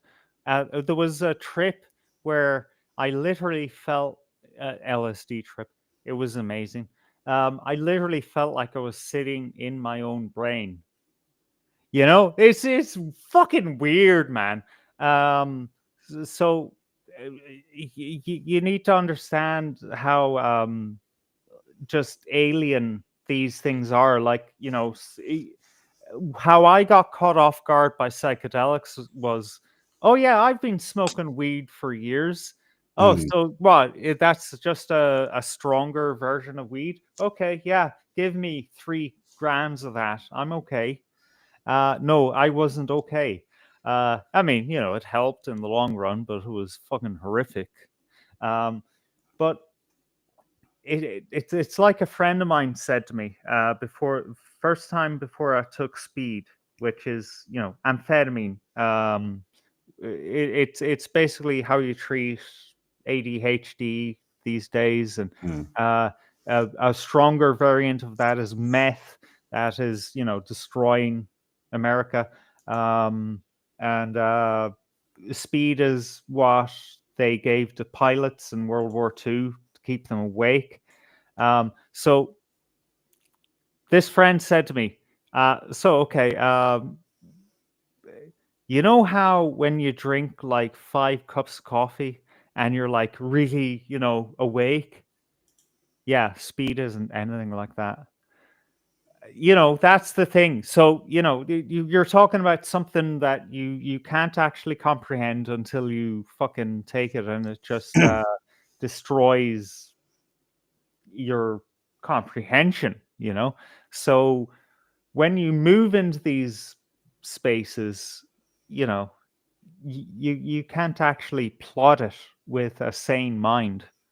Yeah, and then the other part is, again, before I took the salvia, I was framing it, against LSD, and then people would Mm. describe it. Yeah, well, it's like LSD, but it's not like LSD. And then I was thinking, like, well, how different can it fucking be? Mm. You have no idea. It's not even comparable. It's literally like being abducted by an alien and then thrown into a world that resembles nothing Yeah. like you've ever imagined or anyone else can tell you about. Yeah. And you're not your mind isn't there, so you've no memory of anything.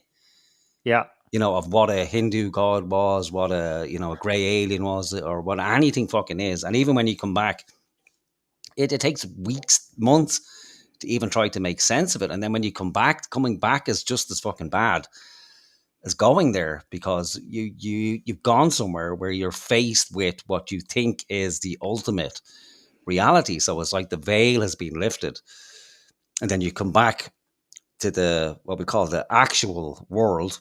Mm. And then that's a shock to the system, because it's like your brain has been shut down and now it's rebooting. So Yeah, it's like this is the new trip. Yeah. And The so it's real reality is a new trip that Yeah, you and have to adjust to. Yeah. it's like, what the fuck is this? And you're soaking wet, but you're not wet, but you feel like you're soaking wet. So it's like you've been reinserted into a fucking some sort of pod in the Matrix, but you have this feeling of like you're just being covered in some sort of fluid, and then you're back in the room and you can't remember what anything is. Like Credo said, you've no comprehension of even language. And when I came back, I thought I was retarded or something, because it comes back to you slowly. But I'm like, well, what the fuck happened? Like, why don't I know what any of this shit is called. Like, where am I? And then it slowly comes back to you. Oh, wall, foot, like television, bed. And then there's a disgust because everything seems plastic. It's like, you're like, what the fuck is this? Yeah. Like, it's like Counterfeit.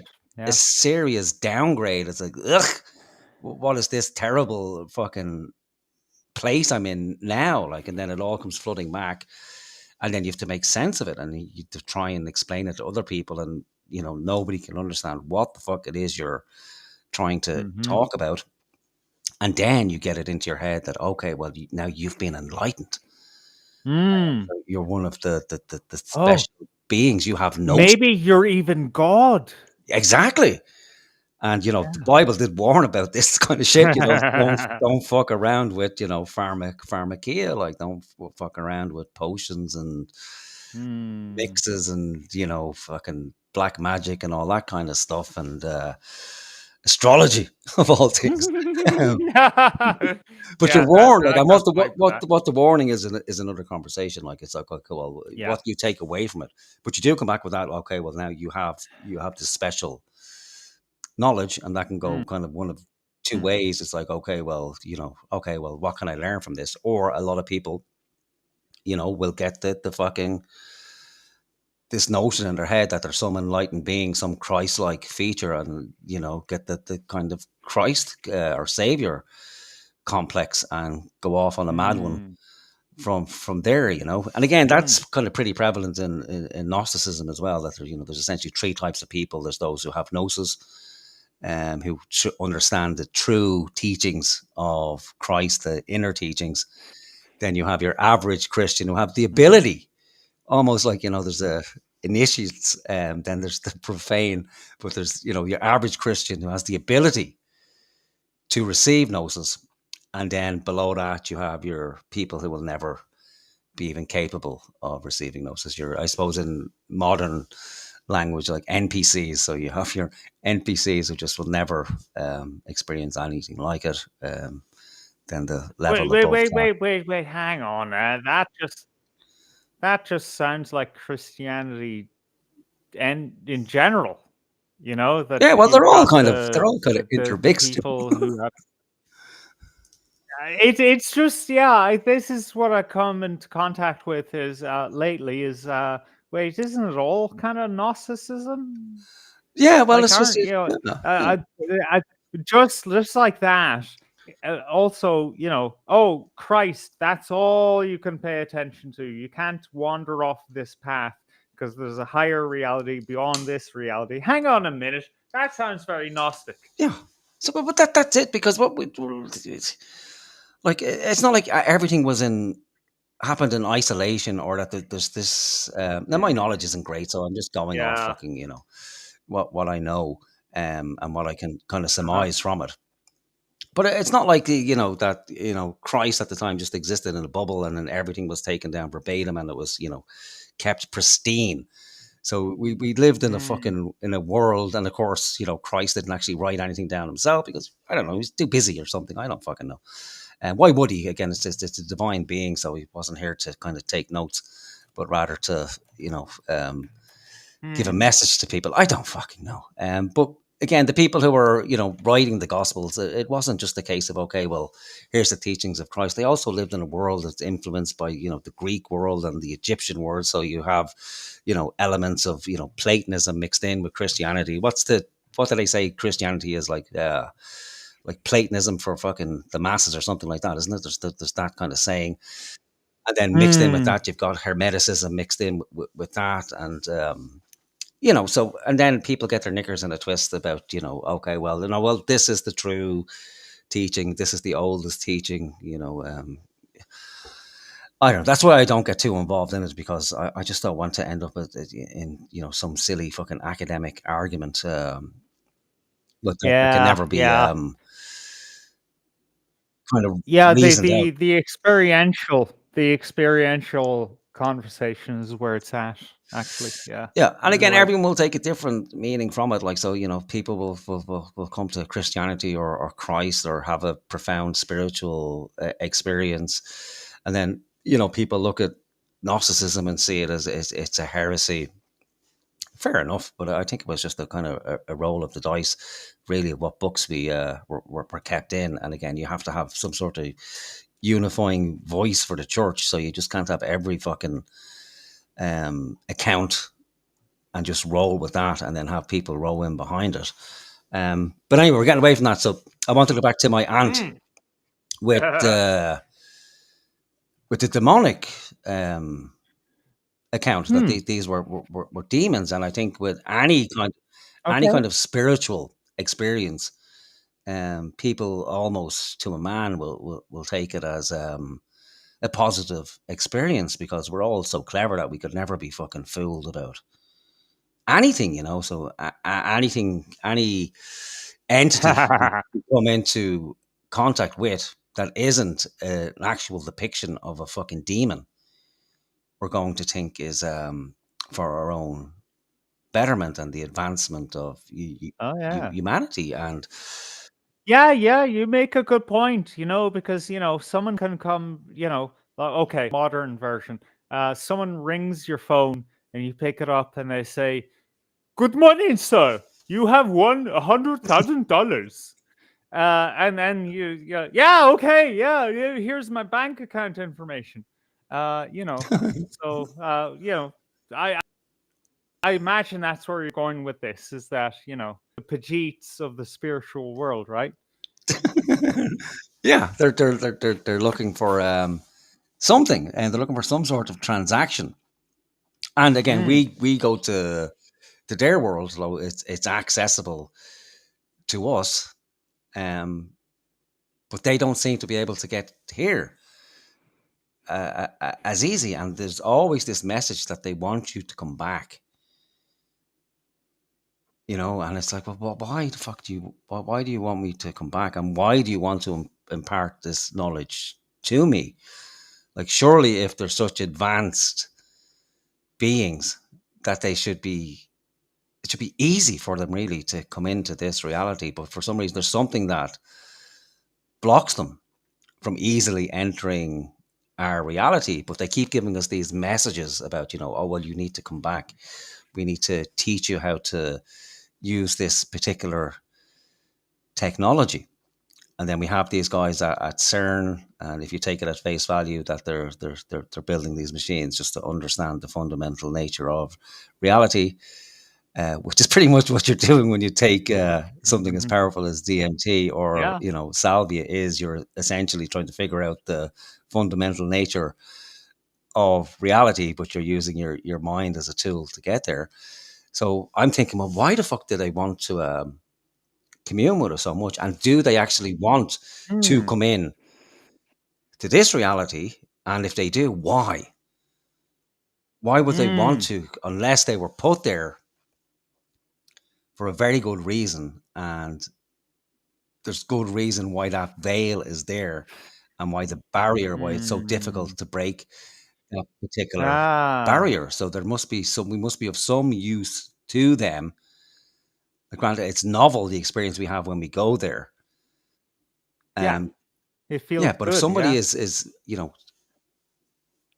overly excited to see you and put on this song and dance for you to make you feel welcome and come back, and they're so eager to give you this knowledge, I just have this kind of unnerving feeling that they're more interested about how they actually get here, and maybe that they somehow they use. They're more interested in how they get here than how we get there. So they seem to comprehend that very easily. So I don't know. And going back to the South American shamans, the way they view it, so they view it that they're entering into the world of the ancestors. So essentially, they're entering into the world of the dead. And it doesn't seem to be like your typical imagining of a heaven type scenario, especially with the machine elves and all the other entities that are there, because they all seem to be busy at work. They're all doing something. Whether it's the building blocks of fundamental reality, we don't know. But if it is, what we're actually tapping into is some sort of afterlife. But then it doesn't seem as a heavenly realm. Now maybe that's just got to do with my fucking character or other people's characters, where I haven't lived a good enough life where I'm going to that imagined version of heaven. But for me, there was kind of nothing in the kind of Christian narrative that runs in my head that suggested this was a heaven. It was more of a freeing of an earthly body for all intents and purposes, for the soul or your consciousness just to travel freely, or as free as you can possibly imagine around the known universe. But there is a limit to it, and that limit is blocked by that God, let's call it godlike entity, where you can go no further beyond that, and then you have to live the whole experience again and again and again and again and again and again. So that brings us to Alex Jones. So Alex Jones, of all people, and this came about because of a rift between him and Joe Rogan, of all people. So everyone will remember Alex Jones was essentially ostracized by the world, taken off every social media platform known to man because of the Sandy Hook debacle. Again, those children were executed in the school. He said it was a psyop. It didn't happen, and it was sue me, bitch, sue me. It was. Yeah, you can't watch those videos and at least not question it and think, well, what the fuck is going on here? None of it made any sense whatsoever. I mean, like 3 of the families, I think, won the local lottery the year Really? after. Come on, use your fucking brain. Even if it wasn't, it's like so fucking what? Like what? Anyway, we'll get sidetracked. We'll get sidetracked. Yeah. Sorry. Go on. Yeah. So essentially, Alex was blanked by fucking everybody. Nobody would touch him, and there's probably 100 other reasons why you shouldn't. But that really wasn't one of them. And he's been friends with Joe Rogan since the late 90s. And so Alex was constantly asking Joe, are you going to have me on your show? And every time Joe Rogan would be on his podcast, he would, every now and again talk about Alex Jones. If he was in Texas, he would hit Alex Jones up, go for a few drinks with him. But again, it never transpired that Alex would appear on the show. So then Alex started mentioning it on InfoWars, saying that, every time I ring Joe Rogan, he's not picking up his phone. I have 3 different cell phone numbers for him, doesn't pick up the phone. However, anytime he's in town, he hits me up and he wants me to go for a drink. So he's always... Yeah, that's because that's what you do when you have fuck off money. And so then Alex is, it's getting further. And he's saying, I don't give a fuck about Rogan anymore. If he doesn't want to talk to me, fair enough. But then I think it started to hit home with the whole Sandy Hook thing that, okay, it's not going the way Alex thought. There's no out here, that he's going to lose all his money.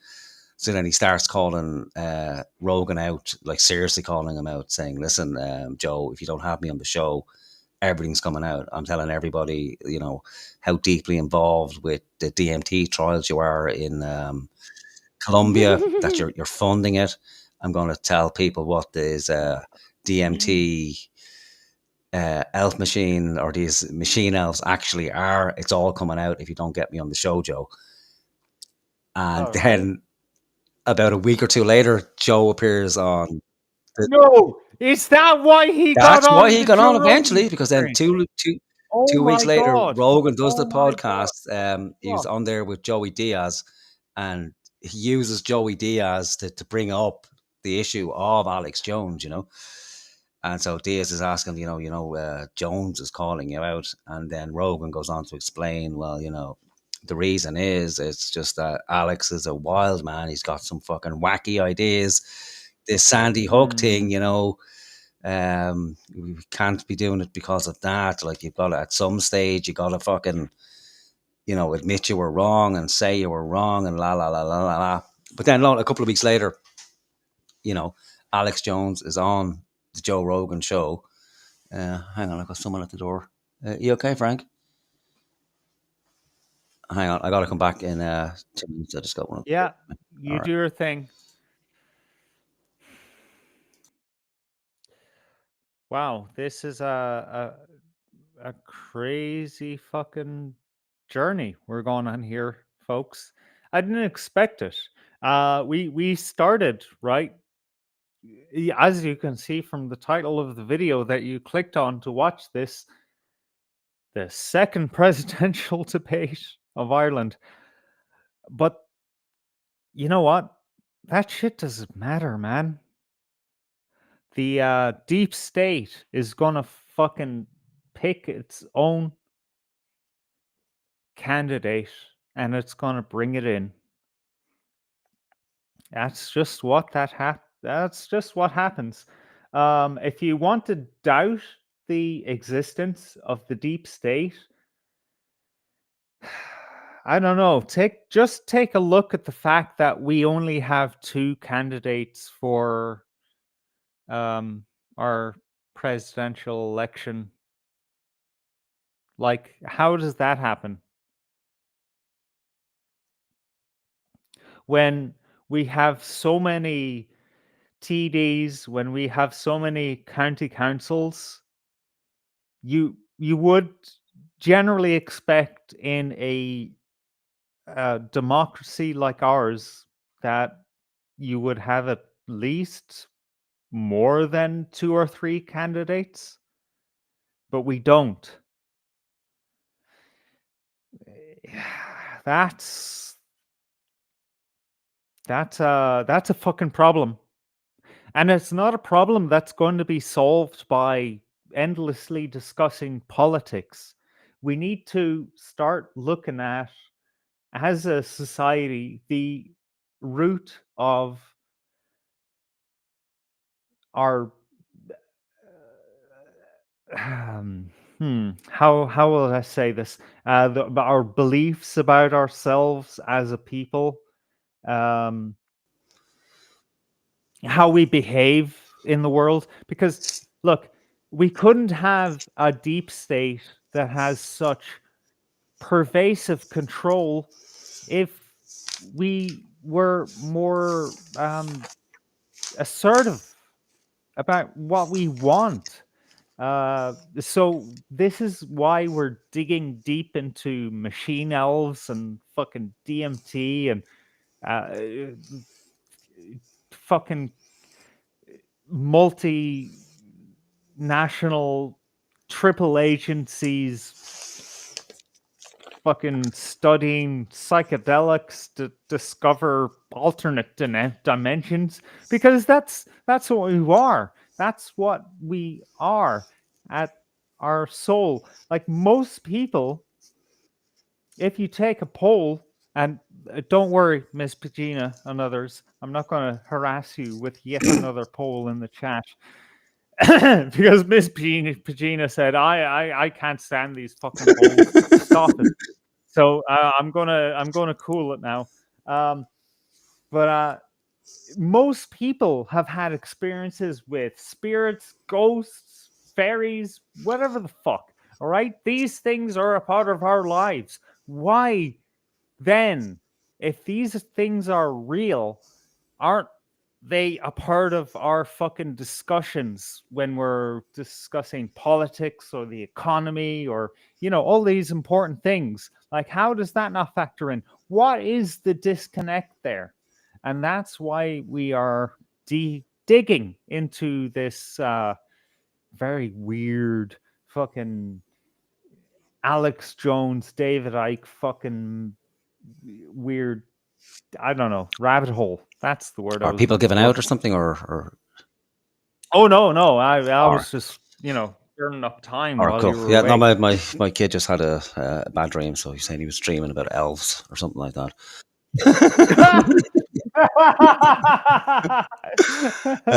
Yeah. So Alex Jones. So anyway, Rogan has Alex Jones on, and then he Oh wait, did you skip a point? So he was threatening to Yeah, he was expose. threatening to expose Rogan Yeah. and the money that Rogan is pumping into DMT research, because Rogan Hmm.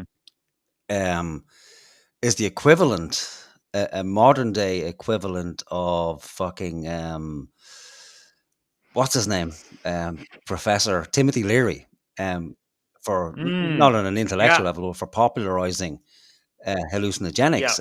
So before Rogan, like very few people had fucking heard about DMT at all. So Rogan is the guy who Yeah. popularizes it. Leary wishes he was Oh Rogan. yeah, like yeah. If Leary had have stopped at taking no more than 10 acid trips, he probably would. He probably would have been Rogan, but he just fucking he just went too far off the deep end, and that's the danger. Yeah. Moderation Yeah, is that's the key. danger with Yeah. all hallucinogenics, is that because it's such a different world, that if you spend too much time there, you can't function in this version of reality, and it's hard enough to do that without any drugs at all, which is why so many people turn to drugs, because it's so fucking difficult just to exist in this version of reality.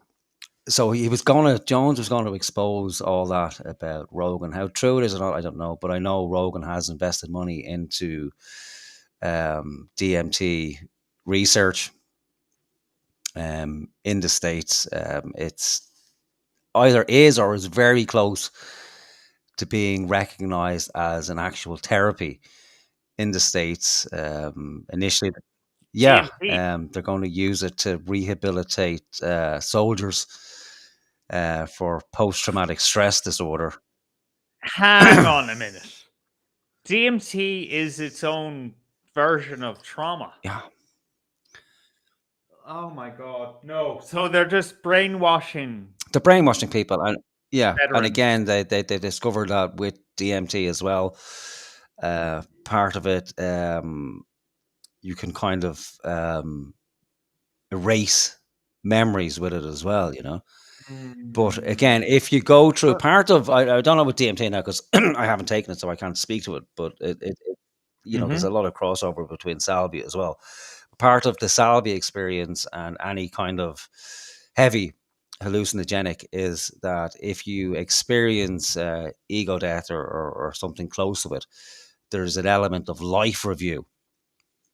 So what happens is, you spend all that time in this intergalactic prison, be it 100,000 years or 200,000 years or whatever, but then you have to also face judgment. So judgment comes in the form, at least in Salvia land, of a life review, and that takes place on an intergalactic plane, where there's you and just one other figure, and that other figure walks towards you, and it's yourself, who's coming to review your life on Earth and what happened there, and you can't lie to yourself in the real sense. So Right. there's no better judge of a person than themselves, if you're true or not. Oh yeah.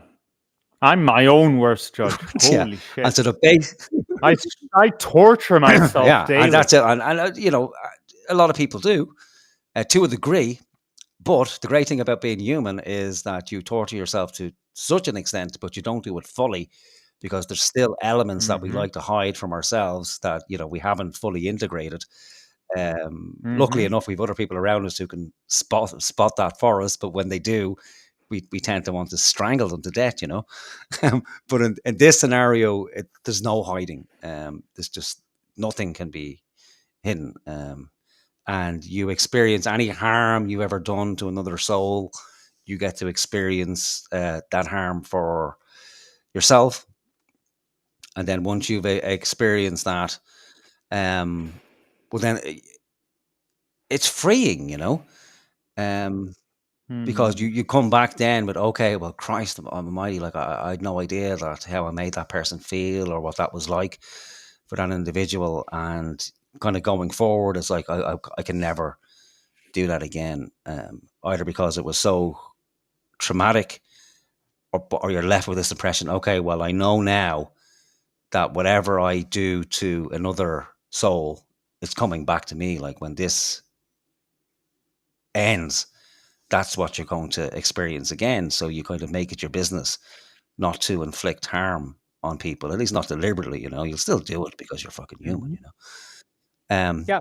So there's that. So I can imagine that can be therapeutic for somebody who's experienced post-traumatic stress. A nice way of saying if you fucking killed a load of innocent people, that you're feeling a little bit guilty about it. And if there's Maybe. something you can give Okay. me to take that away, that would be kind of nice, Mm. So, Yeah. Yeah, you're willing to give up everything to release yourself oh from the yeah, it's like guilt. the ultimate indulgence, It's like, and it only Yeah. costs like $300 or $400. So you could again Yeah. put someone under like that. And there's, like I said, there's no guarantee that it will work. But again, I didn't take it under scientific conditions. So I didn't have Uh-huh. a technician with me. The dosage wasn't weighed out. I wasn't monitored. Like, so it's now a Yeah. science. So and Yeah. someone could go under for an hour. Then after that, you're going to sit down and you're going to speak with probably some sort of Jungian therapist or something like that. Then work Uh-huh. your way through it. Maybe it's a 3-month fucking experience, or 6 months of different sessions. But again, that's what it's being aimed at. And then that's normally how it starts. And then from there, you can easily see it being expanded. It becomes a normal kind of therapy. And then we're into the realms of Brave New World, where we have this drug where it becomes almost like a new religion, almost a one Exactly. world religion where we can have access to the divine realm as well. And Yeah. Uh, I didn't want to jump ahead of you, but I don't know whether this is where you're going. So say when I took well, first I didn't take LSD. What I took was one of those research Mm. chemicals that were close to LSD. And like I said earlier, right? I thought, yeah, that's just a harder version of Mhm. weed, right? No, it wasn't. Um, Suddenly, all of because I was a piece of shit, right? I was an absolute garbage human. My heart was in the right place, but I was not good. It wasn't going anywhere good. And I was glad that this experience happened to me. However, all of a sudden, all of this, Michael Tsarian, David Young, sorry, Carl Young. What the David Young? Who the fuck is Okay, you're David mixing Young? Ike up with Anyway, Young, I think, like David, like Carly. Kurva. Maybe, yeah. You know what? David Icke was in there in the mix, but that wasn't, no, because see, this is how real it is in the experience. It was like, okay, so if my first hour or two was like, okay, hang on, I need to stop. I need to not stop thinking, because if I stop thinking, then I'll stop to exist. Mm. This kind of weird, fucked up shit. And this experience and multiple others after it made me a more open and loving human being. However, it traumatized me because I couldn't contextualize it properly, because I didn't have a guru, I didn't have a priest, I didn't have whatever to help me contextualize this. And maybe if I did have the right priest or guru, then that would have been great, but maybe not. Like, because if this priest or guru is the guy that's giving you those drugs, just look at what's that guy's name that got his cult to murder the uh, um fuck, what is it? Charles Mm. Manson, right? You know, he got to contextualize this kind of experience for his cult members. You know, suddenly their minds were blown open. They didn't know how to integrate it. They knew that, you know, there was a more pure and loving world out there that they didn't comprehend before, that they couldn't even imagine before, and they wanted that.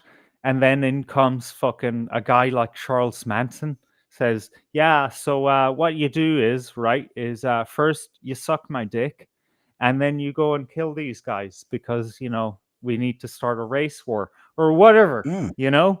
Like, so that's the thing, is that if we institutionalize this, then it gets to be the state that tells people how to interpret this open field of possibility. Yeah. Do we really want to give the state that power?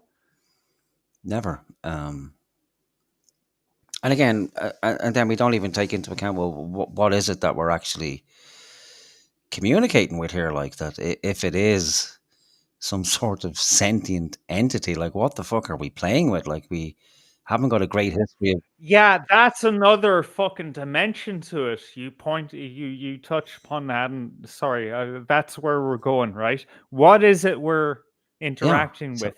Because yeah, if you take LSD or something in that area, yeah, you're not really coming into contact with beings usually, not unless you want to. Then yeah, you can.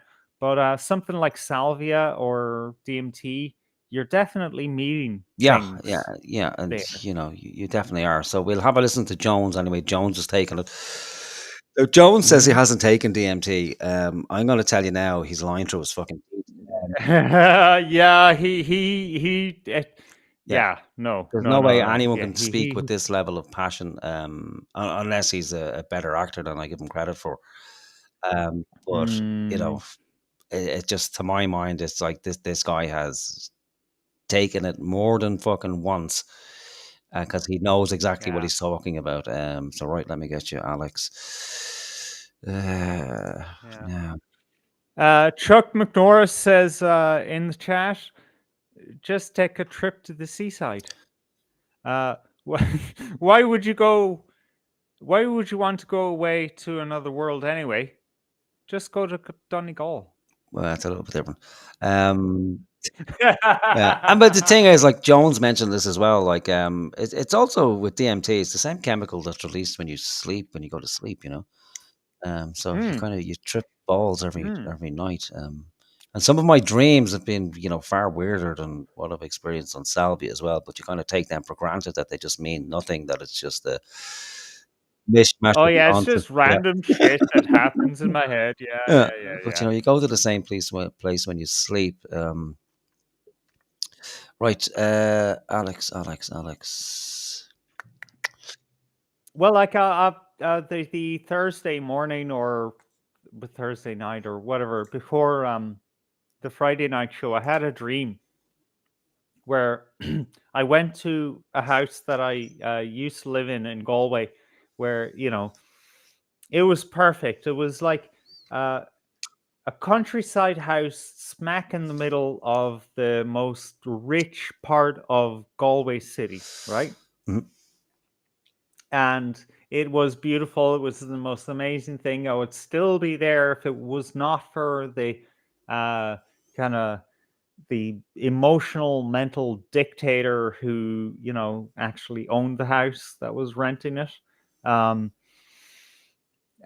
I had a dream where I went back. I visited that house and I realized, oh, this guy isn't there anymore. This is amazing. I love this place because I really do. I like, that is my home away from, you know, my ancestral home. And then I thought, well, now I'm that guy now. So I'm going to wear, you know, fucking Aran wool jumpers and drink tea and look after dogs and shit and just do nothing other than that. And then I realized, oh, that nigga just came back home. Holy shit, what am I going to do? You know, like, this is a That's a trip, yeah. right?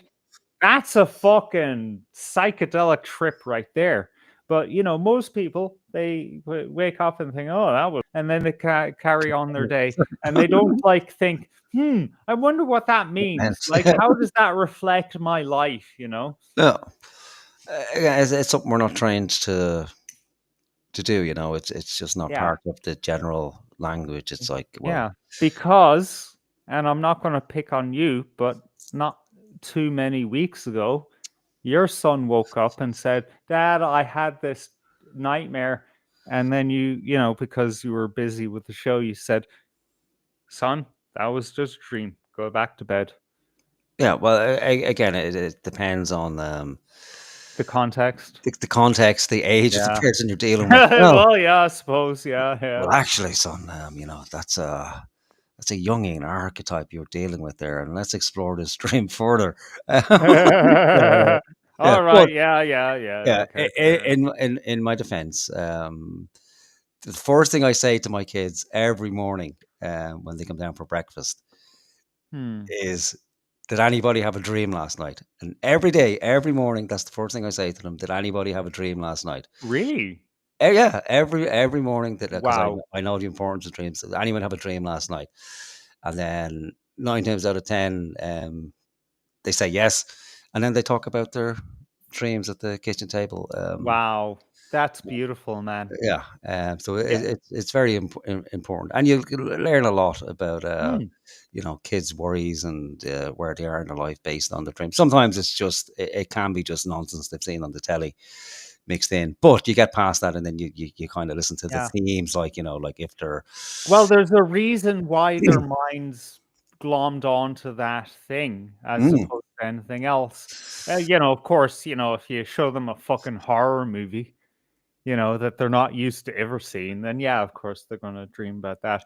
But hey, how about this night for an idea, right? The next time, and I would do this to my own children if I had any. So don't think I'm just trying to experiment on your children.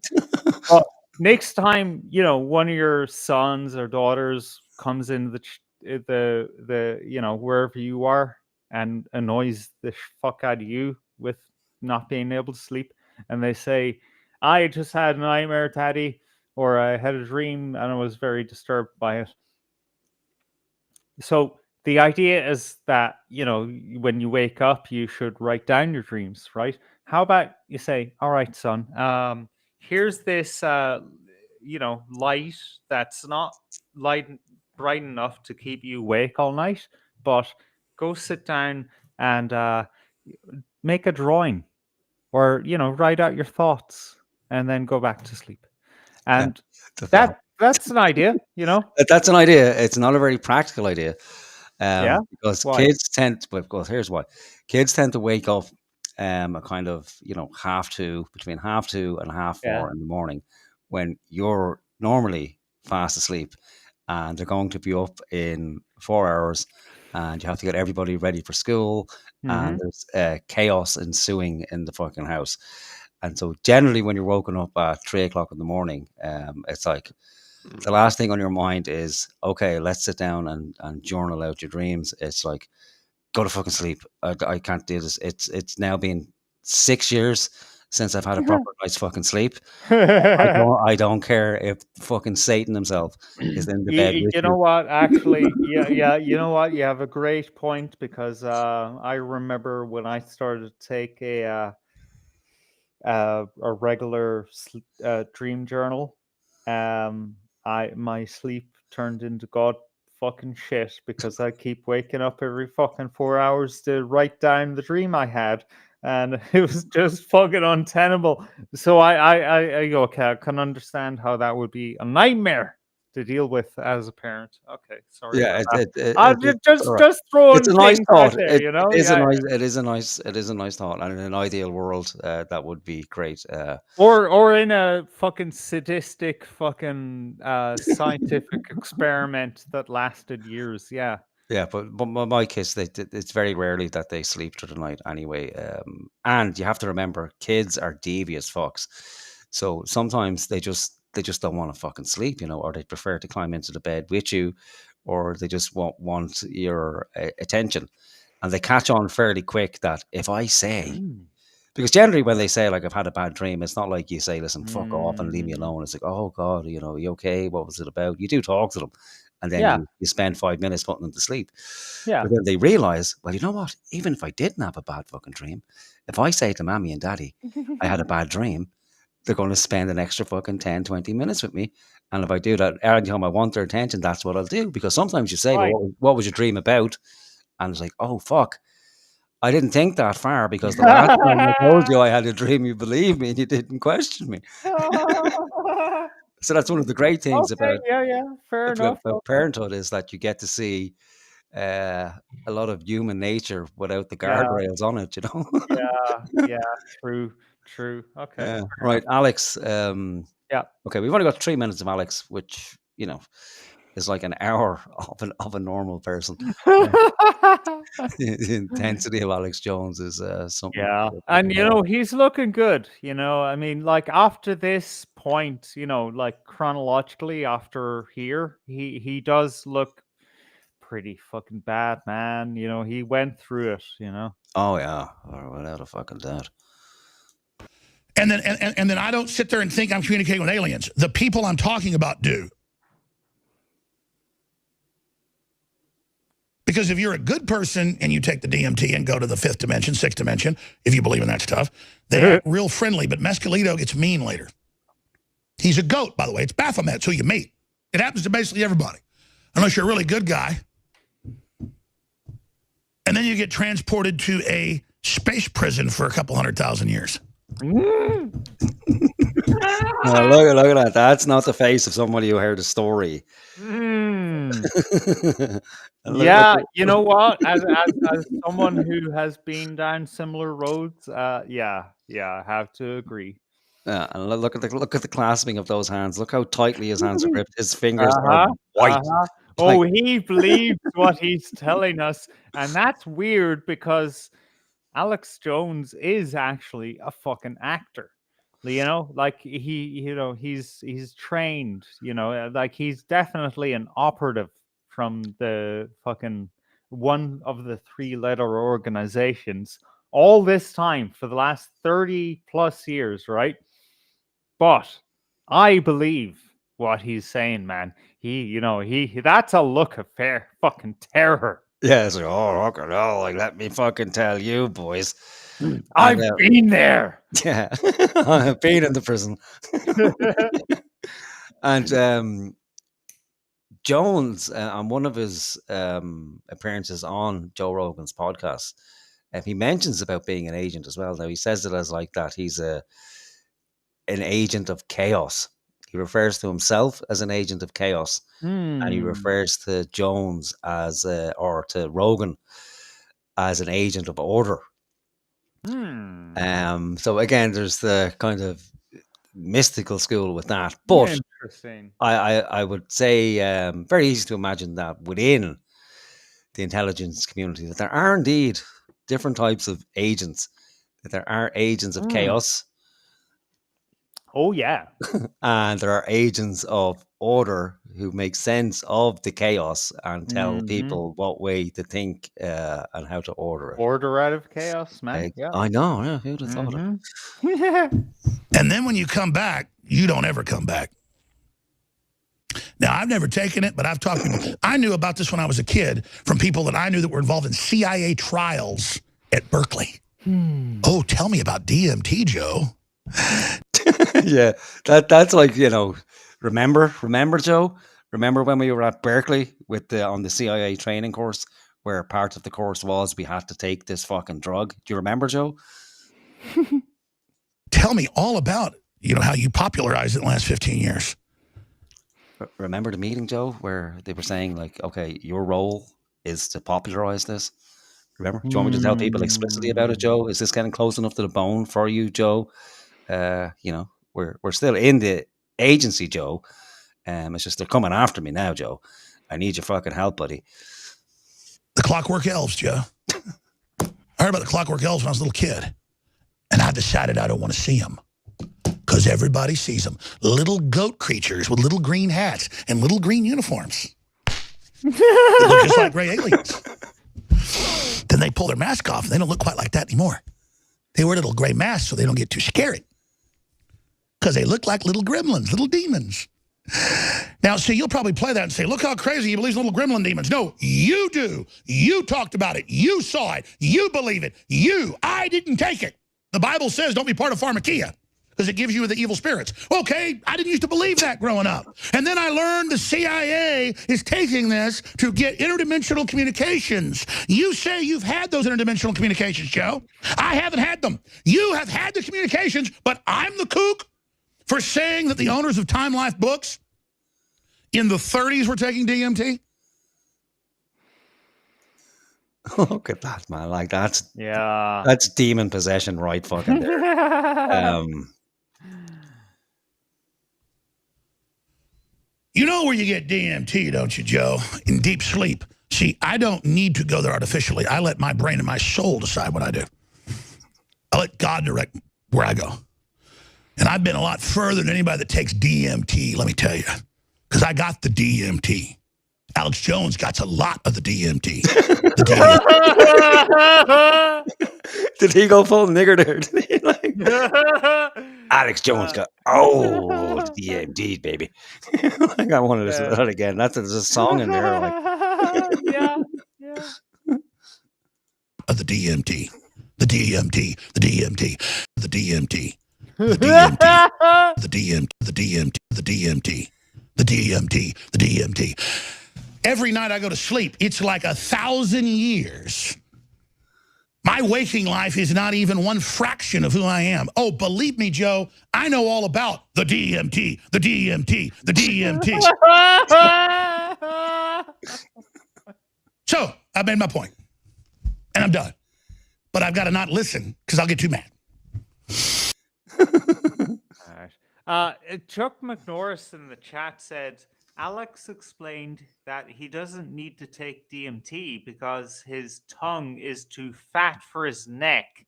Therefore, he chokes while he sleeps and gets DMT for free. His words.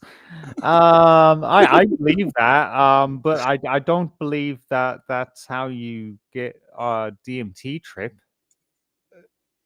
No, that sounds more like... It just sounds like sleep apnea. Yeah, or autoerotic asphyxiation. Well, like, look, if you are close to death, then you are going to, you're going to have experiences. Yeah, well, that was the worry for me. What you've experienced, if there is a massive DMT dump, which is supposedly what happens at death. There's a massive amount of DMT released. That what you're essentially doing is that you're tapping into the near-death experience. And again, in that state, like what he mentioned, and the experience that many have of spending hundreds of thousands of years in some sort of cosmic prison, because you've no reference to time anymore. Like, so you're gone for 15 minutes here, but in your mind or wherever you are, like it you've spent a couple of 100,000 years in a prison. You've been traveling around the universe. It could be for another 100,000 years. You could be completely fucking gone. Like, so in the matter of a couple of minutes, you've experienced a couple of 100,000 of years. So if that is, end of life experience where you're dying, and so then your last breath is, in your mind, a couple of 100,000 years. Well, then you've experienced all of time. You merge eventually with God or the universal mind, and then there's nirvana.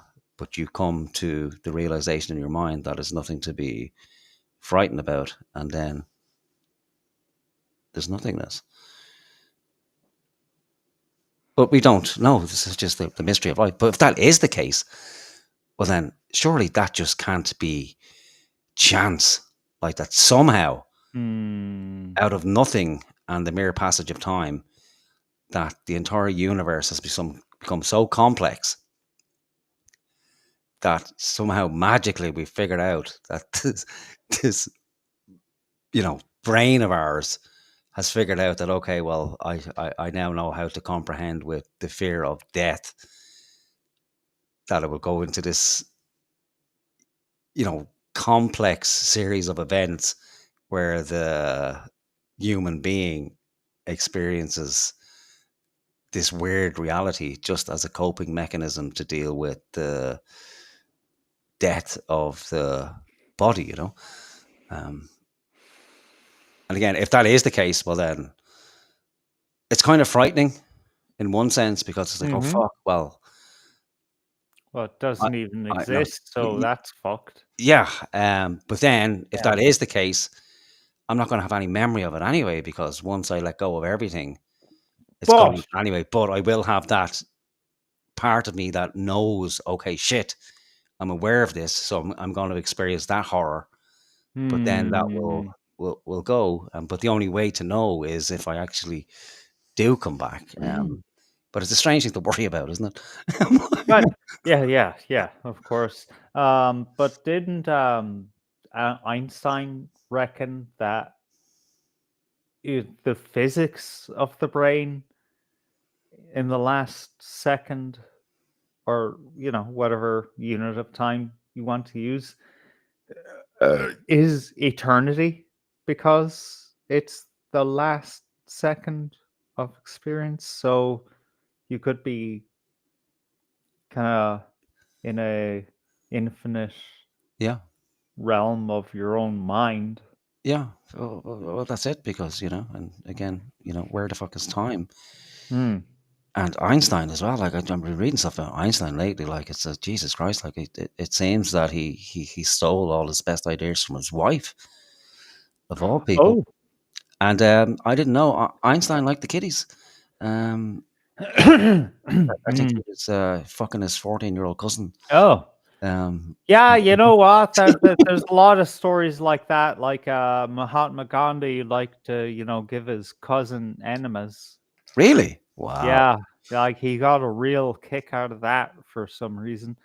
And I'm thinking, right? I have otherworldly fascination with radioactivity, right? Just like Chernobyl, Fukushima, all these terrible events with radiation, or orphan sources, which is like fucking radioactive things that are just left out in the world and people fucking discover them. Like, there was a group of like fucking 3 fishermen who discovered an orphan source, right? Like, just this block that had radioactivity in it, and it was snowing everywhere, but around that thing there was no snow, and they thought, okay, let's just huddle around this thing then. And one of them thought, yeah, I'll carry this on my back and we can all be warm while we get home. Turns out, yeah, they all died.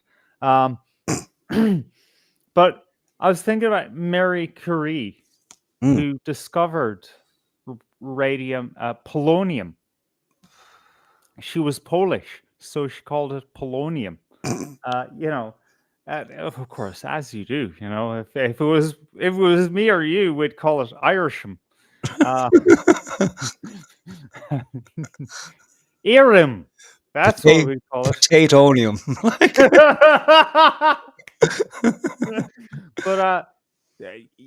But like her and her husband, right? They they were doing experiments to figure shit out, right? But her husband, right? I guess he was looking at his phone or something. No, he decided to cross the street when it wasn't safe to do so, and he got knocked down by a horse and cart. And the back wheel of the horse and cart ran over his head, so his brain just got splattered across. Yeah, it's great. But I'm thinking, right, if that didn't happen to him, I wonder, would he have taken, because, patriarchy and all that, taken responsibility for Marie Curie's discoveries, Yeah, yeah. I don't know. Maybe.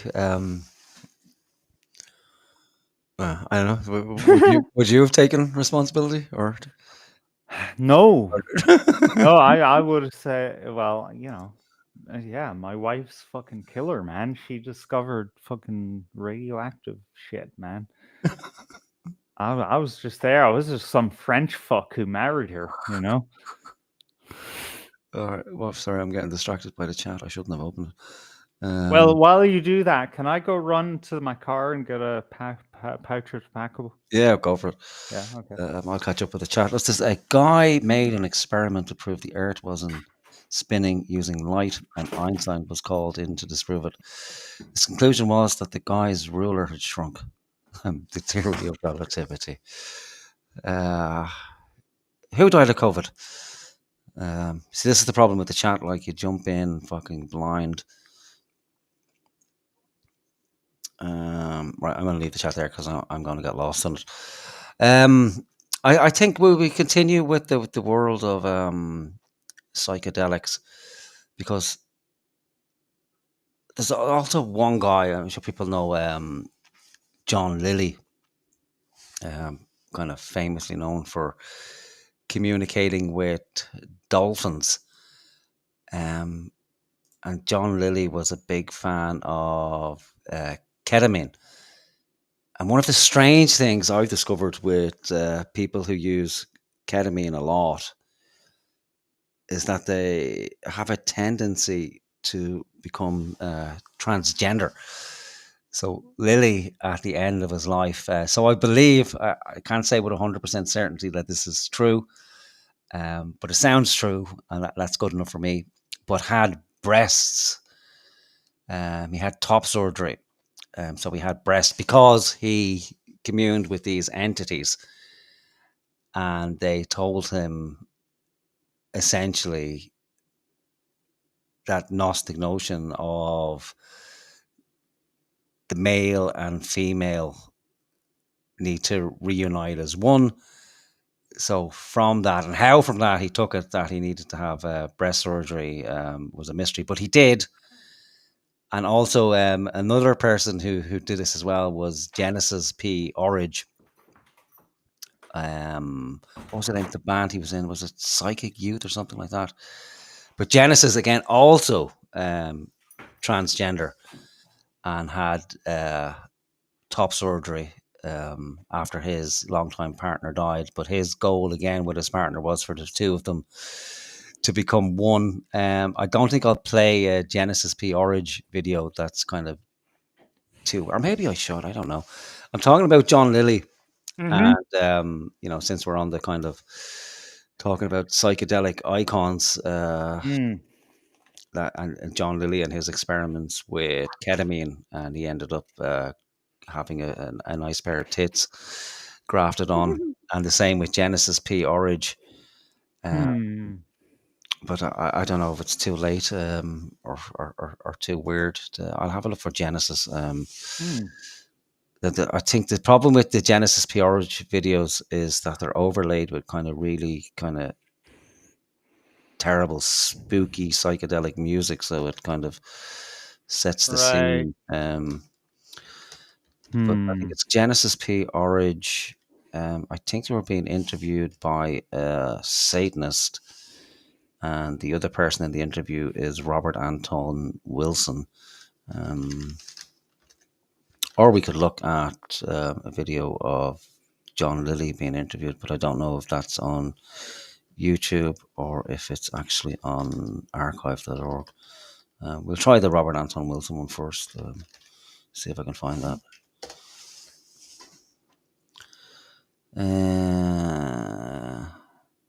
Okay, yeah, they're discussing Aleister Crowley's... discuss Robert Anton Wilson and Genesis P. Orridge discuss Aleister Crowley and species evolution. Oh, how do those two things relate? Well, let's find out. All right. Just cue this up. So what I was dying for a piss, right? But I need to go out to my car to get pouch of tobacco. So I thought I'll economize my time. I will piss as I'm walking to the car. And then but the problem was that my pouch of tobacco was under this massive bag of apples. Like, Who needs DMT, huh? Some fucking interdimensional being who's just tuned into earthly reality and is like he's gone back and has gone, you'll never guess what happened. I was in this fucking room. There's this weird box in front of me, like some sort of, I think they called it a screen. There's this fucking weird dude with some like weird white ears with like aerials sticking off them, and he's talking about pissing while walking with apples and fruits and some sort of parable about how life began on Earth or something, and he's looking for this weird substance that he's putting in paper and spitting on it and then setting it on fire. And I'm not taking that shit again. It's fucked up. All right. Point made. Go on anyway, finish the story. Oh no. I got to the back door of the car and I opened up the door and I was still pissing at the same pissed on your apples. I was trying to pull up the bag of fucking apples and thinking, fuck, where to put this bag of apples? And I'm still, it's a whole big ordeal, It'll become myth in itself, like, and great apples came from the sky. The Chikawari pissed on the apples and said to the human, eat the pissy apple and you will become a woman. Right, we're losing the plot. So. Right. Jerry in the chat says, that'll make a tasty tart. Yeah. These apples are delicious. Very tangy. There's a bit of Granny Smith in there, is there? Right, can we see the screen okay? Yeah, but Ulick in the chat says Red Cave sounds quite sane now. There you go. Yeah, we can see it. Go on. Okay. All right, we're back in the Infinity Factory. Robert Anton Wilson, Genesis Peerage. Now, we were talking about Aleister Crowley before the break. Yeah, I think Crowley, like Timothy Leary, had one way or another arrived at the state where he didn't have a single ego anymore. He became whoever he felt appropriate to become at a given time, which I think is, I call it eye-opening. It's not quite the non-ego experience of Zen, but it's a good alternative if you don't have one ego. Well, Crowley himself said a single ego is a very narrow view from which to look at the world. Mm-hmm. He had many egos, depending on... he had exercises to train himself. Wear a certain ring and he was a pacifist, put on a different ring and he was a warmonger. That was one of his early exercises around the turn of the century. And I think those exercises are very well worth practicing. John, let me ask you this. Who is your... I do exactly the same thing. Choose the accessories very... You see, it's hard to come away with this, like, oh, hang on, who the fuck are these demons? But maybe that's, sort of like Genesis. Genesis is one weird motherfucking dude. I read his book, like his Bible, like wow. Mental stuff altogether. This guy is, the guy mostly responsible for body mutilation in the West. Like, this is one of the guys who's, seminal in body piercing culture, throughout Europe. And he only had little tits back then, like, so he hadn't fully gone into the growing the tits, but he wanted to merge with his partner. She passed away, and then in order to merge with her, to get that union of male and female, he started augmenting his body. Fucking weird, man. Yeah, and there seems to be a link with the overuse of ketamine, that it happens to a lot of people, this kind of transgenderism. And I wonder if there is a link there to kind of adult transgenderism in the state, you know, if it is linked to any sort of psychedelic use, because those seem to be most prevalent in very liberal cities, isn't it? Like Portland, you know, San Francisco, those kind of areas. And again, it is a feature of the elite as well, and also a sign of a overly decadent society where these kind of things come to the fore, you know. Yeah. But I wish whoever made this video hadn't overlaid it with these fucking. Yeah, I mean, I was tripped out enough as No, it is. You know? it doesn't need it, like, really. No. Are you a pacifist or a warmonger today with that ring on? I'm friendly. Okay. I'm friendly today. Well, I think it's important. I think Bob's right that wearing a mask, you know, just about everyone would probably agree if they put on a mask, they feel more comfortable behaving in a more outgoing way or a theatrical way or being sick. It's a pity you didn't fucking make it to COVID, isn't it? But we know where they're going with the mask. But I find that kind of worrying, that if you can change your personality that easy, you know, you practice where you put on a ring one day you're a pacifist, put on a watch the next day you're a warmonger. But I can see how. Sorry, go on. No, I didn't want to step over you. Go on. Yeah, I can see how it would be useful, though. They are aspects of our nature, you know. So I suppose. Well, sorry, I keep doing that to you. No, do it, because you're doing it for a reason. But in service to what? You know, like, is there some kind of like higher ideal we're going for here? Well, I don't know. We haven't got that much into it. I'm just taking it at face value. Like, if I don't know if there is a higher ideal. I don't know much about Crowley. I know you'd have a far more knowledge around Crowley than I would have.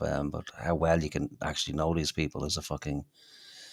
Well, you'd mystery, have to you know? know them, Yeah. like, in real life, but definitely more nuanced than people say, you know.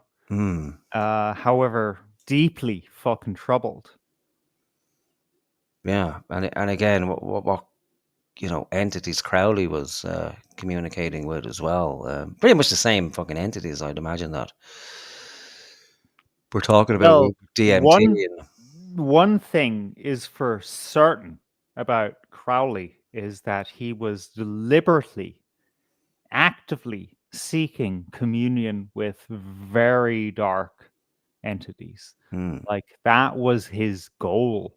However, you know, with these guys that are currently in the room talking, are, you know, talking in the very Robert Anton Wilson way of, like, nothing necessarily means anything. It's just all about perspective, man, kind of thing. But Crowley was saying, look, there's, you know, a higher will of the universe that I need to get in contact with and live in accordance with. However, I'm a special boy, so I need to get in contact with the fucking purest will and live that so that I can become the biggest god. That's the difference. Didn't he supposedly open up a portal in the desert? Yeah, through his friend's asshole. Yeah. His friend who? he had a kind of a butt buddy. All right. Where he, you know, there was you know, gay sex involved. Oh, lovely. You know, but like, yeah, it's like opening up. Opening up the I've portals. yeah, exactly. No, literally. Yeah, yeah. Oh, yeah, like Wow. how you think about it right now, even though you're joking. No, that's opening up the portal. I forget what the demon was that was supposed to come through that particular portal, but you know. Oh, that's so weird because that image on screen now actually looks like a representation of an asshole. Yeah, I know, right? Look. And if you wear a lot of makeup, similarly. And I think that it is indeed a good practice to experiment with being different people, and even often different genders or different archetypes, privately or in public. If people on airplanes want to talk to me, I'm never Robert Anton Wilson. I just pick out a personality and start playing that role, just for the hell of it. This is why I Who are you love on your this flight? guy. This is why I love Robert, Uncle Bob. He's just on point. Nobody wanted to talk to me on that flight. Nobody wanted to talk to. Everybody was getting drunk and. Yeah, sounded like a nightmare flight. So, all right. So back to Uncle. I want to ask you, who was your Aleister Crowley? I mean, if you talk about many, what did you sort of see him as ultimately? What do you think the legacy is?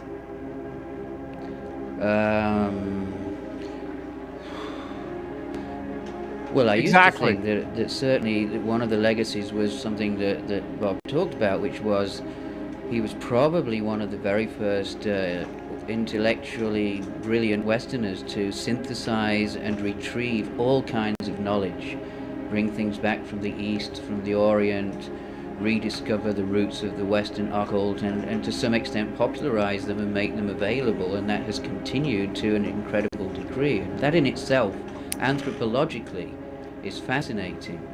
He was prodigious in terms of his output, almost inhumanly so. I mean, an amazing mathematician and an incredible vivid character. All those things, the celebrity, the notoriety, the use of the media, the pro-sexuality, the experiment, all those things are currents which still go on throughout our society and culture as we speak, and have been taken to some degree for granted by the mainstream without their understanding of the fact it wasn't available that long ago. So the concepts in and of themselves are fascinating, and by no means have they played out the story. The story continues, and we're all watching and curious, which is the way to be, I imagine. What of the Crowley who's the avatar of the Antichrist? I mean, which he considered himself. Well, he had the initials for it. Right, right. But he didn't consider himself to be the Antichrist, but rather the avatar, sort of the John the Baptist of that force. Well, the Crowley that interests me most of all the different Crowleys is the creator of Scientific Illuminism, which was the banner on his magazine, Equinox, a journal of scientific illuminism. He wrote a little jingle once: "We place no reliance on virgin or pigeon, our method is science, our aim is religion." His combination of occult and mystical techniques from all over the world, combined with scientific method in evaluating the results, was something completely new in history as far as I know. Well, you can find foreshadowings of it in John Dee and a few others, Giordano Bruno, but Crowley did it in a unique way. Science was more advanced in his time than it was in the Elizabethan age. And Crowley had a very clear understanding of how you can do these exercises from yoga or from magic or from whatever field, and scientifically analyze the results to see what the hell was the best model to describe what was going on. He's also a founder of model agnosticism, which is the basic attitude in modern physics. Whatever model you use, don't fall in love with it. You're going to need another model for some other things you're going to have to explain. Yeah, but he did have certain beliefs about himself and sort of a role that he was put here to play. And he was not, I don't think, very agnostic about that. I mean, at his death, he was perplexed. No. Some think that nothing happened. John Simmons claims that was his last words, "I am perplexed." Others claim he had different last words. Schuster claims nobody was with him when he died. The guy downstairs just heard him fall over, and he said nobody heard any last words. So we don't know whether he was perplexed or not. I think he was perplexed a lot of times. All intelligent people are perplexed a lot of the time. Well, if you look at the diaries, especially like the diaries from Tunis, the 1923 diaries, he's sort of wondering, like, am I this divine person? Am I this divinity? Am I this person who was put here to play some sort of cosmic role? And you could argue that point about John Dee as well, that he was there for something. I mean, there was an article that was in Gnosis magazine. Did you read that? It was written by Donald Tyson. He's written some books on Thelema and things like that, and Hermetic science. And the idea is that when Crowley and Victor Neuberg worked the Aethers of John Dee in the desert in 1909, that they were there to open some sort of apocalyptic gateway, that this was what they were there to do, and that they were successful in doing it, if completely or just kicking the door open a little bit. Well, Jack Parsons went out in the Mojave Desert and did the Enochian calls, and right after that the first UFO reports started coming in, and then they came in from all over the world. Well, it's a bit of a magical chicken and egg situation, isn't it? You don't know whether the magician or the sorcerer in any kind of form, whether it be a person doing quantum physics or Crowley, you don't know whether they're executing their will and intent, or whether there is some other program. You know, the Burroughs-Geisen thing of in a pre-recorded universe, who made the first recording? It could be true within all of us. So is there a preordained program, and the entire species is actually moving to some specific final or next phase, an upstepping? Well, there's a lot. There's this intuition. Yeah. Yeah. By the way, the editing, the keyframing with the in the background makes the host look way more cynical than he usually would be, which adds to the fucking effect. I love it. Yeah. Is in all religions as well. One can see this intuition in just about every religion and every mystical insight, even if it be somebody on Haight-Ashbury in 1965, that the sense of there being a program that is inexorable. And it could, you could argue that the one thing you might say is it's about some form of union or unity. But what that might be, who knows? And whether the individual, whether it's worth concerning yourself with the ins and outs of it is an open question. But I would speculate that Crowley was probably in touch with something we have no words for, which is other than our normal idea of our biological integrity, our individual status as a physical machine and a mental machine. And I think many of us have felt that and experienced that, and that's where those hotspots, as I like to call them, I think that's when they occur. I think that Marjorie Cameron and Parsons were certainly involved in a hotspot. What the fuck it is, I'm not sure, but I think it was a hotspot, and I think Crowley too was a hotspot, and even Ron Hubbard was a hotspot, you know. Well, obviously he's a very hot spot. I mean, look at how huge his organization is today. So there seems to be a kind of, I guess, a fractal explosion. I know, right? It's like it's fucking. I'm following what they're saying, and I'm hoping that our viewers are following what's going on here. Is that okay? Bring it back to your comment about Einstein, right? What was it? He diddled his cousin or something? Yeah, something like that. He was fucking Yeah. Okay, all right. So does that mean that we threw out all of Einstein's theories? No. No.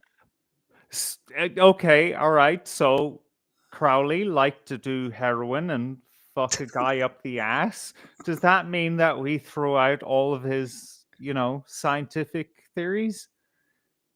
No. Exactly. Well, yeah, but hang on, it's not just as simple as that. Like, no. Yes, well,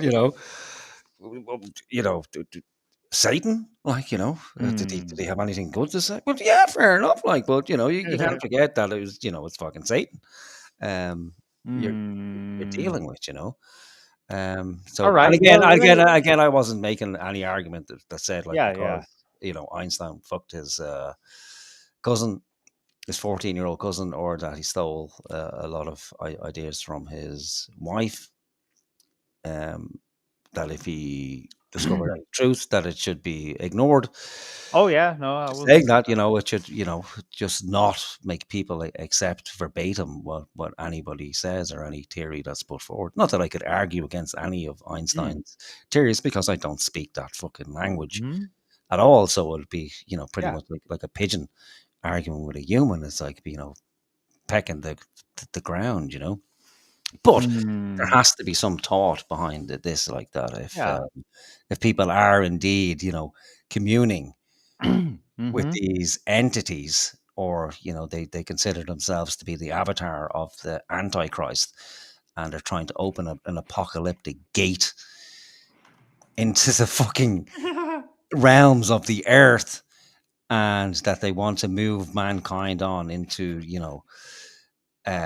transhumanism, well then it's like, yeah, but what's the harm apart from the fucking end of humanity? And some of these guys, again, with Genesis Peorage, like, is one of the acolytes for transgenderism, because when you delve into these substances and you meet with these entities and you come to the understanding that, well, these bodies we have really are just containers for the divine spark. And I am now one of the special ones. Like, I have this divine knowledge, and I've communed with this, God, let's say it, or the most intelligent entity in the known universe.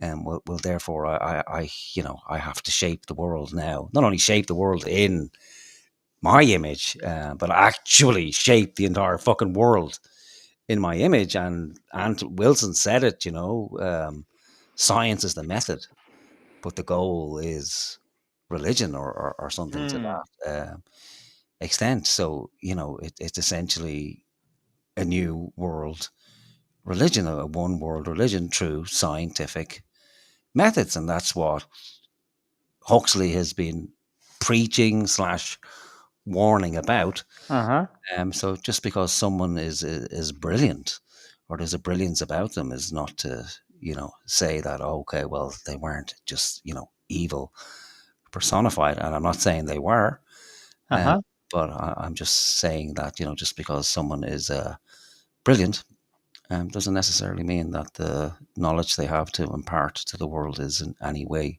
shape, or form good, Absolutely. So, we need to take that same reasoning and apply it to all science then, because, you spoke about how these fucking DMT and acid heads are, heavily involved in the Large Hadron Collider, trying to find the God particle. Like, no, they're just on a big, massive fucking trip, and they're using our fucking tax money to justify their trip. It's just occultism, their brand of occultism. Like, you remember, right? The whole thing about how there was the Shiva statue. Yeah. Of, do we want to call that up on the screen? Shiva statue outside of the CERN building.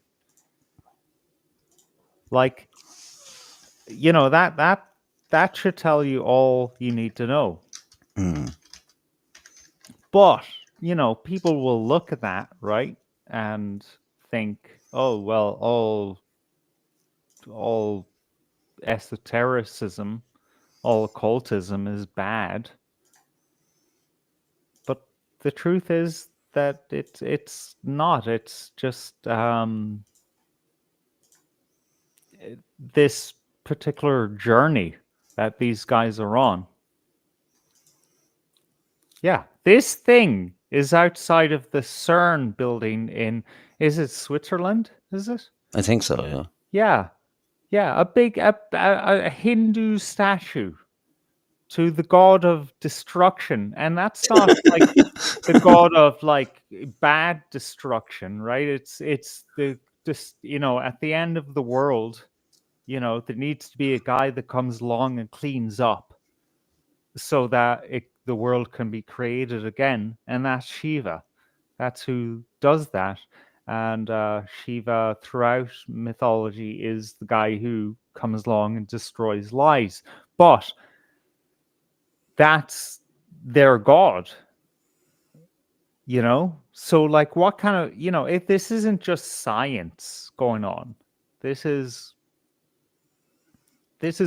people who probably have been listening to Robert Anton Wilson and whoever that fucking transgender freak is. I forget. Genesis P. Orridge. Oh, okay. What a weirdo, man. I loved Robert Anton Wilson and all those guys for years, and I've never come across this guy's name.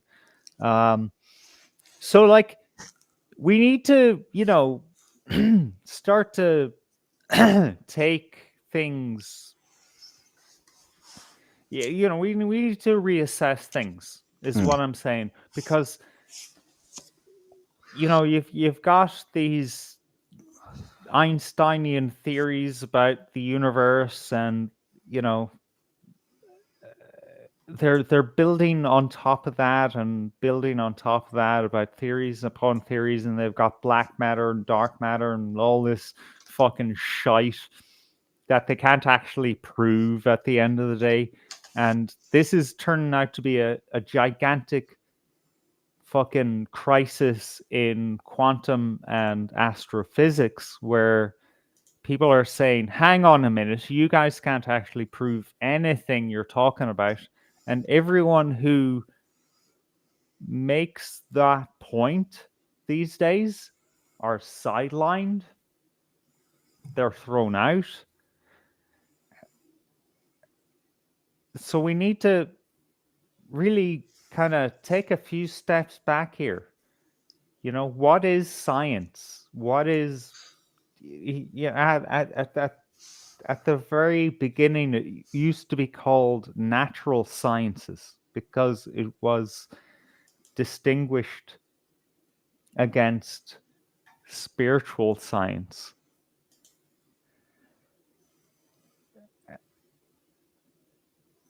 And when we realize that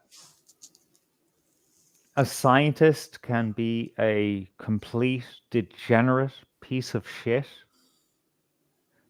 maybe we need to consider Crowley again, Especially when you think about the, in a Christian sense, right? The monk in the old church, in the old ways, had to go into Hades, had to go into the underworld, just like his Savior, Jesus Christ. And this is the same with shamans of various cultures across the world. They go down into Hades, right? And they bring back knowledge. Maybe just, be a little compassionate and acknowledge that, okay, maybe Crowley got a little hooked on the sauce, Maybe he liked fucking his fella up the ass a little too much. Maybe he liked the heroin a little too much. But does that discount everything that he discovered along the way? It doesn't discount it, but we have to first examine it, Yeah, and make our own determinations. As opposed to, Crowley? No, I'm not going to listen to anything he says. No, everything he did was wrong. No, that's not how it's done. Yeah, but the problem is, I think in a Christian context, it's that it's going to be very difficult to have those conversations in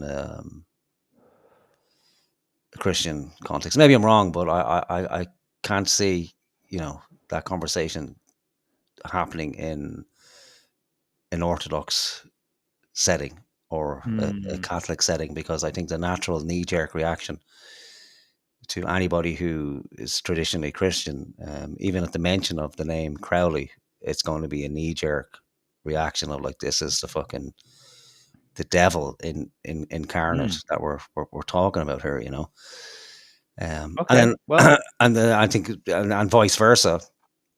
Someone coming from that tradition of either a scientific tradition or a tradition of esoteric thought and study, generally when they hear or meet a Christian, there's like, oh, hang on, I'm dealing with a fucking dummy here. Like this is, it's like talking with a child who just has this, magical belief in a sky fairy, Yeah. So You must always do this. You must always do that. Yeah. Yeah.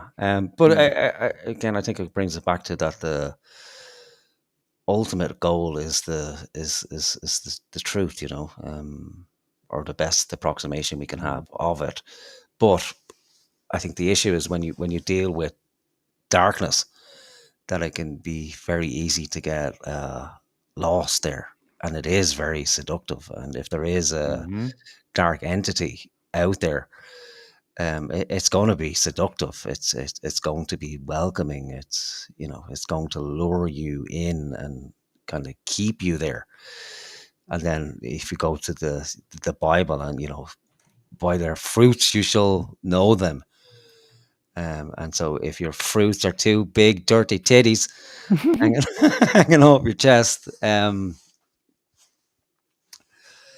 I don't know. Like I said, I don't know that much about Crowley. I haven't studied Crowley at all. I know the lore. I know the fear around him, but I haven't studied any of his works. My only real contact with somebody who studied Crowley in any detail would be my brother, and I know that kind of just threw him off the deep end, but there's maybe a million other factors in there that helped throw him off the deep end. With it anyway. It's a messy thing. Yeah. It But again, really the search for knowledge is a messy thing. Like, is it more dangerous to read a Crowley book than, take a fucking massive dose of DMT? Well, obviously, I think the DMT is going to fuck with you more than a Crowley book. But it's the lure of the darkness, and anybody who really gets into any sort of, serious studies and works with black magic, it doesn't seem to end well for them, and there's normally cautionary tales where it's like, oh no, don't deal with that, and many books warn about it. But we're a curious fucking species, so we're going to examine it one way or the other. What comes of it, I don't know, and ultimately, I suppose it is everybody's own individual fucking journey. Everyone's on their own individual hero's journey, so to speak, and I've never met anyone who's had an easy fucking path or a straight path, but I think you're right. We have to examine everything, and kind of put our biases aside on both sides, because it's easy to point out the biases of others, but it's rare that you can examine your own objectively. And we're limited with time, so there's only so much fucking time people have. Yeah, and it changes. The world changes all the fucking time. There's no stasis. What you were, 5 years ago is not who you are today, or who you'll be in 5 years fucking time. It's. I wish I had that kind of certainty that okay, well, the beliefs I hold today, I'm going to hold next year and forevermore, but it doesn't work that way for me, at least. Yep, same. Back in the what was it? When did that start? Like the 50s or something? They started making chemistry sets for children, stuff Maybe like that. Sounds about right.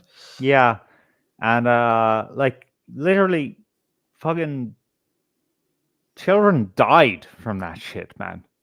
noxious fumes and igniting fucking elements, because there wasn't the proper guidebooks to say, hey, you can't do this, you can't do that. It was just like, here's some plutonium, have fun.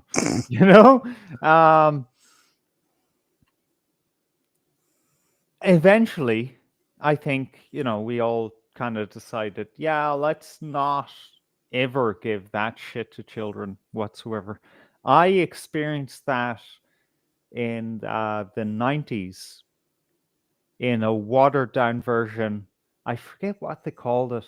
There was a very specific brand where it was basically a chemistry set, except it was fucking sugary sweets, and you made sugar shit, right? And it was, there was stuff that would bubble up out of the test tube and that kind of shit. Right? That's the same fucking thing. You can't just wander into the fucking spiritual realm and expect to be okay. You have to follow certain fucking rules or you're going to get fucked up. And all I'm saying is, say a prayer for the soul of Crowley, because he went down some fucking dark paths, man. And he reported back to us what he saw, and maybe his soul is damned forever because of it. And for that, at least say a fucking prayer, because he told us what was there.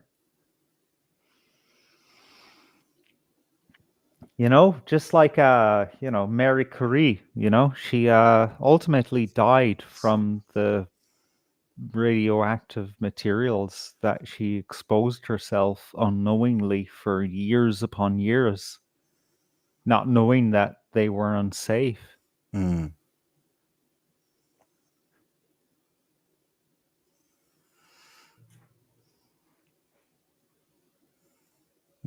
we'll say a prayer for Crowley. Yeah, we should say prayers for people who we think need them, because they matter. Because there's someone who's listening to our prayers. I don't know who, but they're listening. Yeah. I wonder how many prayers there are on an average day. Gotta be a lot. It's a lot of psychic energy, isn't it? What have you got? 7 billion people. Say half of them people pray a day in one way, shape, or another. All that thought just goes somewhere, doesn't it?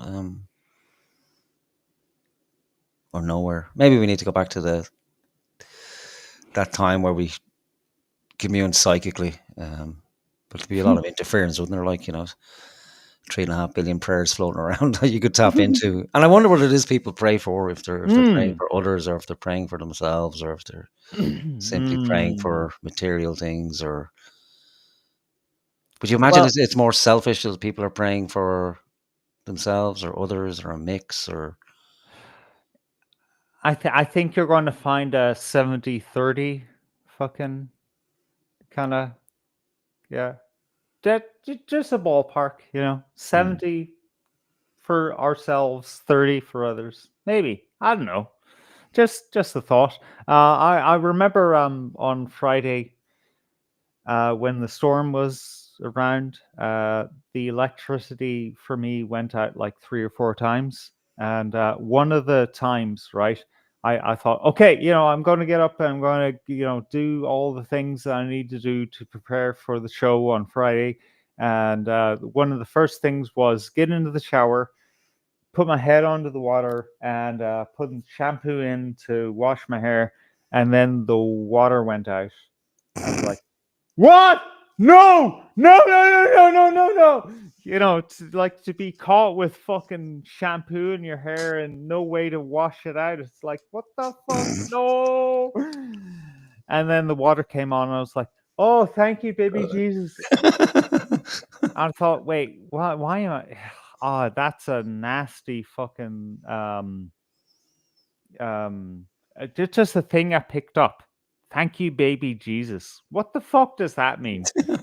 You know, like diminishing Christ to the helpless form of a child and thanking him. Like, what the fuck is that? Did you thank him verbally? Because we tend to pray. Yeah, we tend to pray silently, don't we? Oh no, I literally out loud said, "Thank you, baby Jesus." Yeah, because I think that when your prayer is answered, you announce it verbally.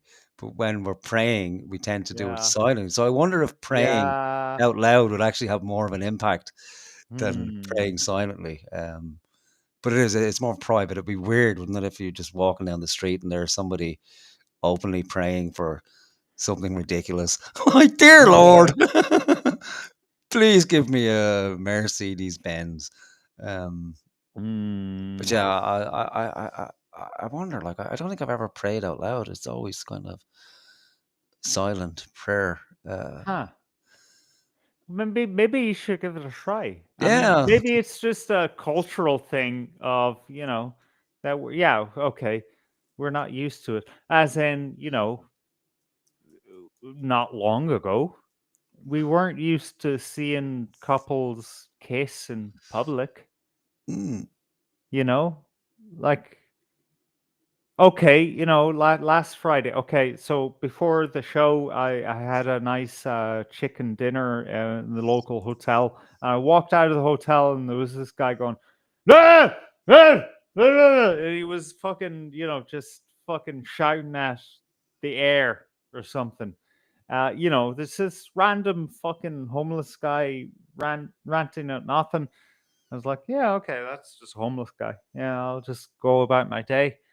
How can't that not be just you or me just saying, God, I wish some random asshole would just fucking drop €50 out of their pockets. That'll be nice, and I can pick it up. A new take on the prosperity preaching. Prosperity Please, praying. somebody lose money so I can have it. Yeah, please visit misfortune on somebody so I may profit from it, oh Lord. All right, I think we wind it up. I gotta go. I'm feeling the urge to fucking sleep before it gets too late. So I got so much shit to do. It's insane. Oh, I'm sorry for keeping you. No, I've loved it all, but still at the same time, Jesus. Thanks for sticking with us, folks. Yeah, this has been a political broadcast on behalf of Radio Telefís Éireann. Do vote if you can remember how to. Put Alistair Crowley as your preferred choice. Alistair Crowley 1, Genesis P-Orridge 2, and Robert Anton Wilson 3. Or do whatever the fuck you want. Take a leaf out of Crowley's book when you're voting. I'm tired. Yeah, do what thou wilt shall be the whole of the law. And vote Heather Humphrys number 1. All right. Good night, folks. Thanks for tuning in. It's very much appreciated. And we'll see you all on Friday, God willing.